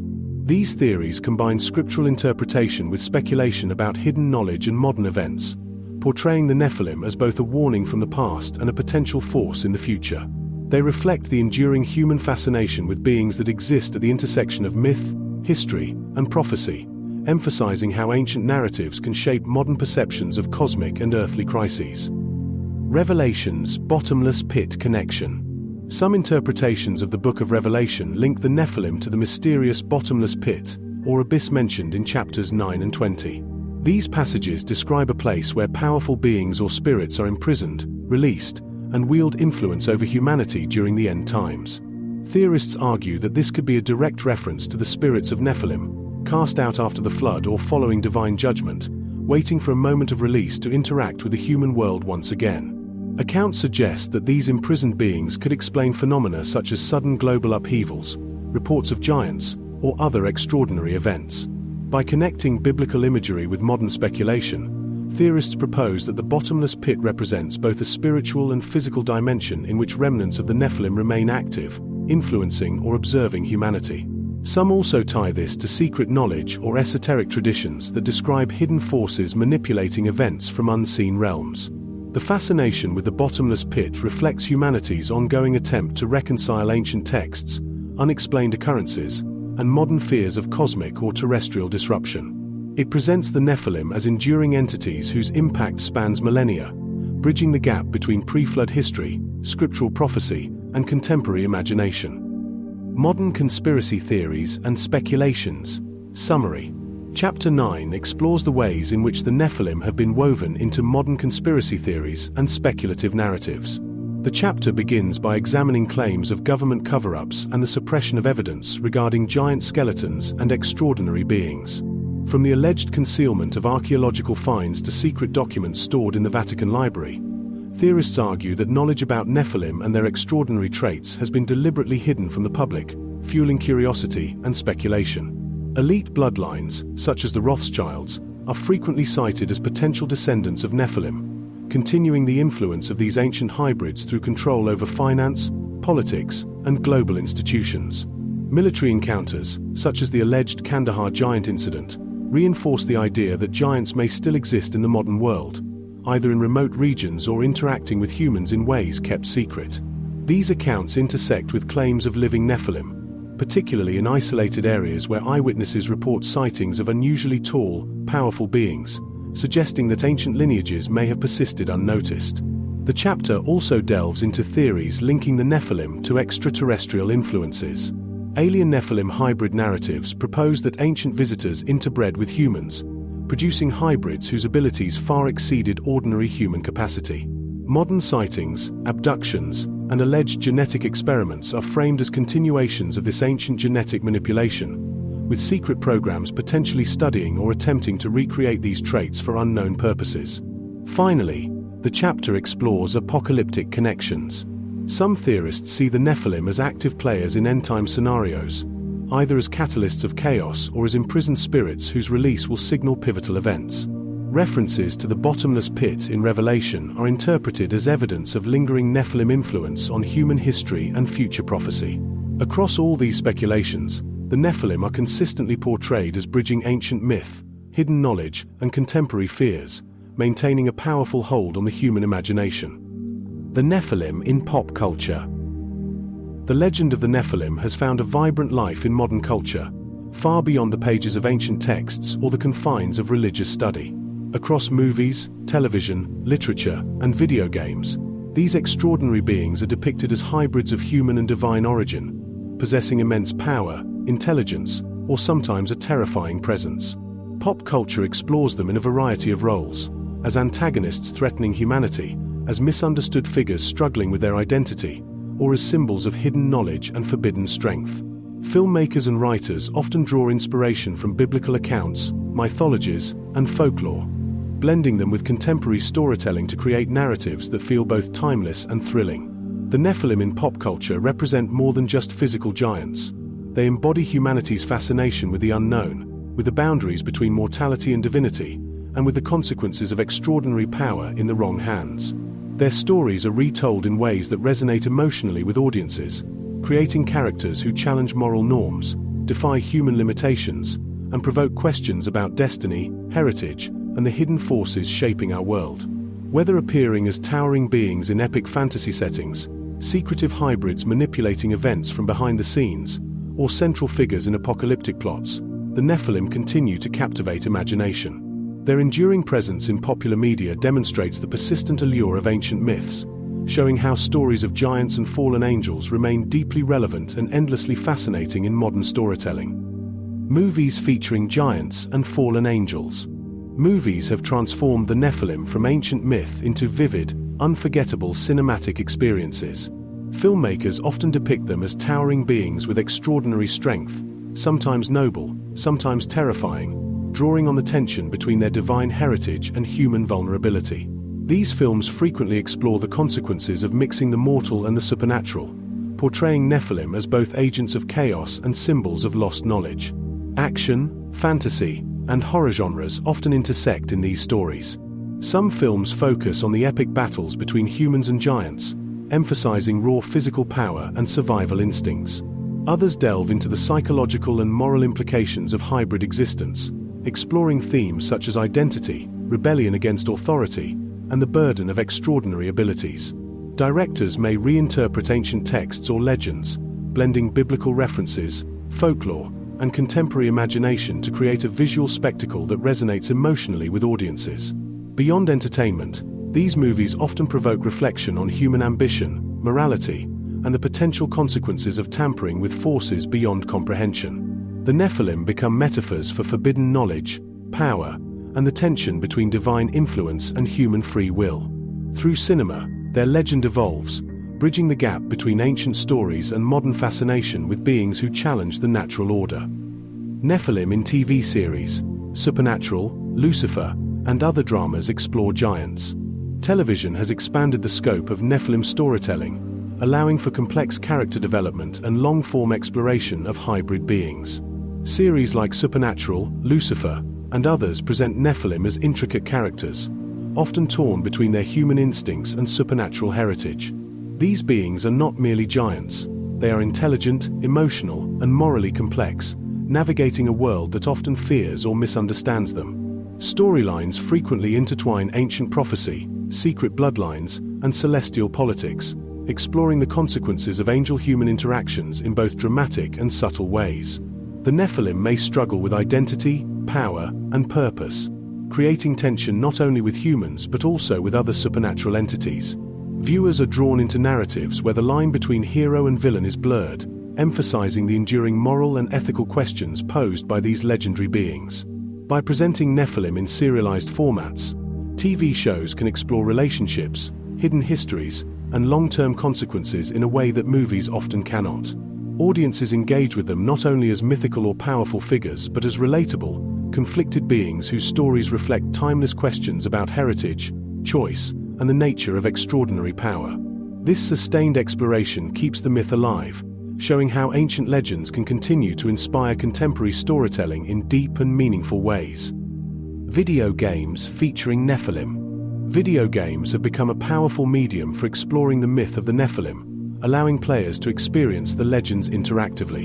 In many games, Nephilim are portrayed as playable characters, powerful bosses, or hidden entities influencing the storyline. Their extraordinary abilities, immense strength, supernatural skills, and hybrid traits translate well into game mechanics, offering unique challenges, combat dynamics, and exploration opportunities. Game designers often draw from biblical texts, folklore, and other mythologies to craft immersive worlds where Nephilim interact with humans, angels, demons, and other supernatural beings. These narratives allow players to confront ethical dilemmas, make choices that affect the outcome of battles, and experience the consequences of wielding immense power. Some games focus on post-apocalyptic or fantasy landscapes where the presence of Nephilim shifts the balance of societies, armies, and civilizations, echoing the ancient themes of human-divine interaction. Interactive storytelling also allows for personalization. Players can explore hidden bloodlines, unlock secret abilities, or discover lost knowledge connected to the Nephilim. By turning the myth into an experimental adventure, video games keep the legend alive, blending ancient lore with modern technology to create engaging, immersive worlds where players can explore the full scope of these hybrid beings' influence on both human and supernatural realms. Literature and fantasy inspired by the Watchers. The Nephilim have long inspired writers in literature and fantasy, particularly through stories about the Watchers and their hybrid offspring. Novels, graphic novels, and fantasy series frequently explore the moral, spiritual, and emotional conflicts that arise from being part divine and part human. Characters often grapple with identity, belonging, and the responsibilities that come with extraordinary power, reflecting ancient biblical and mythological themes in a narrative form accessible to modern readers. Authors expand on the Watchers' stories, imagining their teachings, forbidden knowledge, and interactions with humanity in creative ways. These tales may depict Nephilim as tragic figures, heroic warriors, or cunning manipulators, each interpretation exploring the tension between divine purpose and human choice. Fantasy worlds allow writers to combine historical references, secret bloodlines, and mythological settings, giving depth and context to the hybrid beings while maintaining suspense and intrigue. Literature inspired by the Watchers often highlights the consequences of rebellion, curiosity, and forbidden knowledge. Readers encounter Nephilim as characters who challenge authority, confront moral dilemmas, and navigate a world that simultaneously fears and reveres them. Through these stories, the Nephilim myth continues to evolve, demonstrating how ancient narratives of giants and fallen angels can influence imagination, creativity, and storytelling across generations. Why the theme is so attractive to modern audiences. The legend of the Nephilim continues to captivate modern audiences because it combines mystery, power, and moral complexity. People are drawn to stories about beings that straddle the line between the human and the divine, reflecting timeless questions about identity, choice, and the consequences of extraordinary abilities. The mix of giant size, supernatural powers, and hybrid nature creates a compelling visual and emotional impact, which resonates across films, TV shows, games, and literature. Audiences are fascinated by the tension inherent in the Nephilim myth. These beings are both alluring and dangerous, capable of great heroism but also destruction. They embody rebellion, forbidden knowledge, and the crossing of natural boundaries, which taps into human curiosity about what lies beyond ordinary experience. This fascination is amplified by the moral and ethical dilemmas associated with Nephilim characters, as they challenge norms, question authority, and confront existential questions about fate, divine justice, and human ambition. The popularity of the theme also stems from its adaptability. The Nephilim myth can be retold in countless ways, from epic action to introspective drama, horror, or even romance, making it accessible and engaging for diverse audiences. By merging ancient lore with contemporary imagination, these stories allow modern audiences to explore profound philosophical and spiritual questions in immersive, thrilling, and emotionally resonant ways. The influence on heavy metal and dark music. Heavy metal, dark wave, and other intense music genres have embraced the Nephilim myth because of its dramatic and powerful imagery. Lyrics, album art, and stage performances often draw on themes of giants, fallen angels, forbidden knowledge, and cosmic conflict, reflecting the grandeur and danger inherent in these legends. The Nephilim represent rebellion, power, and the struggle against divine or human authority, making them ideal symbols for music that emphasizes defiance, existential reflection, and emotional intensity. Bands often explore the darker side of human experience through these myths, using Nephilim as metaphors for inner turmoil, societal oppression, or the battle between morality and desire. Songs may depict epic battles, moral dilemmas, or tragic stories of hybrid beings struggling to find their place, creating a bridge between ancient narratives and modern artistic expression. The imagery of giants and fallen angels also aligns with theatrical, visually striking album covers and performances, enhancing the immersive experience for fans. In this way, music both preserves and reinvents the Nephilim myth, turning legendary narratives into visceral, emotional, and culturally resonant experiences. Fans are drawn not just to the spectacle but to the deeper themes of power, defiance, and the human fascination with forces beyond comprehension. Symbolism in comic books and anime. Comic books and anime frequently incorporate Nephilim, giants, and angelic human hybrids into their storytelling, using them as symbols of power, morality, and identity. These media allow creators to explore extreme forms of strength and ability while adding layers of psychological, ethical, and emotional depth. Characters inspired by Nephilim often grapple with duality, the conflict between their human side and supernatural traits, offering compelling narratives about self-discovery, responsibility, and the consequences of wielding extraordinary power. In comic books, Nephilim may appear as heroes, anti-heroes, or even villains, influencing entire story arcs, secret organizations, or hidden histories. Anime similarly uses them to explore complex relationships, battles of morality, and existential themes, often embedding the myth in fantastical worlds with intricate rules and histories. These stories allow audiences to witness struggles between humanity and divine influence, reflecting timeless narratives while giving them a modern, imaginative twist. The use of Nephilim in these formats also allows for rich symbolism. They can represent ambition, rebellion, forbidden knowledge, or the latent potential within humanity. By blending mythology, action, and deep character exploration, comics and anime keep the Nephilim myth alive and relevant, offering new ways for audiences to engage with ancient legends in vibrant, imaginative, and emotionally resonant ways. The Nephilim in pop culture. Summary. Chapter 10 explores how the ancient myth of the Nephilim has been adapted and reimagined across modern media, demonstrating its enduring appeal and versatility. From movies to television, literature, video games, music, and graphic storytelling, Nephilim are presented as hybrid beings whose extraordinary powers, moral ambiguity, and unique heritage make them compelling characters. Pop culture portrays them in a variety of roles, as antagonists threatening humanity, misunderstood figures navigating complex identities, or symbols of forbidden knowledge and immense power. In movies, Nephilim often appear as towering figures engaged in epic conflicts or moral dilemmas, translating ancient myths into thrilling visual narratives.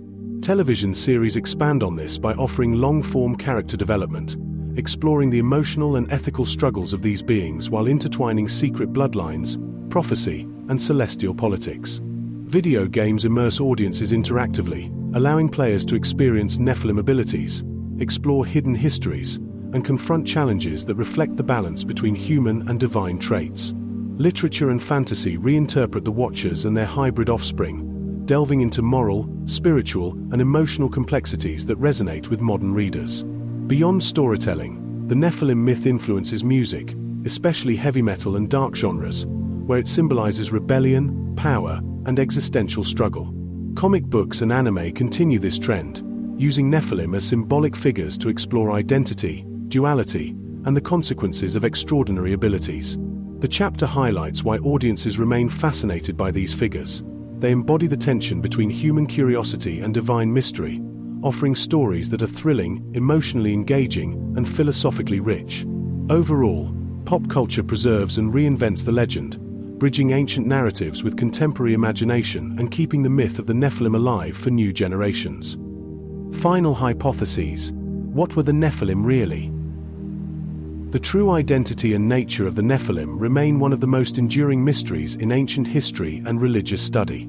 For thousands of years, scholars, theologians, archaeologists, and mythologists have debated whether these beings were literal giants, supernatural hybrids, members of an advanced lost civilization, or simply symbolic representations meant to convey deeper spiritual or moral truths.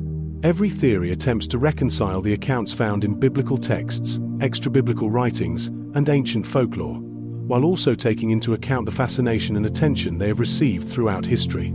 Some researchers argue that the Nephilim were literal giants, individuals whose physical stature far exceeded that of ordinary humans. Descriptions in ancient texts suggest beings of immense strength, imposing presence, and extraordinary capabilities. Archaeological claims, such as reports of oversized skeletons or massive megalithic structures, have fueled speculation that humans may have once coexisted with extraordinary beings. Others suggest that the Nephilim were the product of hybridization between divine or angelic entities and humans, a concept that raises profound questions about the boundaries between mortal life and spiritual realms. This theory, while supernatural, draws on the biblical depiction of the sons of God and daughters of men, exploring the possibility that such unions could have produced beings with unusual abilities, knowledge, or physical traits. Another line of thought focuses on the Nephilim as members of a lost civilization, whose achievements, technology, or knowledge were so advanced that later generations viewed them as giants or demigods. In this view, myths of enormous stature and immense power may reflect the awe and fear inspired by highly skilled or knowledgeable humans whose capabilities far surpass those of surrounding societies. Some scholars even consider the possibility that natural genetic anomalies, exaggerated over time through oral tradition and myth-making, contributed to the stories of towering, superhuman beings. Additionally, the Nephilim may have served symbolic or metaphorical purposes in ancient texts, representing moral decline, unchecked ambition, or the consequences of rebellion against divine authority. By portraying these figures as hybrids or giants, the texts emphasize the tension between human curiosity, divine interaction, and the dangers of exceeding natural boundaries. Across cultures and millennia, such stories have been retold and adapted, reinforcing lessons about responsibility, power, and the fragile balance between order and chaos. Exploring the various hypotheses about the Nephilim demonstrates why these figures continue to captivate human imagination. They exist at the intersection of history, religion, myth, and speculation, challenging our understanding of the past and our perception of human potential. Whether interpreted as literal giants, supernatural hybrids, descendants of a lost civilization, or symbolic archetypes, the Nephilim endure as figures that inspire awe, fear, and curiosity. Their stories encourage exploration into the limits of human knowledge, the mysteries of the ancient world, and the enduring power of myth in shaping cultural consciousness. Literal giants walking the earth. One of the oldest and most straightforward hypotheses regarding the Nephilim is that they were literal giants, physical beings of extraordinary size and strength who once walked the earth. Ancient texts, including the Bible, describe them as imposing figures whose stature far exceeded that of ordinary humans, often inspiring fear and awe among those who encountered them. These accounts portray the Nephilim as formidable warriors, sometimes violent and tyrannical, whose presence dramatically influenced the societies around them. Proponents of this theory point to numerous references in both biblical and extra-biblical texts that mention giants, often using specific names or lineages, such as the Anakim, Rephaim, and Emim. These mentions are not limited to one region. Similar stories appear in Mesopotamian, Greek, Egyptian, and other ancient sources, suggesting that the idea of extraordinary human-like beings was widespread and deeply embedded in collective memory. Archaeological claims, although often controversial, have fueled speculation, including reports of unusually large skeletal remains and oversized tools, which some argue could only have been used by beings of immense size. Supporters of the literal giant hypothesis also consider the environmental and social implications of such beings. If giants existed, their physical presence would have significantly altered the dynamics of early human societies. They would have had advantages in hunting, construction, and warfare, potentially dominating smaller human populations and leaving a lasting mark on oral traditions and mythologies. Some interpretations suggest that their interactions with humans, both positive and destructive, became encoded in the stories passed down through generations, eventually forming the legendary narratives found in religious texts. Critics of this hypothesis argue that natural genetic anomalies, exaggeration, and mythologizing over time could explain the accounts without requiring the existence of actual giants. However, the literal interpretation remains compelling to many because it aligns with descriptions of Nephilim as tangible, awe-inspiring beings whose physicality was central to their identity. Whether entirely factual, partially exaggerated, or symbolic in nature, the concept of literal giants walking the earth continues to fascinate researchers, historians, and enthusiasts alike, preserving the awe-inspiring mystery of the Nephilim in both ancient and modern imagination. Angel-human hybrids. Another prominent hypothesis about the Nephilim is that they were the result of unions between divine beings, often referred to as angels or sons of God, and human women. This interpretation draws primarily from biblical passages, especially Genesis 6 verses 1-4, which describes the sons of God taking human wives and producing offspring who were mighty men of old, men of renown. These hybrid beings are thought to have inherited both divine and human traits, combining extraordinary physical strength, longevity, intelligence, or supernatural abilities.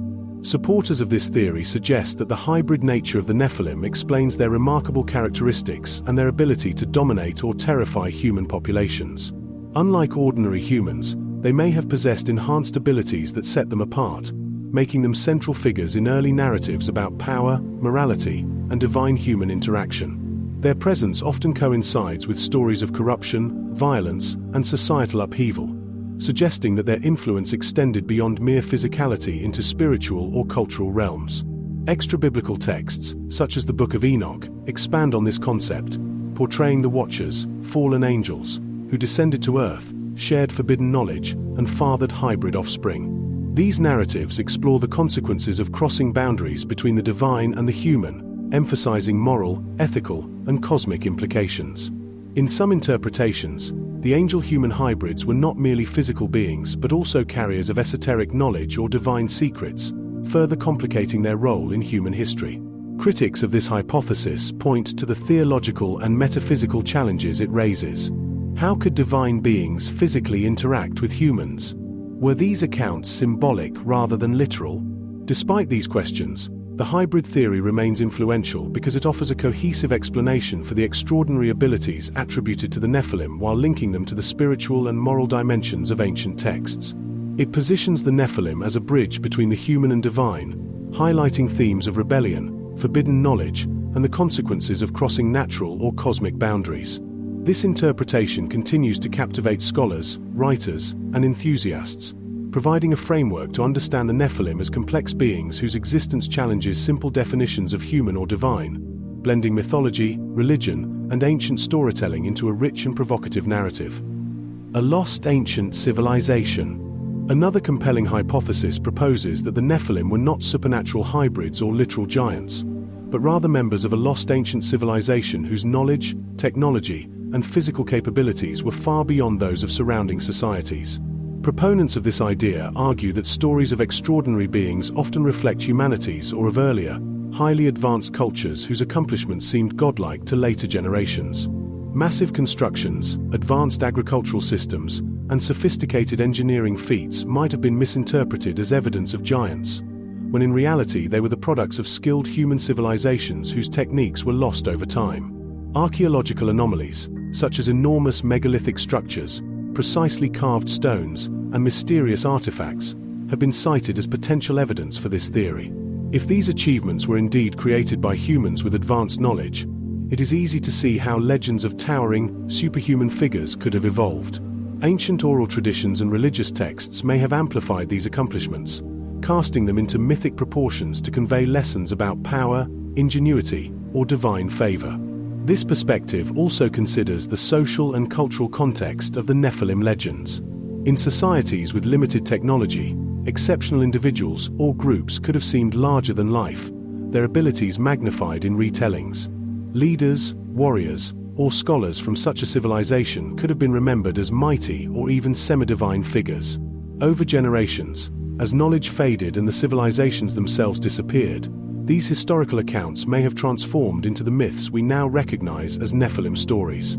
Supporters of this hypothesis suggest that viewing the Nephilim as members of an advanced civilization provides a rational explanation for many of the mysterious claims associated with them. It accounts for reports of extraordinary construction, strategic skills, and even alleged artifacts without requiring supernatural intervention. This interpretation bridges mythology, history, and archaeology, offering a lens through which the Nephilim can be understood as remarkable human beings whose legacy became mythologized over time, influencing cultures across the ancient world and inspiring stories that persist to this day. Misinterpreted mythological kings.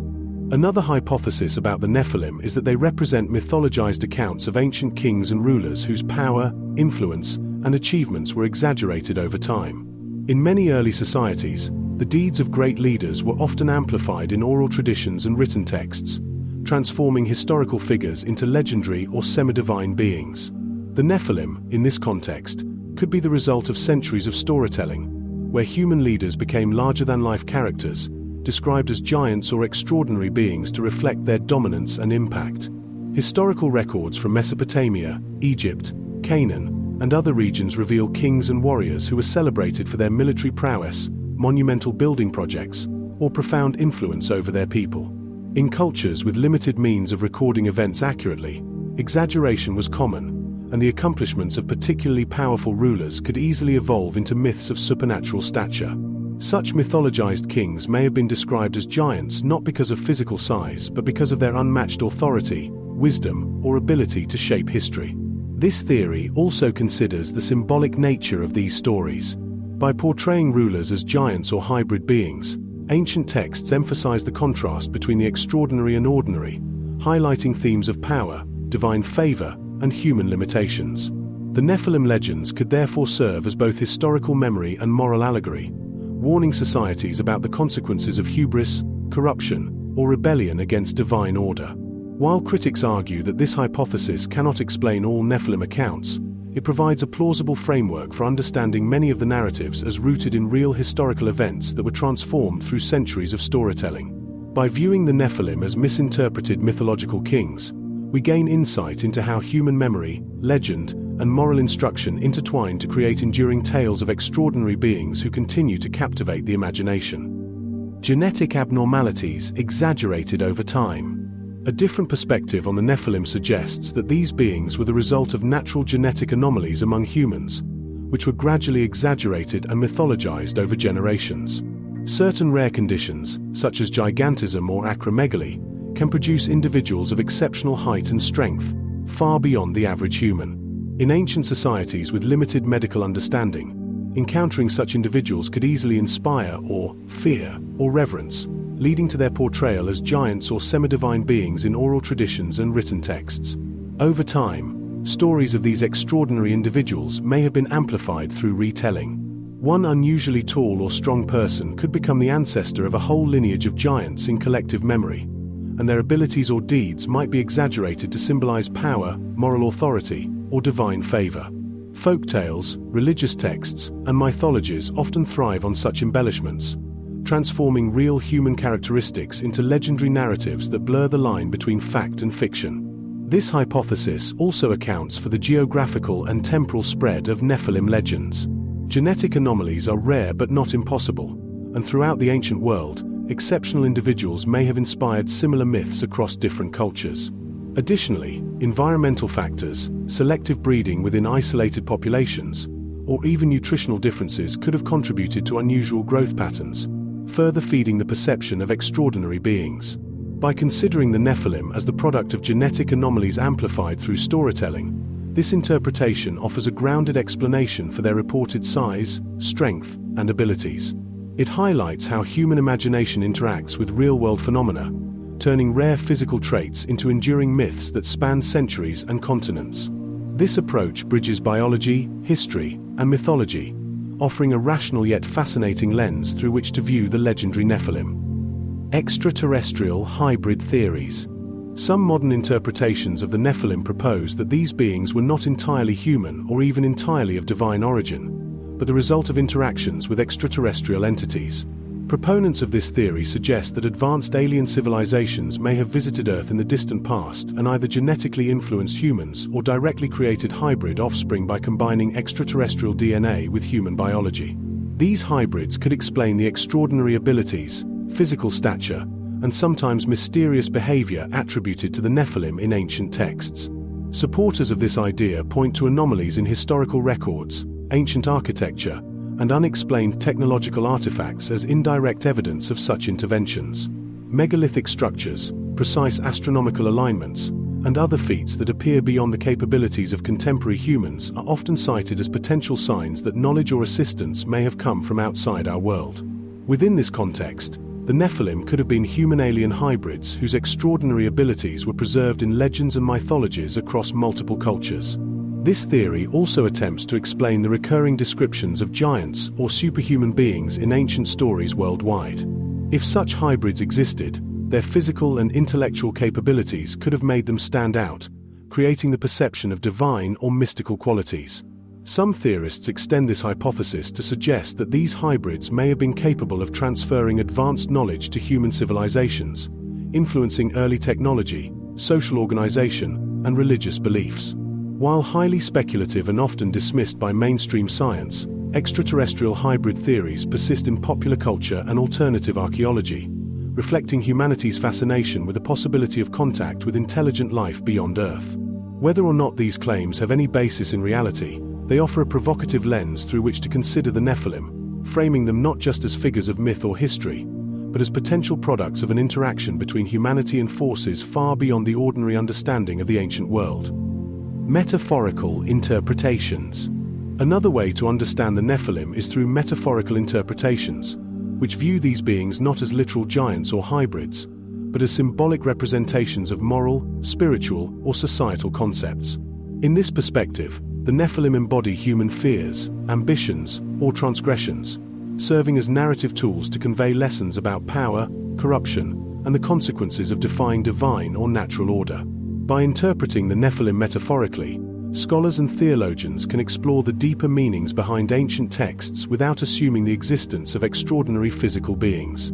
These interpretations often emphasize the Nephilim as symbols of human hubris and the dangers of unchecked ambition. Their extraordinary size and strength can represent dominance over others, excessive pride, or the capacity for destruction when ethical boundaries are ignored.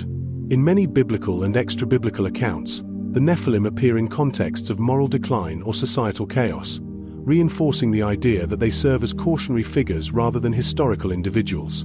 Metaphorical readings also consider the Nephilim as archetypal figures representing struggles within the human psyche. Their hybrid nature or extraordinary abilities can be interpreted as manifestations of internal conflicts, desires for transcendence, or the human fascination with power and knowledge. Across cultures, stories of giants and hybrid beings frequently serve similar purposes, offering lessons through myth, allegory, and symbolic narrative. By viewing the Nephilim metaphorically, their enduring presence in literature, folklore, and theology can be appreciated as a reflection of humanity's ongoing quest to understand morality, power, and the relationship between humans and the divine. This approach highlights the flexibility of myth, showing how stories of the Nephilim can convey complex truths and warnings, even if no literal giants ever walked the earth. Psychological archetypes of power.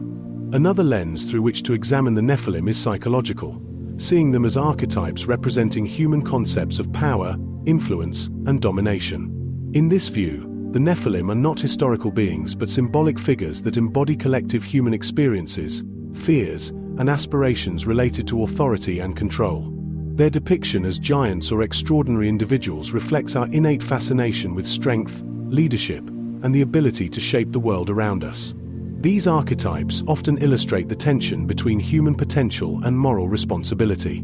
The Nephilim's immense power can be interpreted as a metaphor for unchecked ambition, hubris, or the consequences of exploiting one's abilities without ethical consideration. Ancient narratives portraying their violence, tyranny, or dominance may serve as cautionary tales, warning societies about the dangers of excessive power or the corruption that can accompany it.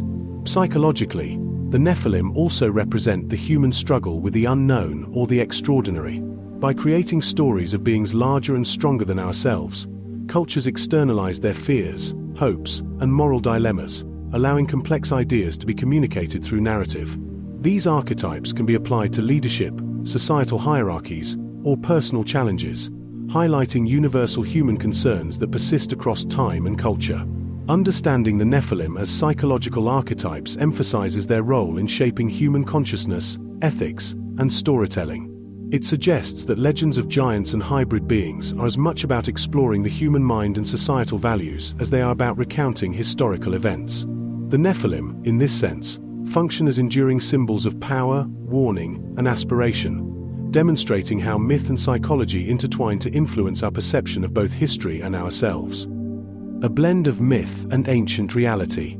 The final hypothesis in examining the Nephilim considers them as a complex mixture of myth and historical reality.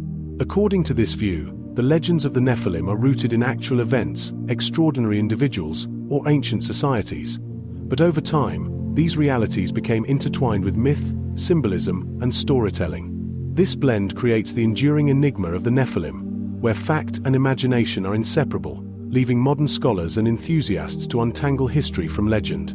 Evidence supporting this perspective includes overlapping accounts from various cultures describing giants, hybrid beings, or mighty warriors, which suggests a shared memory of extraordinary events or people. At the same time, the dramatic and supernatural elements in these stories, gigantic size, supernatural abilities, or divine parentage, reflect the human tendency to amplify reality, creating tales that inspire awe, fear, or moral reflection. The result is a narrative that is simultaneously historical, cultural, and symbolic, bridging the gap between tangible past events and the mythical imagination. This approach allows for a nuanced understanding of the Nephilim, recognizing that ancient texts may record encounters with unusual humans, advanced civilizations, or extraordinary individuals, but also acknowledging the embellishments and interpretive layers added over centuries. By viewing the Nephilim as a blend of myth and reality, we can appreciate the richness of ancient storytelling, the persistence of cross-cultural motifs, and the ways in which humans interpret the extraordinary in their midst. Ultimately, this hypothesis embraces the mystery of the Nephilim, accepting that while we may never fully know their true nature, the combination of historical events, cultural memory, and imaginative storytelling has preserved their legacy across time. The Nephilim stand as a testament to humanity's fascination with beings who transcend ordinary limits, reflecting both our curiosity about the past and our desire to understand the boundaries between reality and myth. What were the Nephilim really? Summary. Chapter 11 examines multiple theories about the nature and origins of the Nephilim, blending biblical, historical, genetic, mythological, and symbolic perspectives. Each hypothesis attempts to explain why these beings have captured human imagination for millennia and the role they played in religious and cultural traditions. Some theories propose that the Nephilim were literal giants, extraordinary individuals whose immense size and strength left a lasting impression on ancient societies.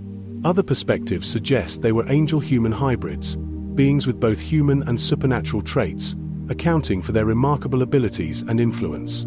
Other hypotheses take a more historical approach, viewing the Nephilim as members of a lost ancient civilization with advanced knowledge and capabilities, or as mythologized kings, whose historical achievements were exaggerated into legends of giants. There are also explanations rooted in genetic anomalies, where unusually tall or powerful humans were perceived as extraordinary beings, and over time, their memory was amplified into myth. Modern interpretations include extraterrestrial hybrid theories, proposing that advanced alien beings may have interacted with humans, producing hybrids that influenced early civilizations. Meanwhile, symbolic and psychological interpretations treat the Nephilim as metaphors for human ambition, rebellion, or moral challenges, and as psychological archetypes, representing humanity's fascination with power, dominance, and extraordinary potential. Ultimately, this chapter emphasizes that the Nephilim likely represent a blend of myth and reality, where historical events, remarkable individuals, and cultural storytelling merged with imagination and symbolism. This combination created a complex and enduring legacy that continues to intrigue scholars, theologians, and enthusiasts of ancient mysteries today. The unending mystery, the story of the Nephilim, remains one of the most enduring and captivating mysteries from ancient texts. Across cultures, religions, and historical records, these beings have been depicted as giants, hybrids, or extraordinary humans, leaving behind tales that continue to provoke questions and fascination. Despite centuries of study, archaeology, and scholarship, no single explanation fully accounts for their origins, abilities, or purpose. What makes the Nephilim so intriguing is the combination of tangible and intangible elements in their story. On one hand, there are historical accounts, legends, and archaeological hints that suggest encounters with exceptional individuals or ancient societies. On the other, there is the vast realm of myth, symbolism, and religious interpretation that has transformed these accounts into enduring narratives of divine intervention, human ambition, and cosmic conflict. The Nephilim challenge our understanding of history, biology, and mythology. They blur the lines between fact and legend, prompting us to question what might have been possible in a world far older and stranger than we imagine. Every explanation, whether literal giants, genetic anomalies, lost civilizations, angelic hybrids, or symbolic archetypes, offers insight, but none completely resolves the mystery.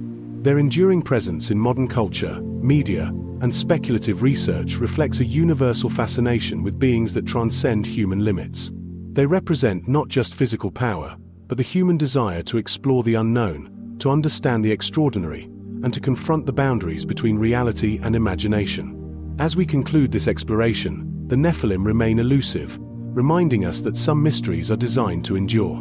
They invite continued curiosity, study, and reflection, inspiring both cautionary lessons and wonder. Whether real, symbolic, or somewhere in between, the Nephilim continue to hold a place in the human imagination, bridging the ancient world and our modern quest to understand the impossible. Why Nephilim continue to fascinate? The Nephilim continue to capture human imagination because they exist at the intersection of the known and the unknown. Stories of towering giants, hybrid beings, and supernatural figures tap into a deep, almost instinctive fascination with what lies beyond ordinary human experience.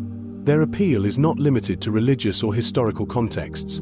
They resonate in literature, film, video games, and popular culture because they embody extremes: extreme power, extreme knowledge, and extreme mystery.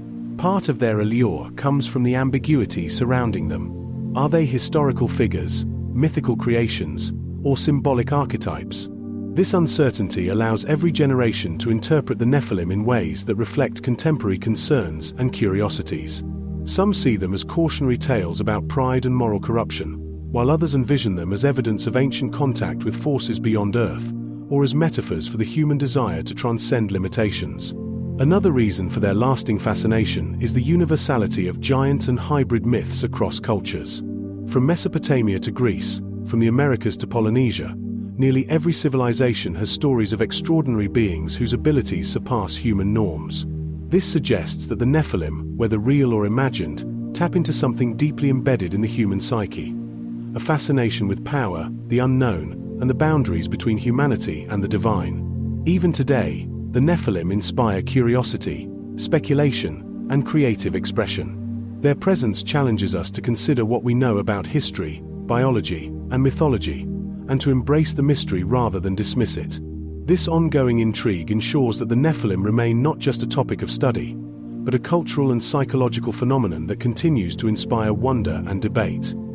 The lines between myth, religion, and history. One of the most compelling aspects of the Nephilim is how they blur the boundaries between myth, religion, and history. Ancient texts present them in ways that are sometimes literal, sometimes symbolic, and often enigmatic, leaving readers unsure whether to interpret them as historical figures, theological concepts, or allegorical lessons. This ambiguity allows the Nephilim to exist simultaneously in multiple realms of understanding. In religious contexts, the Nephilim often appear as cautionary figures or manifestations of divine will, warning humanity about the consequences of rebellion, corruption, or moral decay. From a mythological perspective, they embody universal archetypes found in countless cultures. Giants, hybrid beings, or extraordinary heroes whose extraordinary abilities inspire or fear.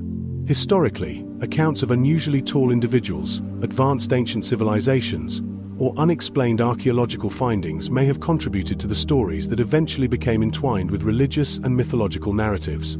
The overlap between these spheres makes studying the Nephilim both fascinating and frustrating. Scholars, theologians, and historians must navigate layers of interpretation, recognizing that a single story may contain elements of fact, legend, and moral instruction simultaneously. By examining the Nephilim across these overlapping domains, we gain insight not only into the mysteries surrounding them but also into the ways human societies construct narratives to explain the extraordinary and the unknown. Ultimately, the Nephilim serve as a reminder that myth, religion, and history are not always separate but often intertwined, each influencing the other. Their stories persist because they challenge us to think critically about the nature of truth, the power of narrative, and the ways in which humans have tried to understand beings and events that seem larger than life. What modern research is missing? Despite centuries of scholarship and investigation, modern research on the Nephilim remains incomplete and often fragmented. Many ancient texts, from the Bible to the Book of Enoch and other cultural records, have yet to be fully analyzed in their historical, linguistic, and cultural contexts. Scholars frequently focus on fragments of evidence, leaving broader patterns and connections unexplored. Archaeology, too, offers tantalizing hints but rarely definitive proof. Reports of unusually large skeletons, ancient megalithic structures, or other anomalies often go unverified, dismissed, or underreported. As a result, a significant portion of the material that could illuminate the historical or anthropological reality behind the Nephilim remains inaccessible or overlooked. Moreover, interdisciplinary approaches are often lacking. Genetics, anthropology, theology, folklore, and comparative mythology each hold pieces of the puzzle. Yet few studies attempt to combine these perspectives into a comprehensive understanding. Modern science may also overlook symbolic, metaphorical, or psychological interpretations, which are crucial for understanding the human fascination with these beings and their cultural significance. Political, religious, and institutional biases can further hinder research. Controversial evidence is often ignored or suppressed, and speculative theories are sometimes ridiculed before they can be objectively investigated. This leaves the field fragmented, with gaps in both empirical evidence and interpretive understanding. In short, modern research is missing the full picture. The Nephilim challenge conventional methodologies because they exist at the intersection of history, myth, religion, and human imagination. To approach a more complete understanding, future studies must be holistic, open-minded, and willing to explore both the physical and symbolic traces left by these enigmatic beings. Final questions that remain unanswered. Even after centuries of study and exploration, the Nephilim continue to raise questions that remain unresolved. Were they literal giants, angel-human hybrids, or symbolic figures created to explain extraordinary events in early human history? Could some of the accounts be based on actual historical individuals whose stories were amplified over time? Or are they purely mythological constructs meant to convey moral and spiritual lessons?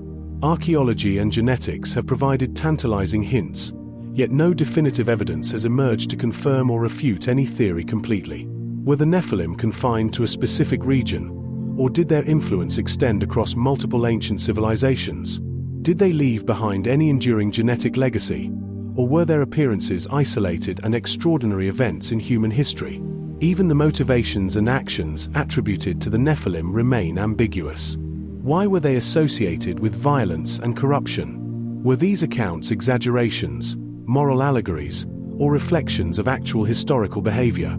Could some of their legendary knowledge, craftsmanship, or power have been misunderstood remnants of advanced civilizations? These questions highlight the limitations of our current understanding. The Nephilim challenge historians, theologians, scientists, and enthusiasts alike to consider the unknown, question assumptions, and explore the boundary between myth and reality. Each unanswered question preserves the mystery, ensuring that the fascination with these beings continues to inspire curiosity, debate, and research. Closing thoughts for the documentary. The mystery of the Nephilim has taken us on a journey through ancient texts, myths, archaeology, and modern speculation. From their biblical origins to legends across cultures, their story challenges us to question what is real, what is symbolic, and what lies somewhere in between. The Nephilim remind us that some mysteries are meant to endure, inviting curiosity, exploration, and wonder across generations. As we conclude this documentary, remember that the story of the Nephilim is far from fully told. Every piece of evidence, every interpretation, and every discovery adds a layer to this ongoing saga.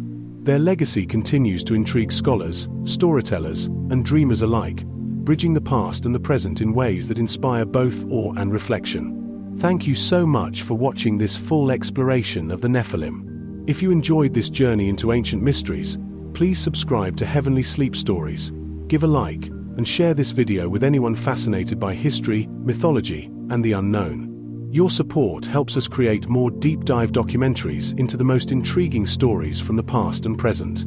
Stay curious, keep exploring, and remember, the mysteries of our world are never truly finished.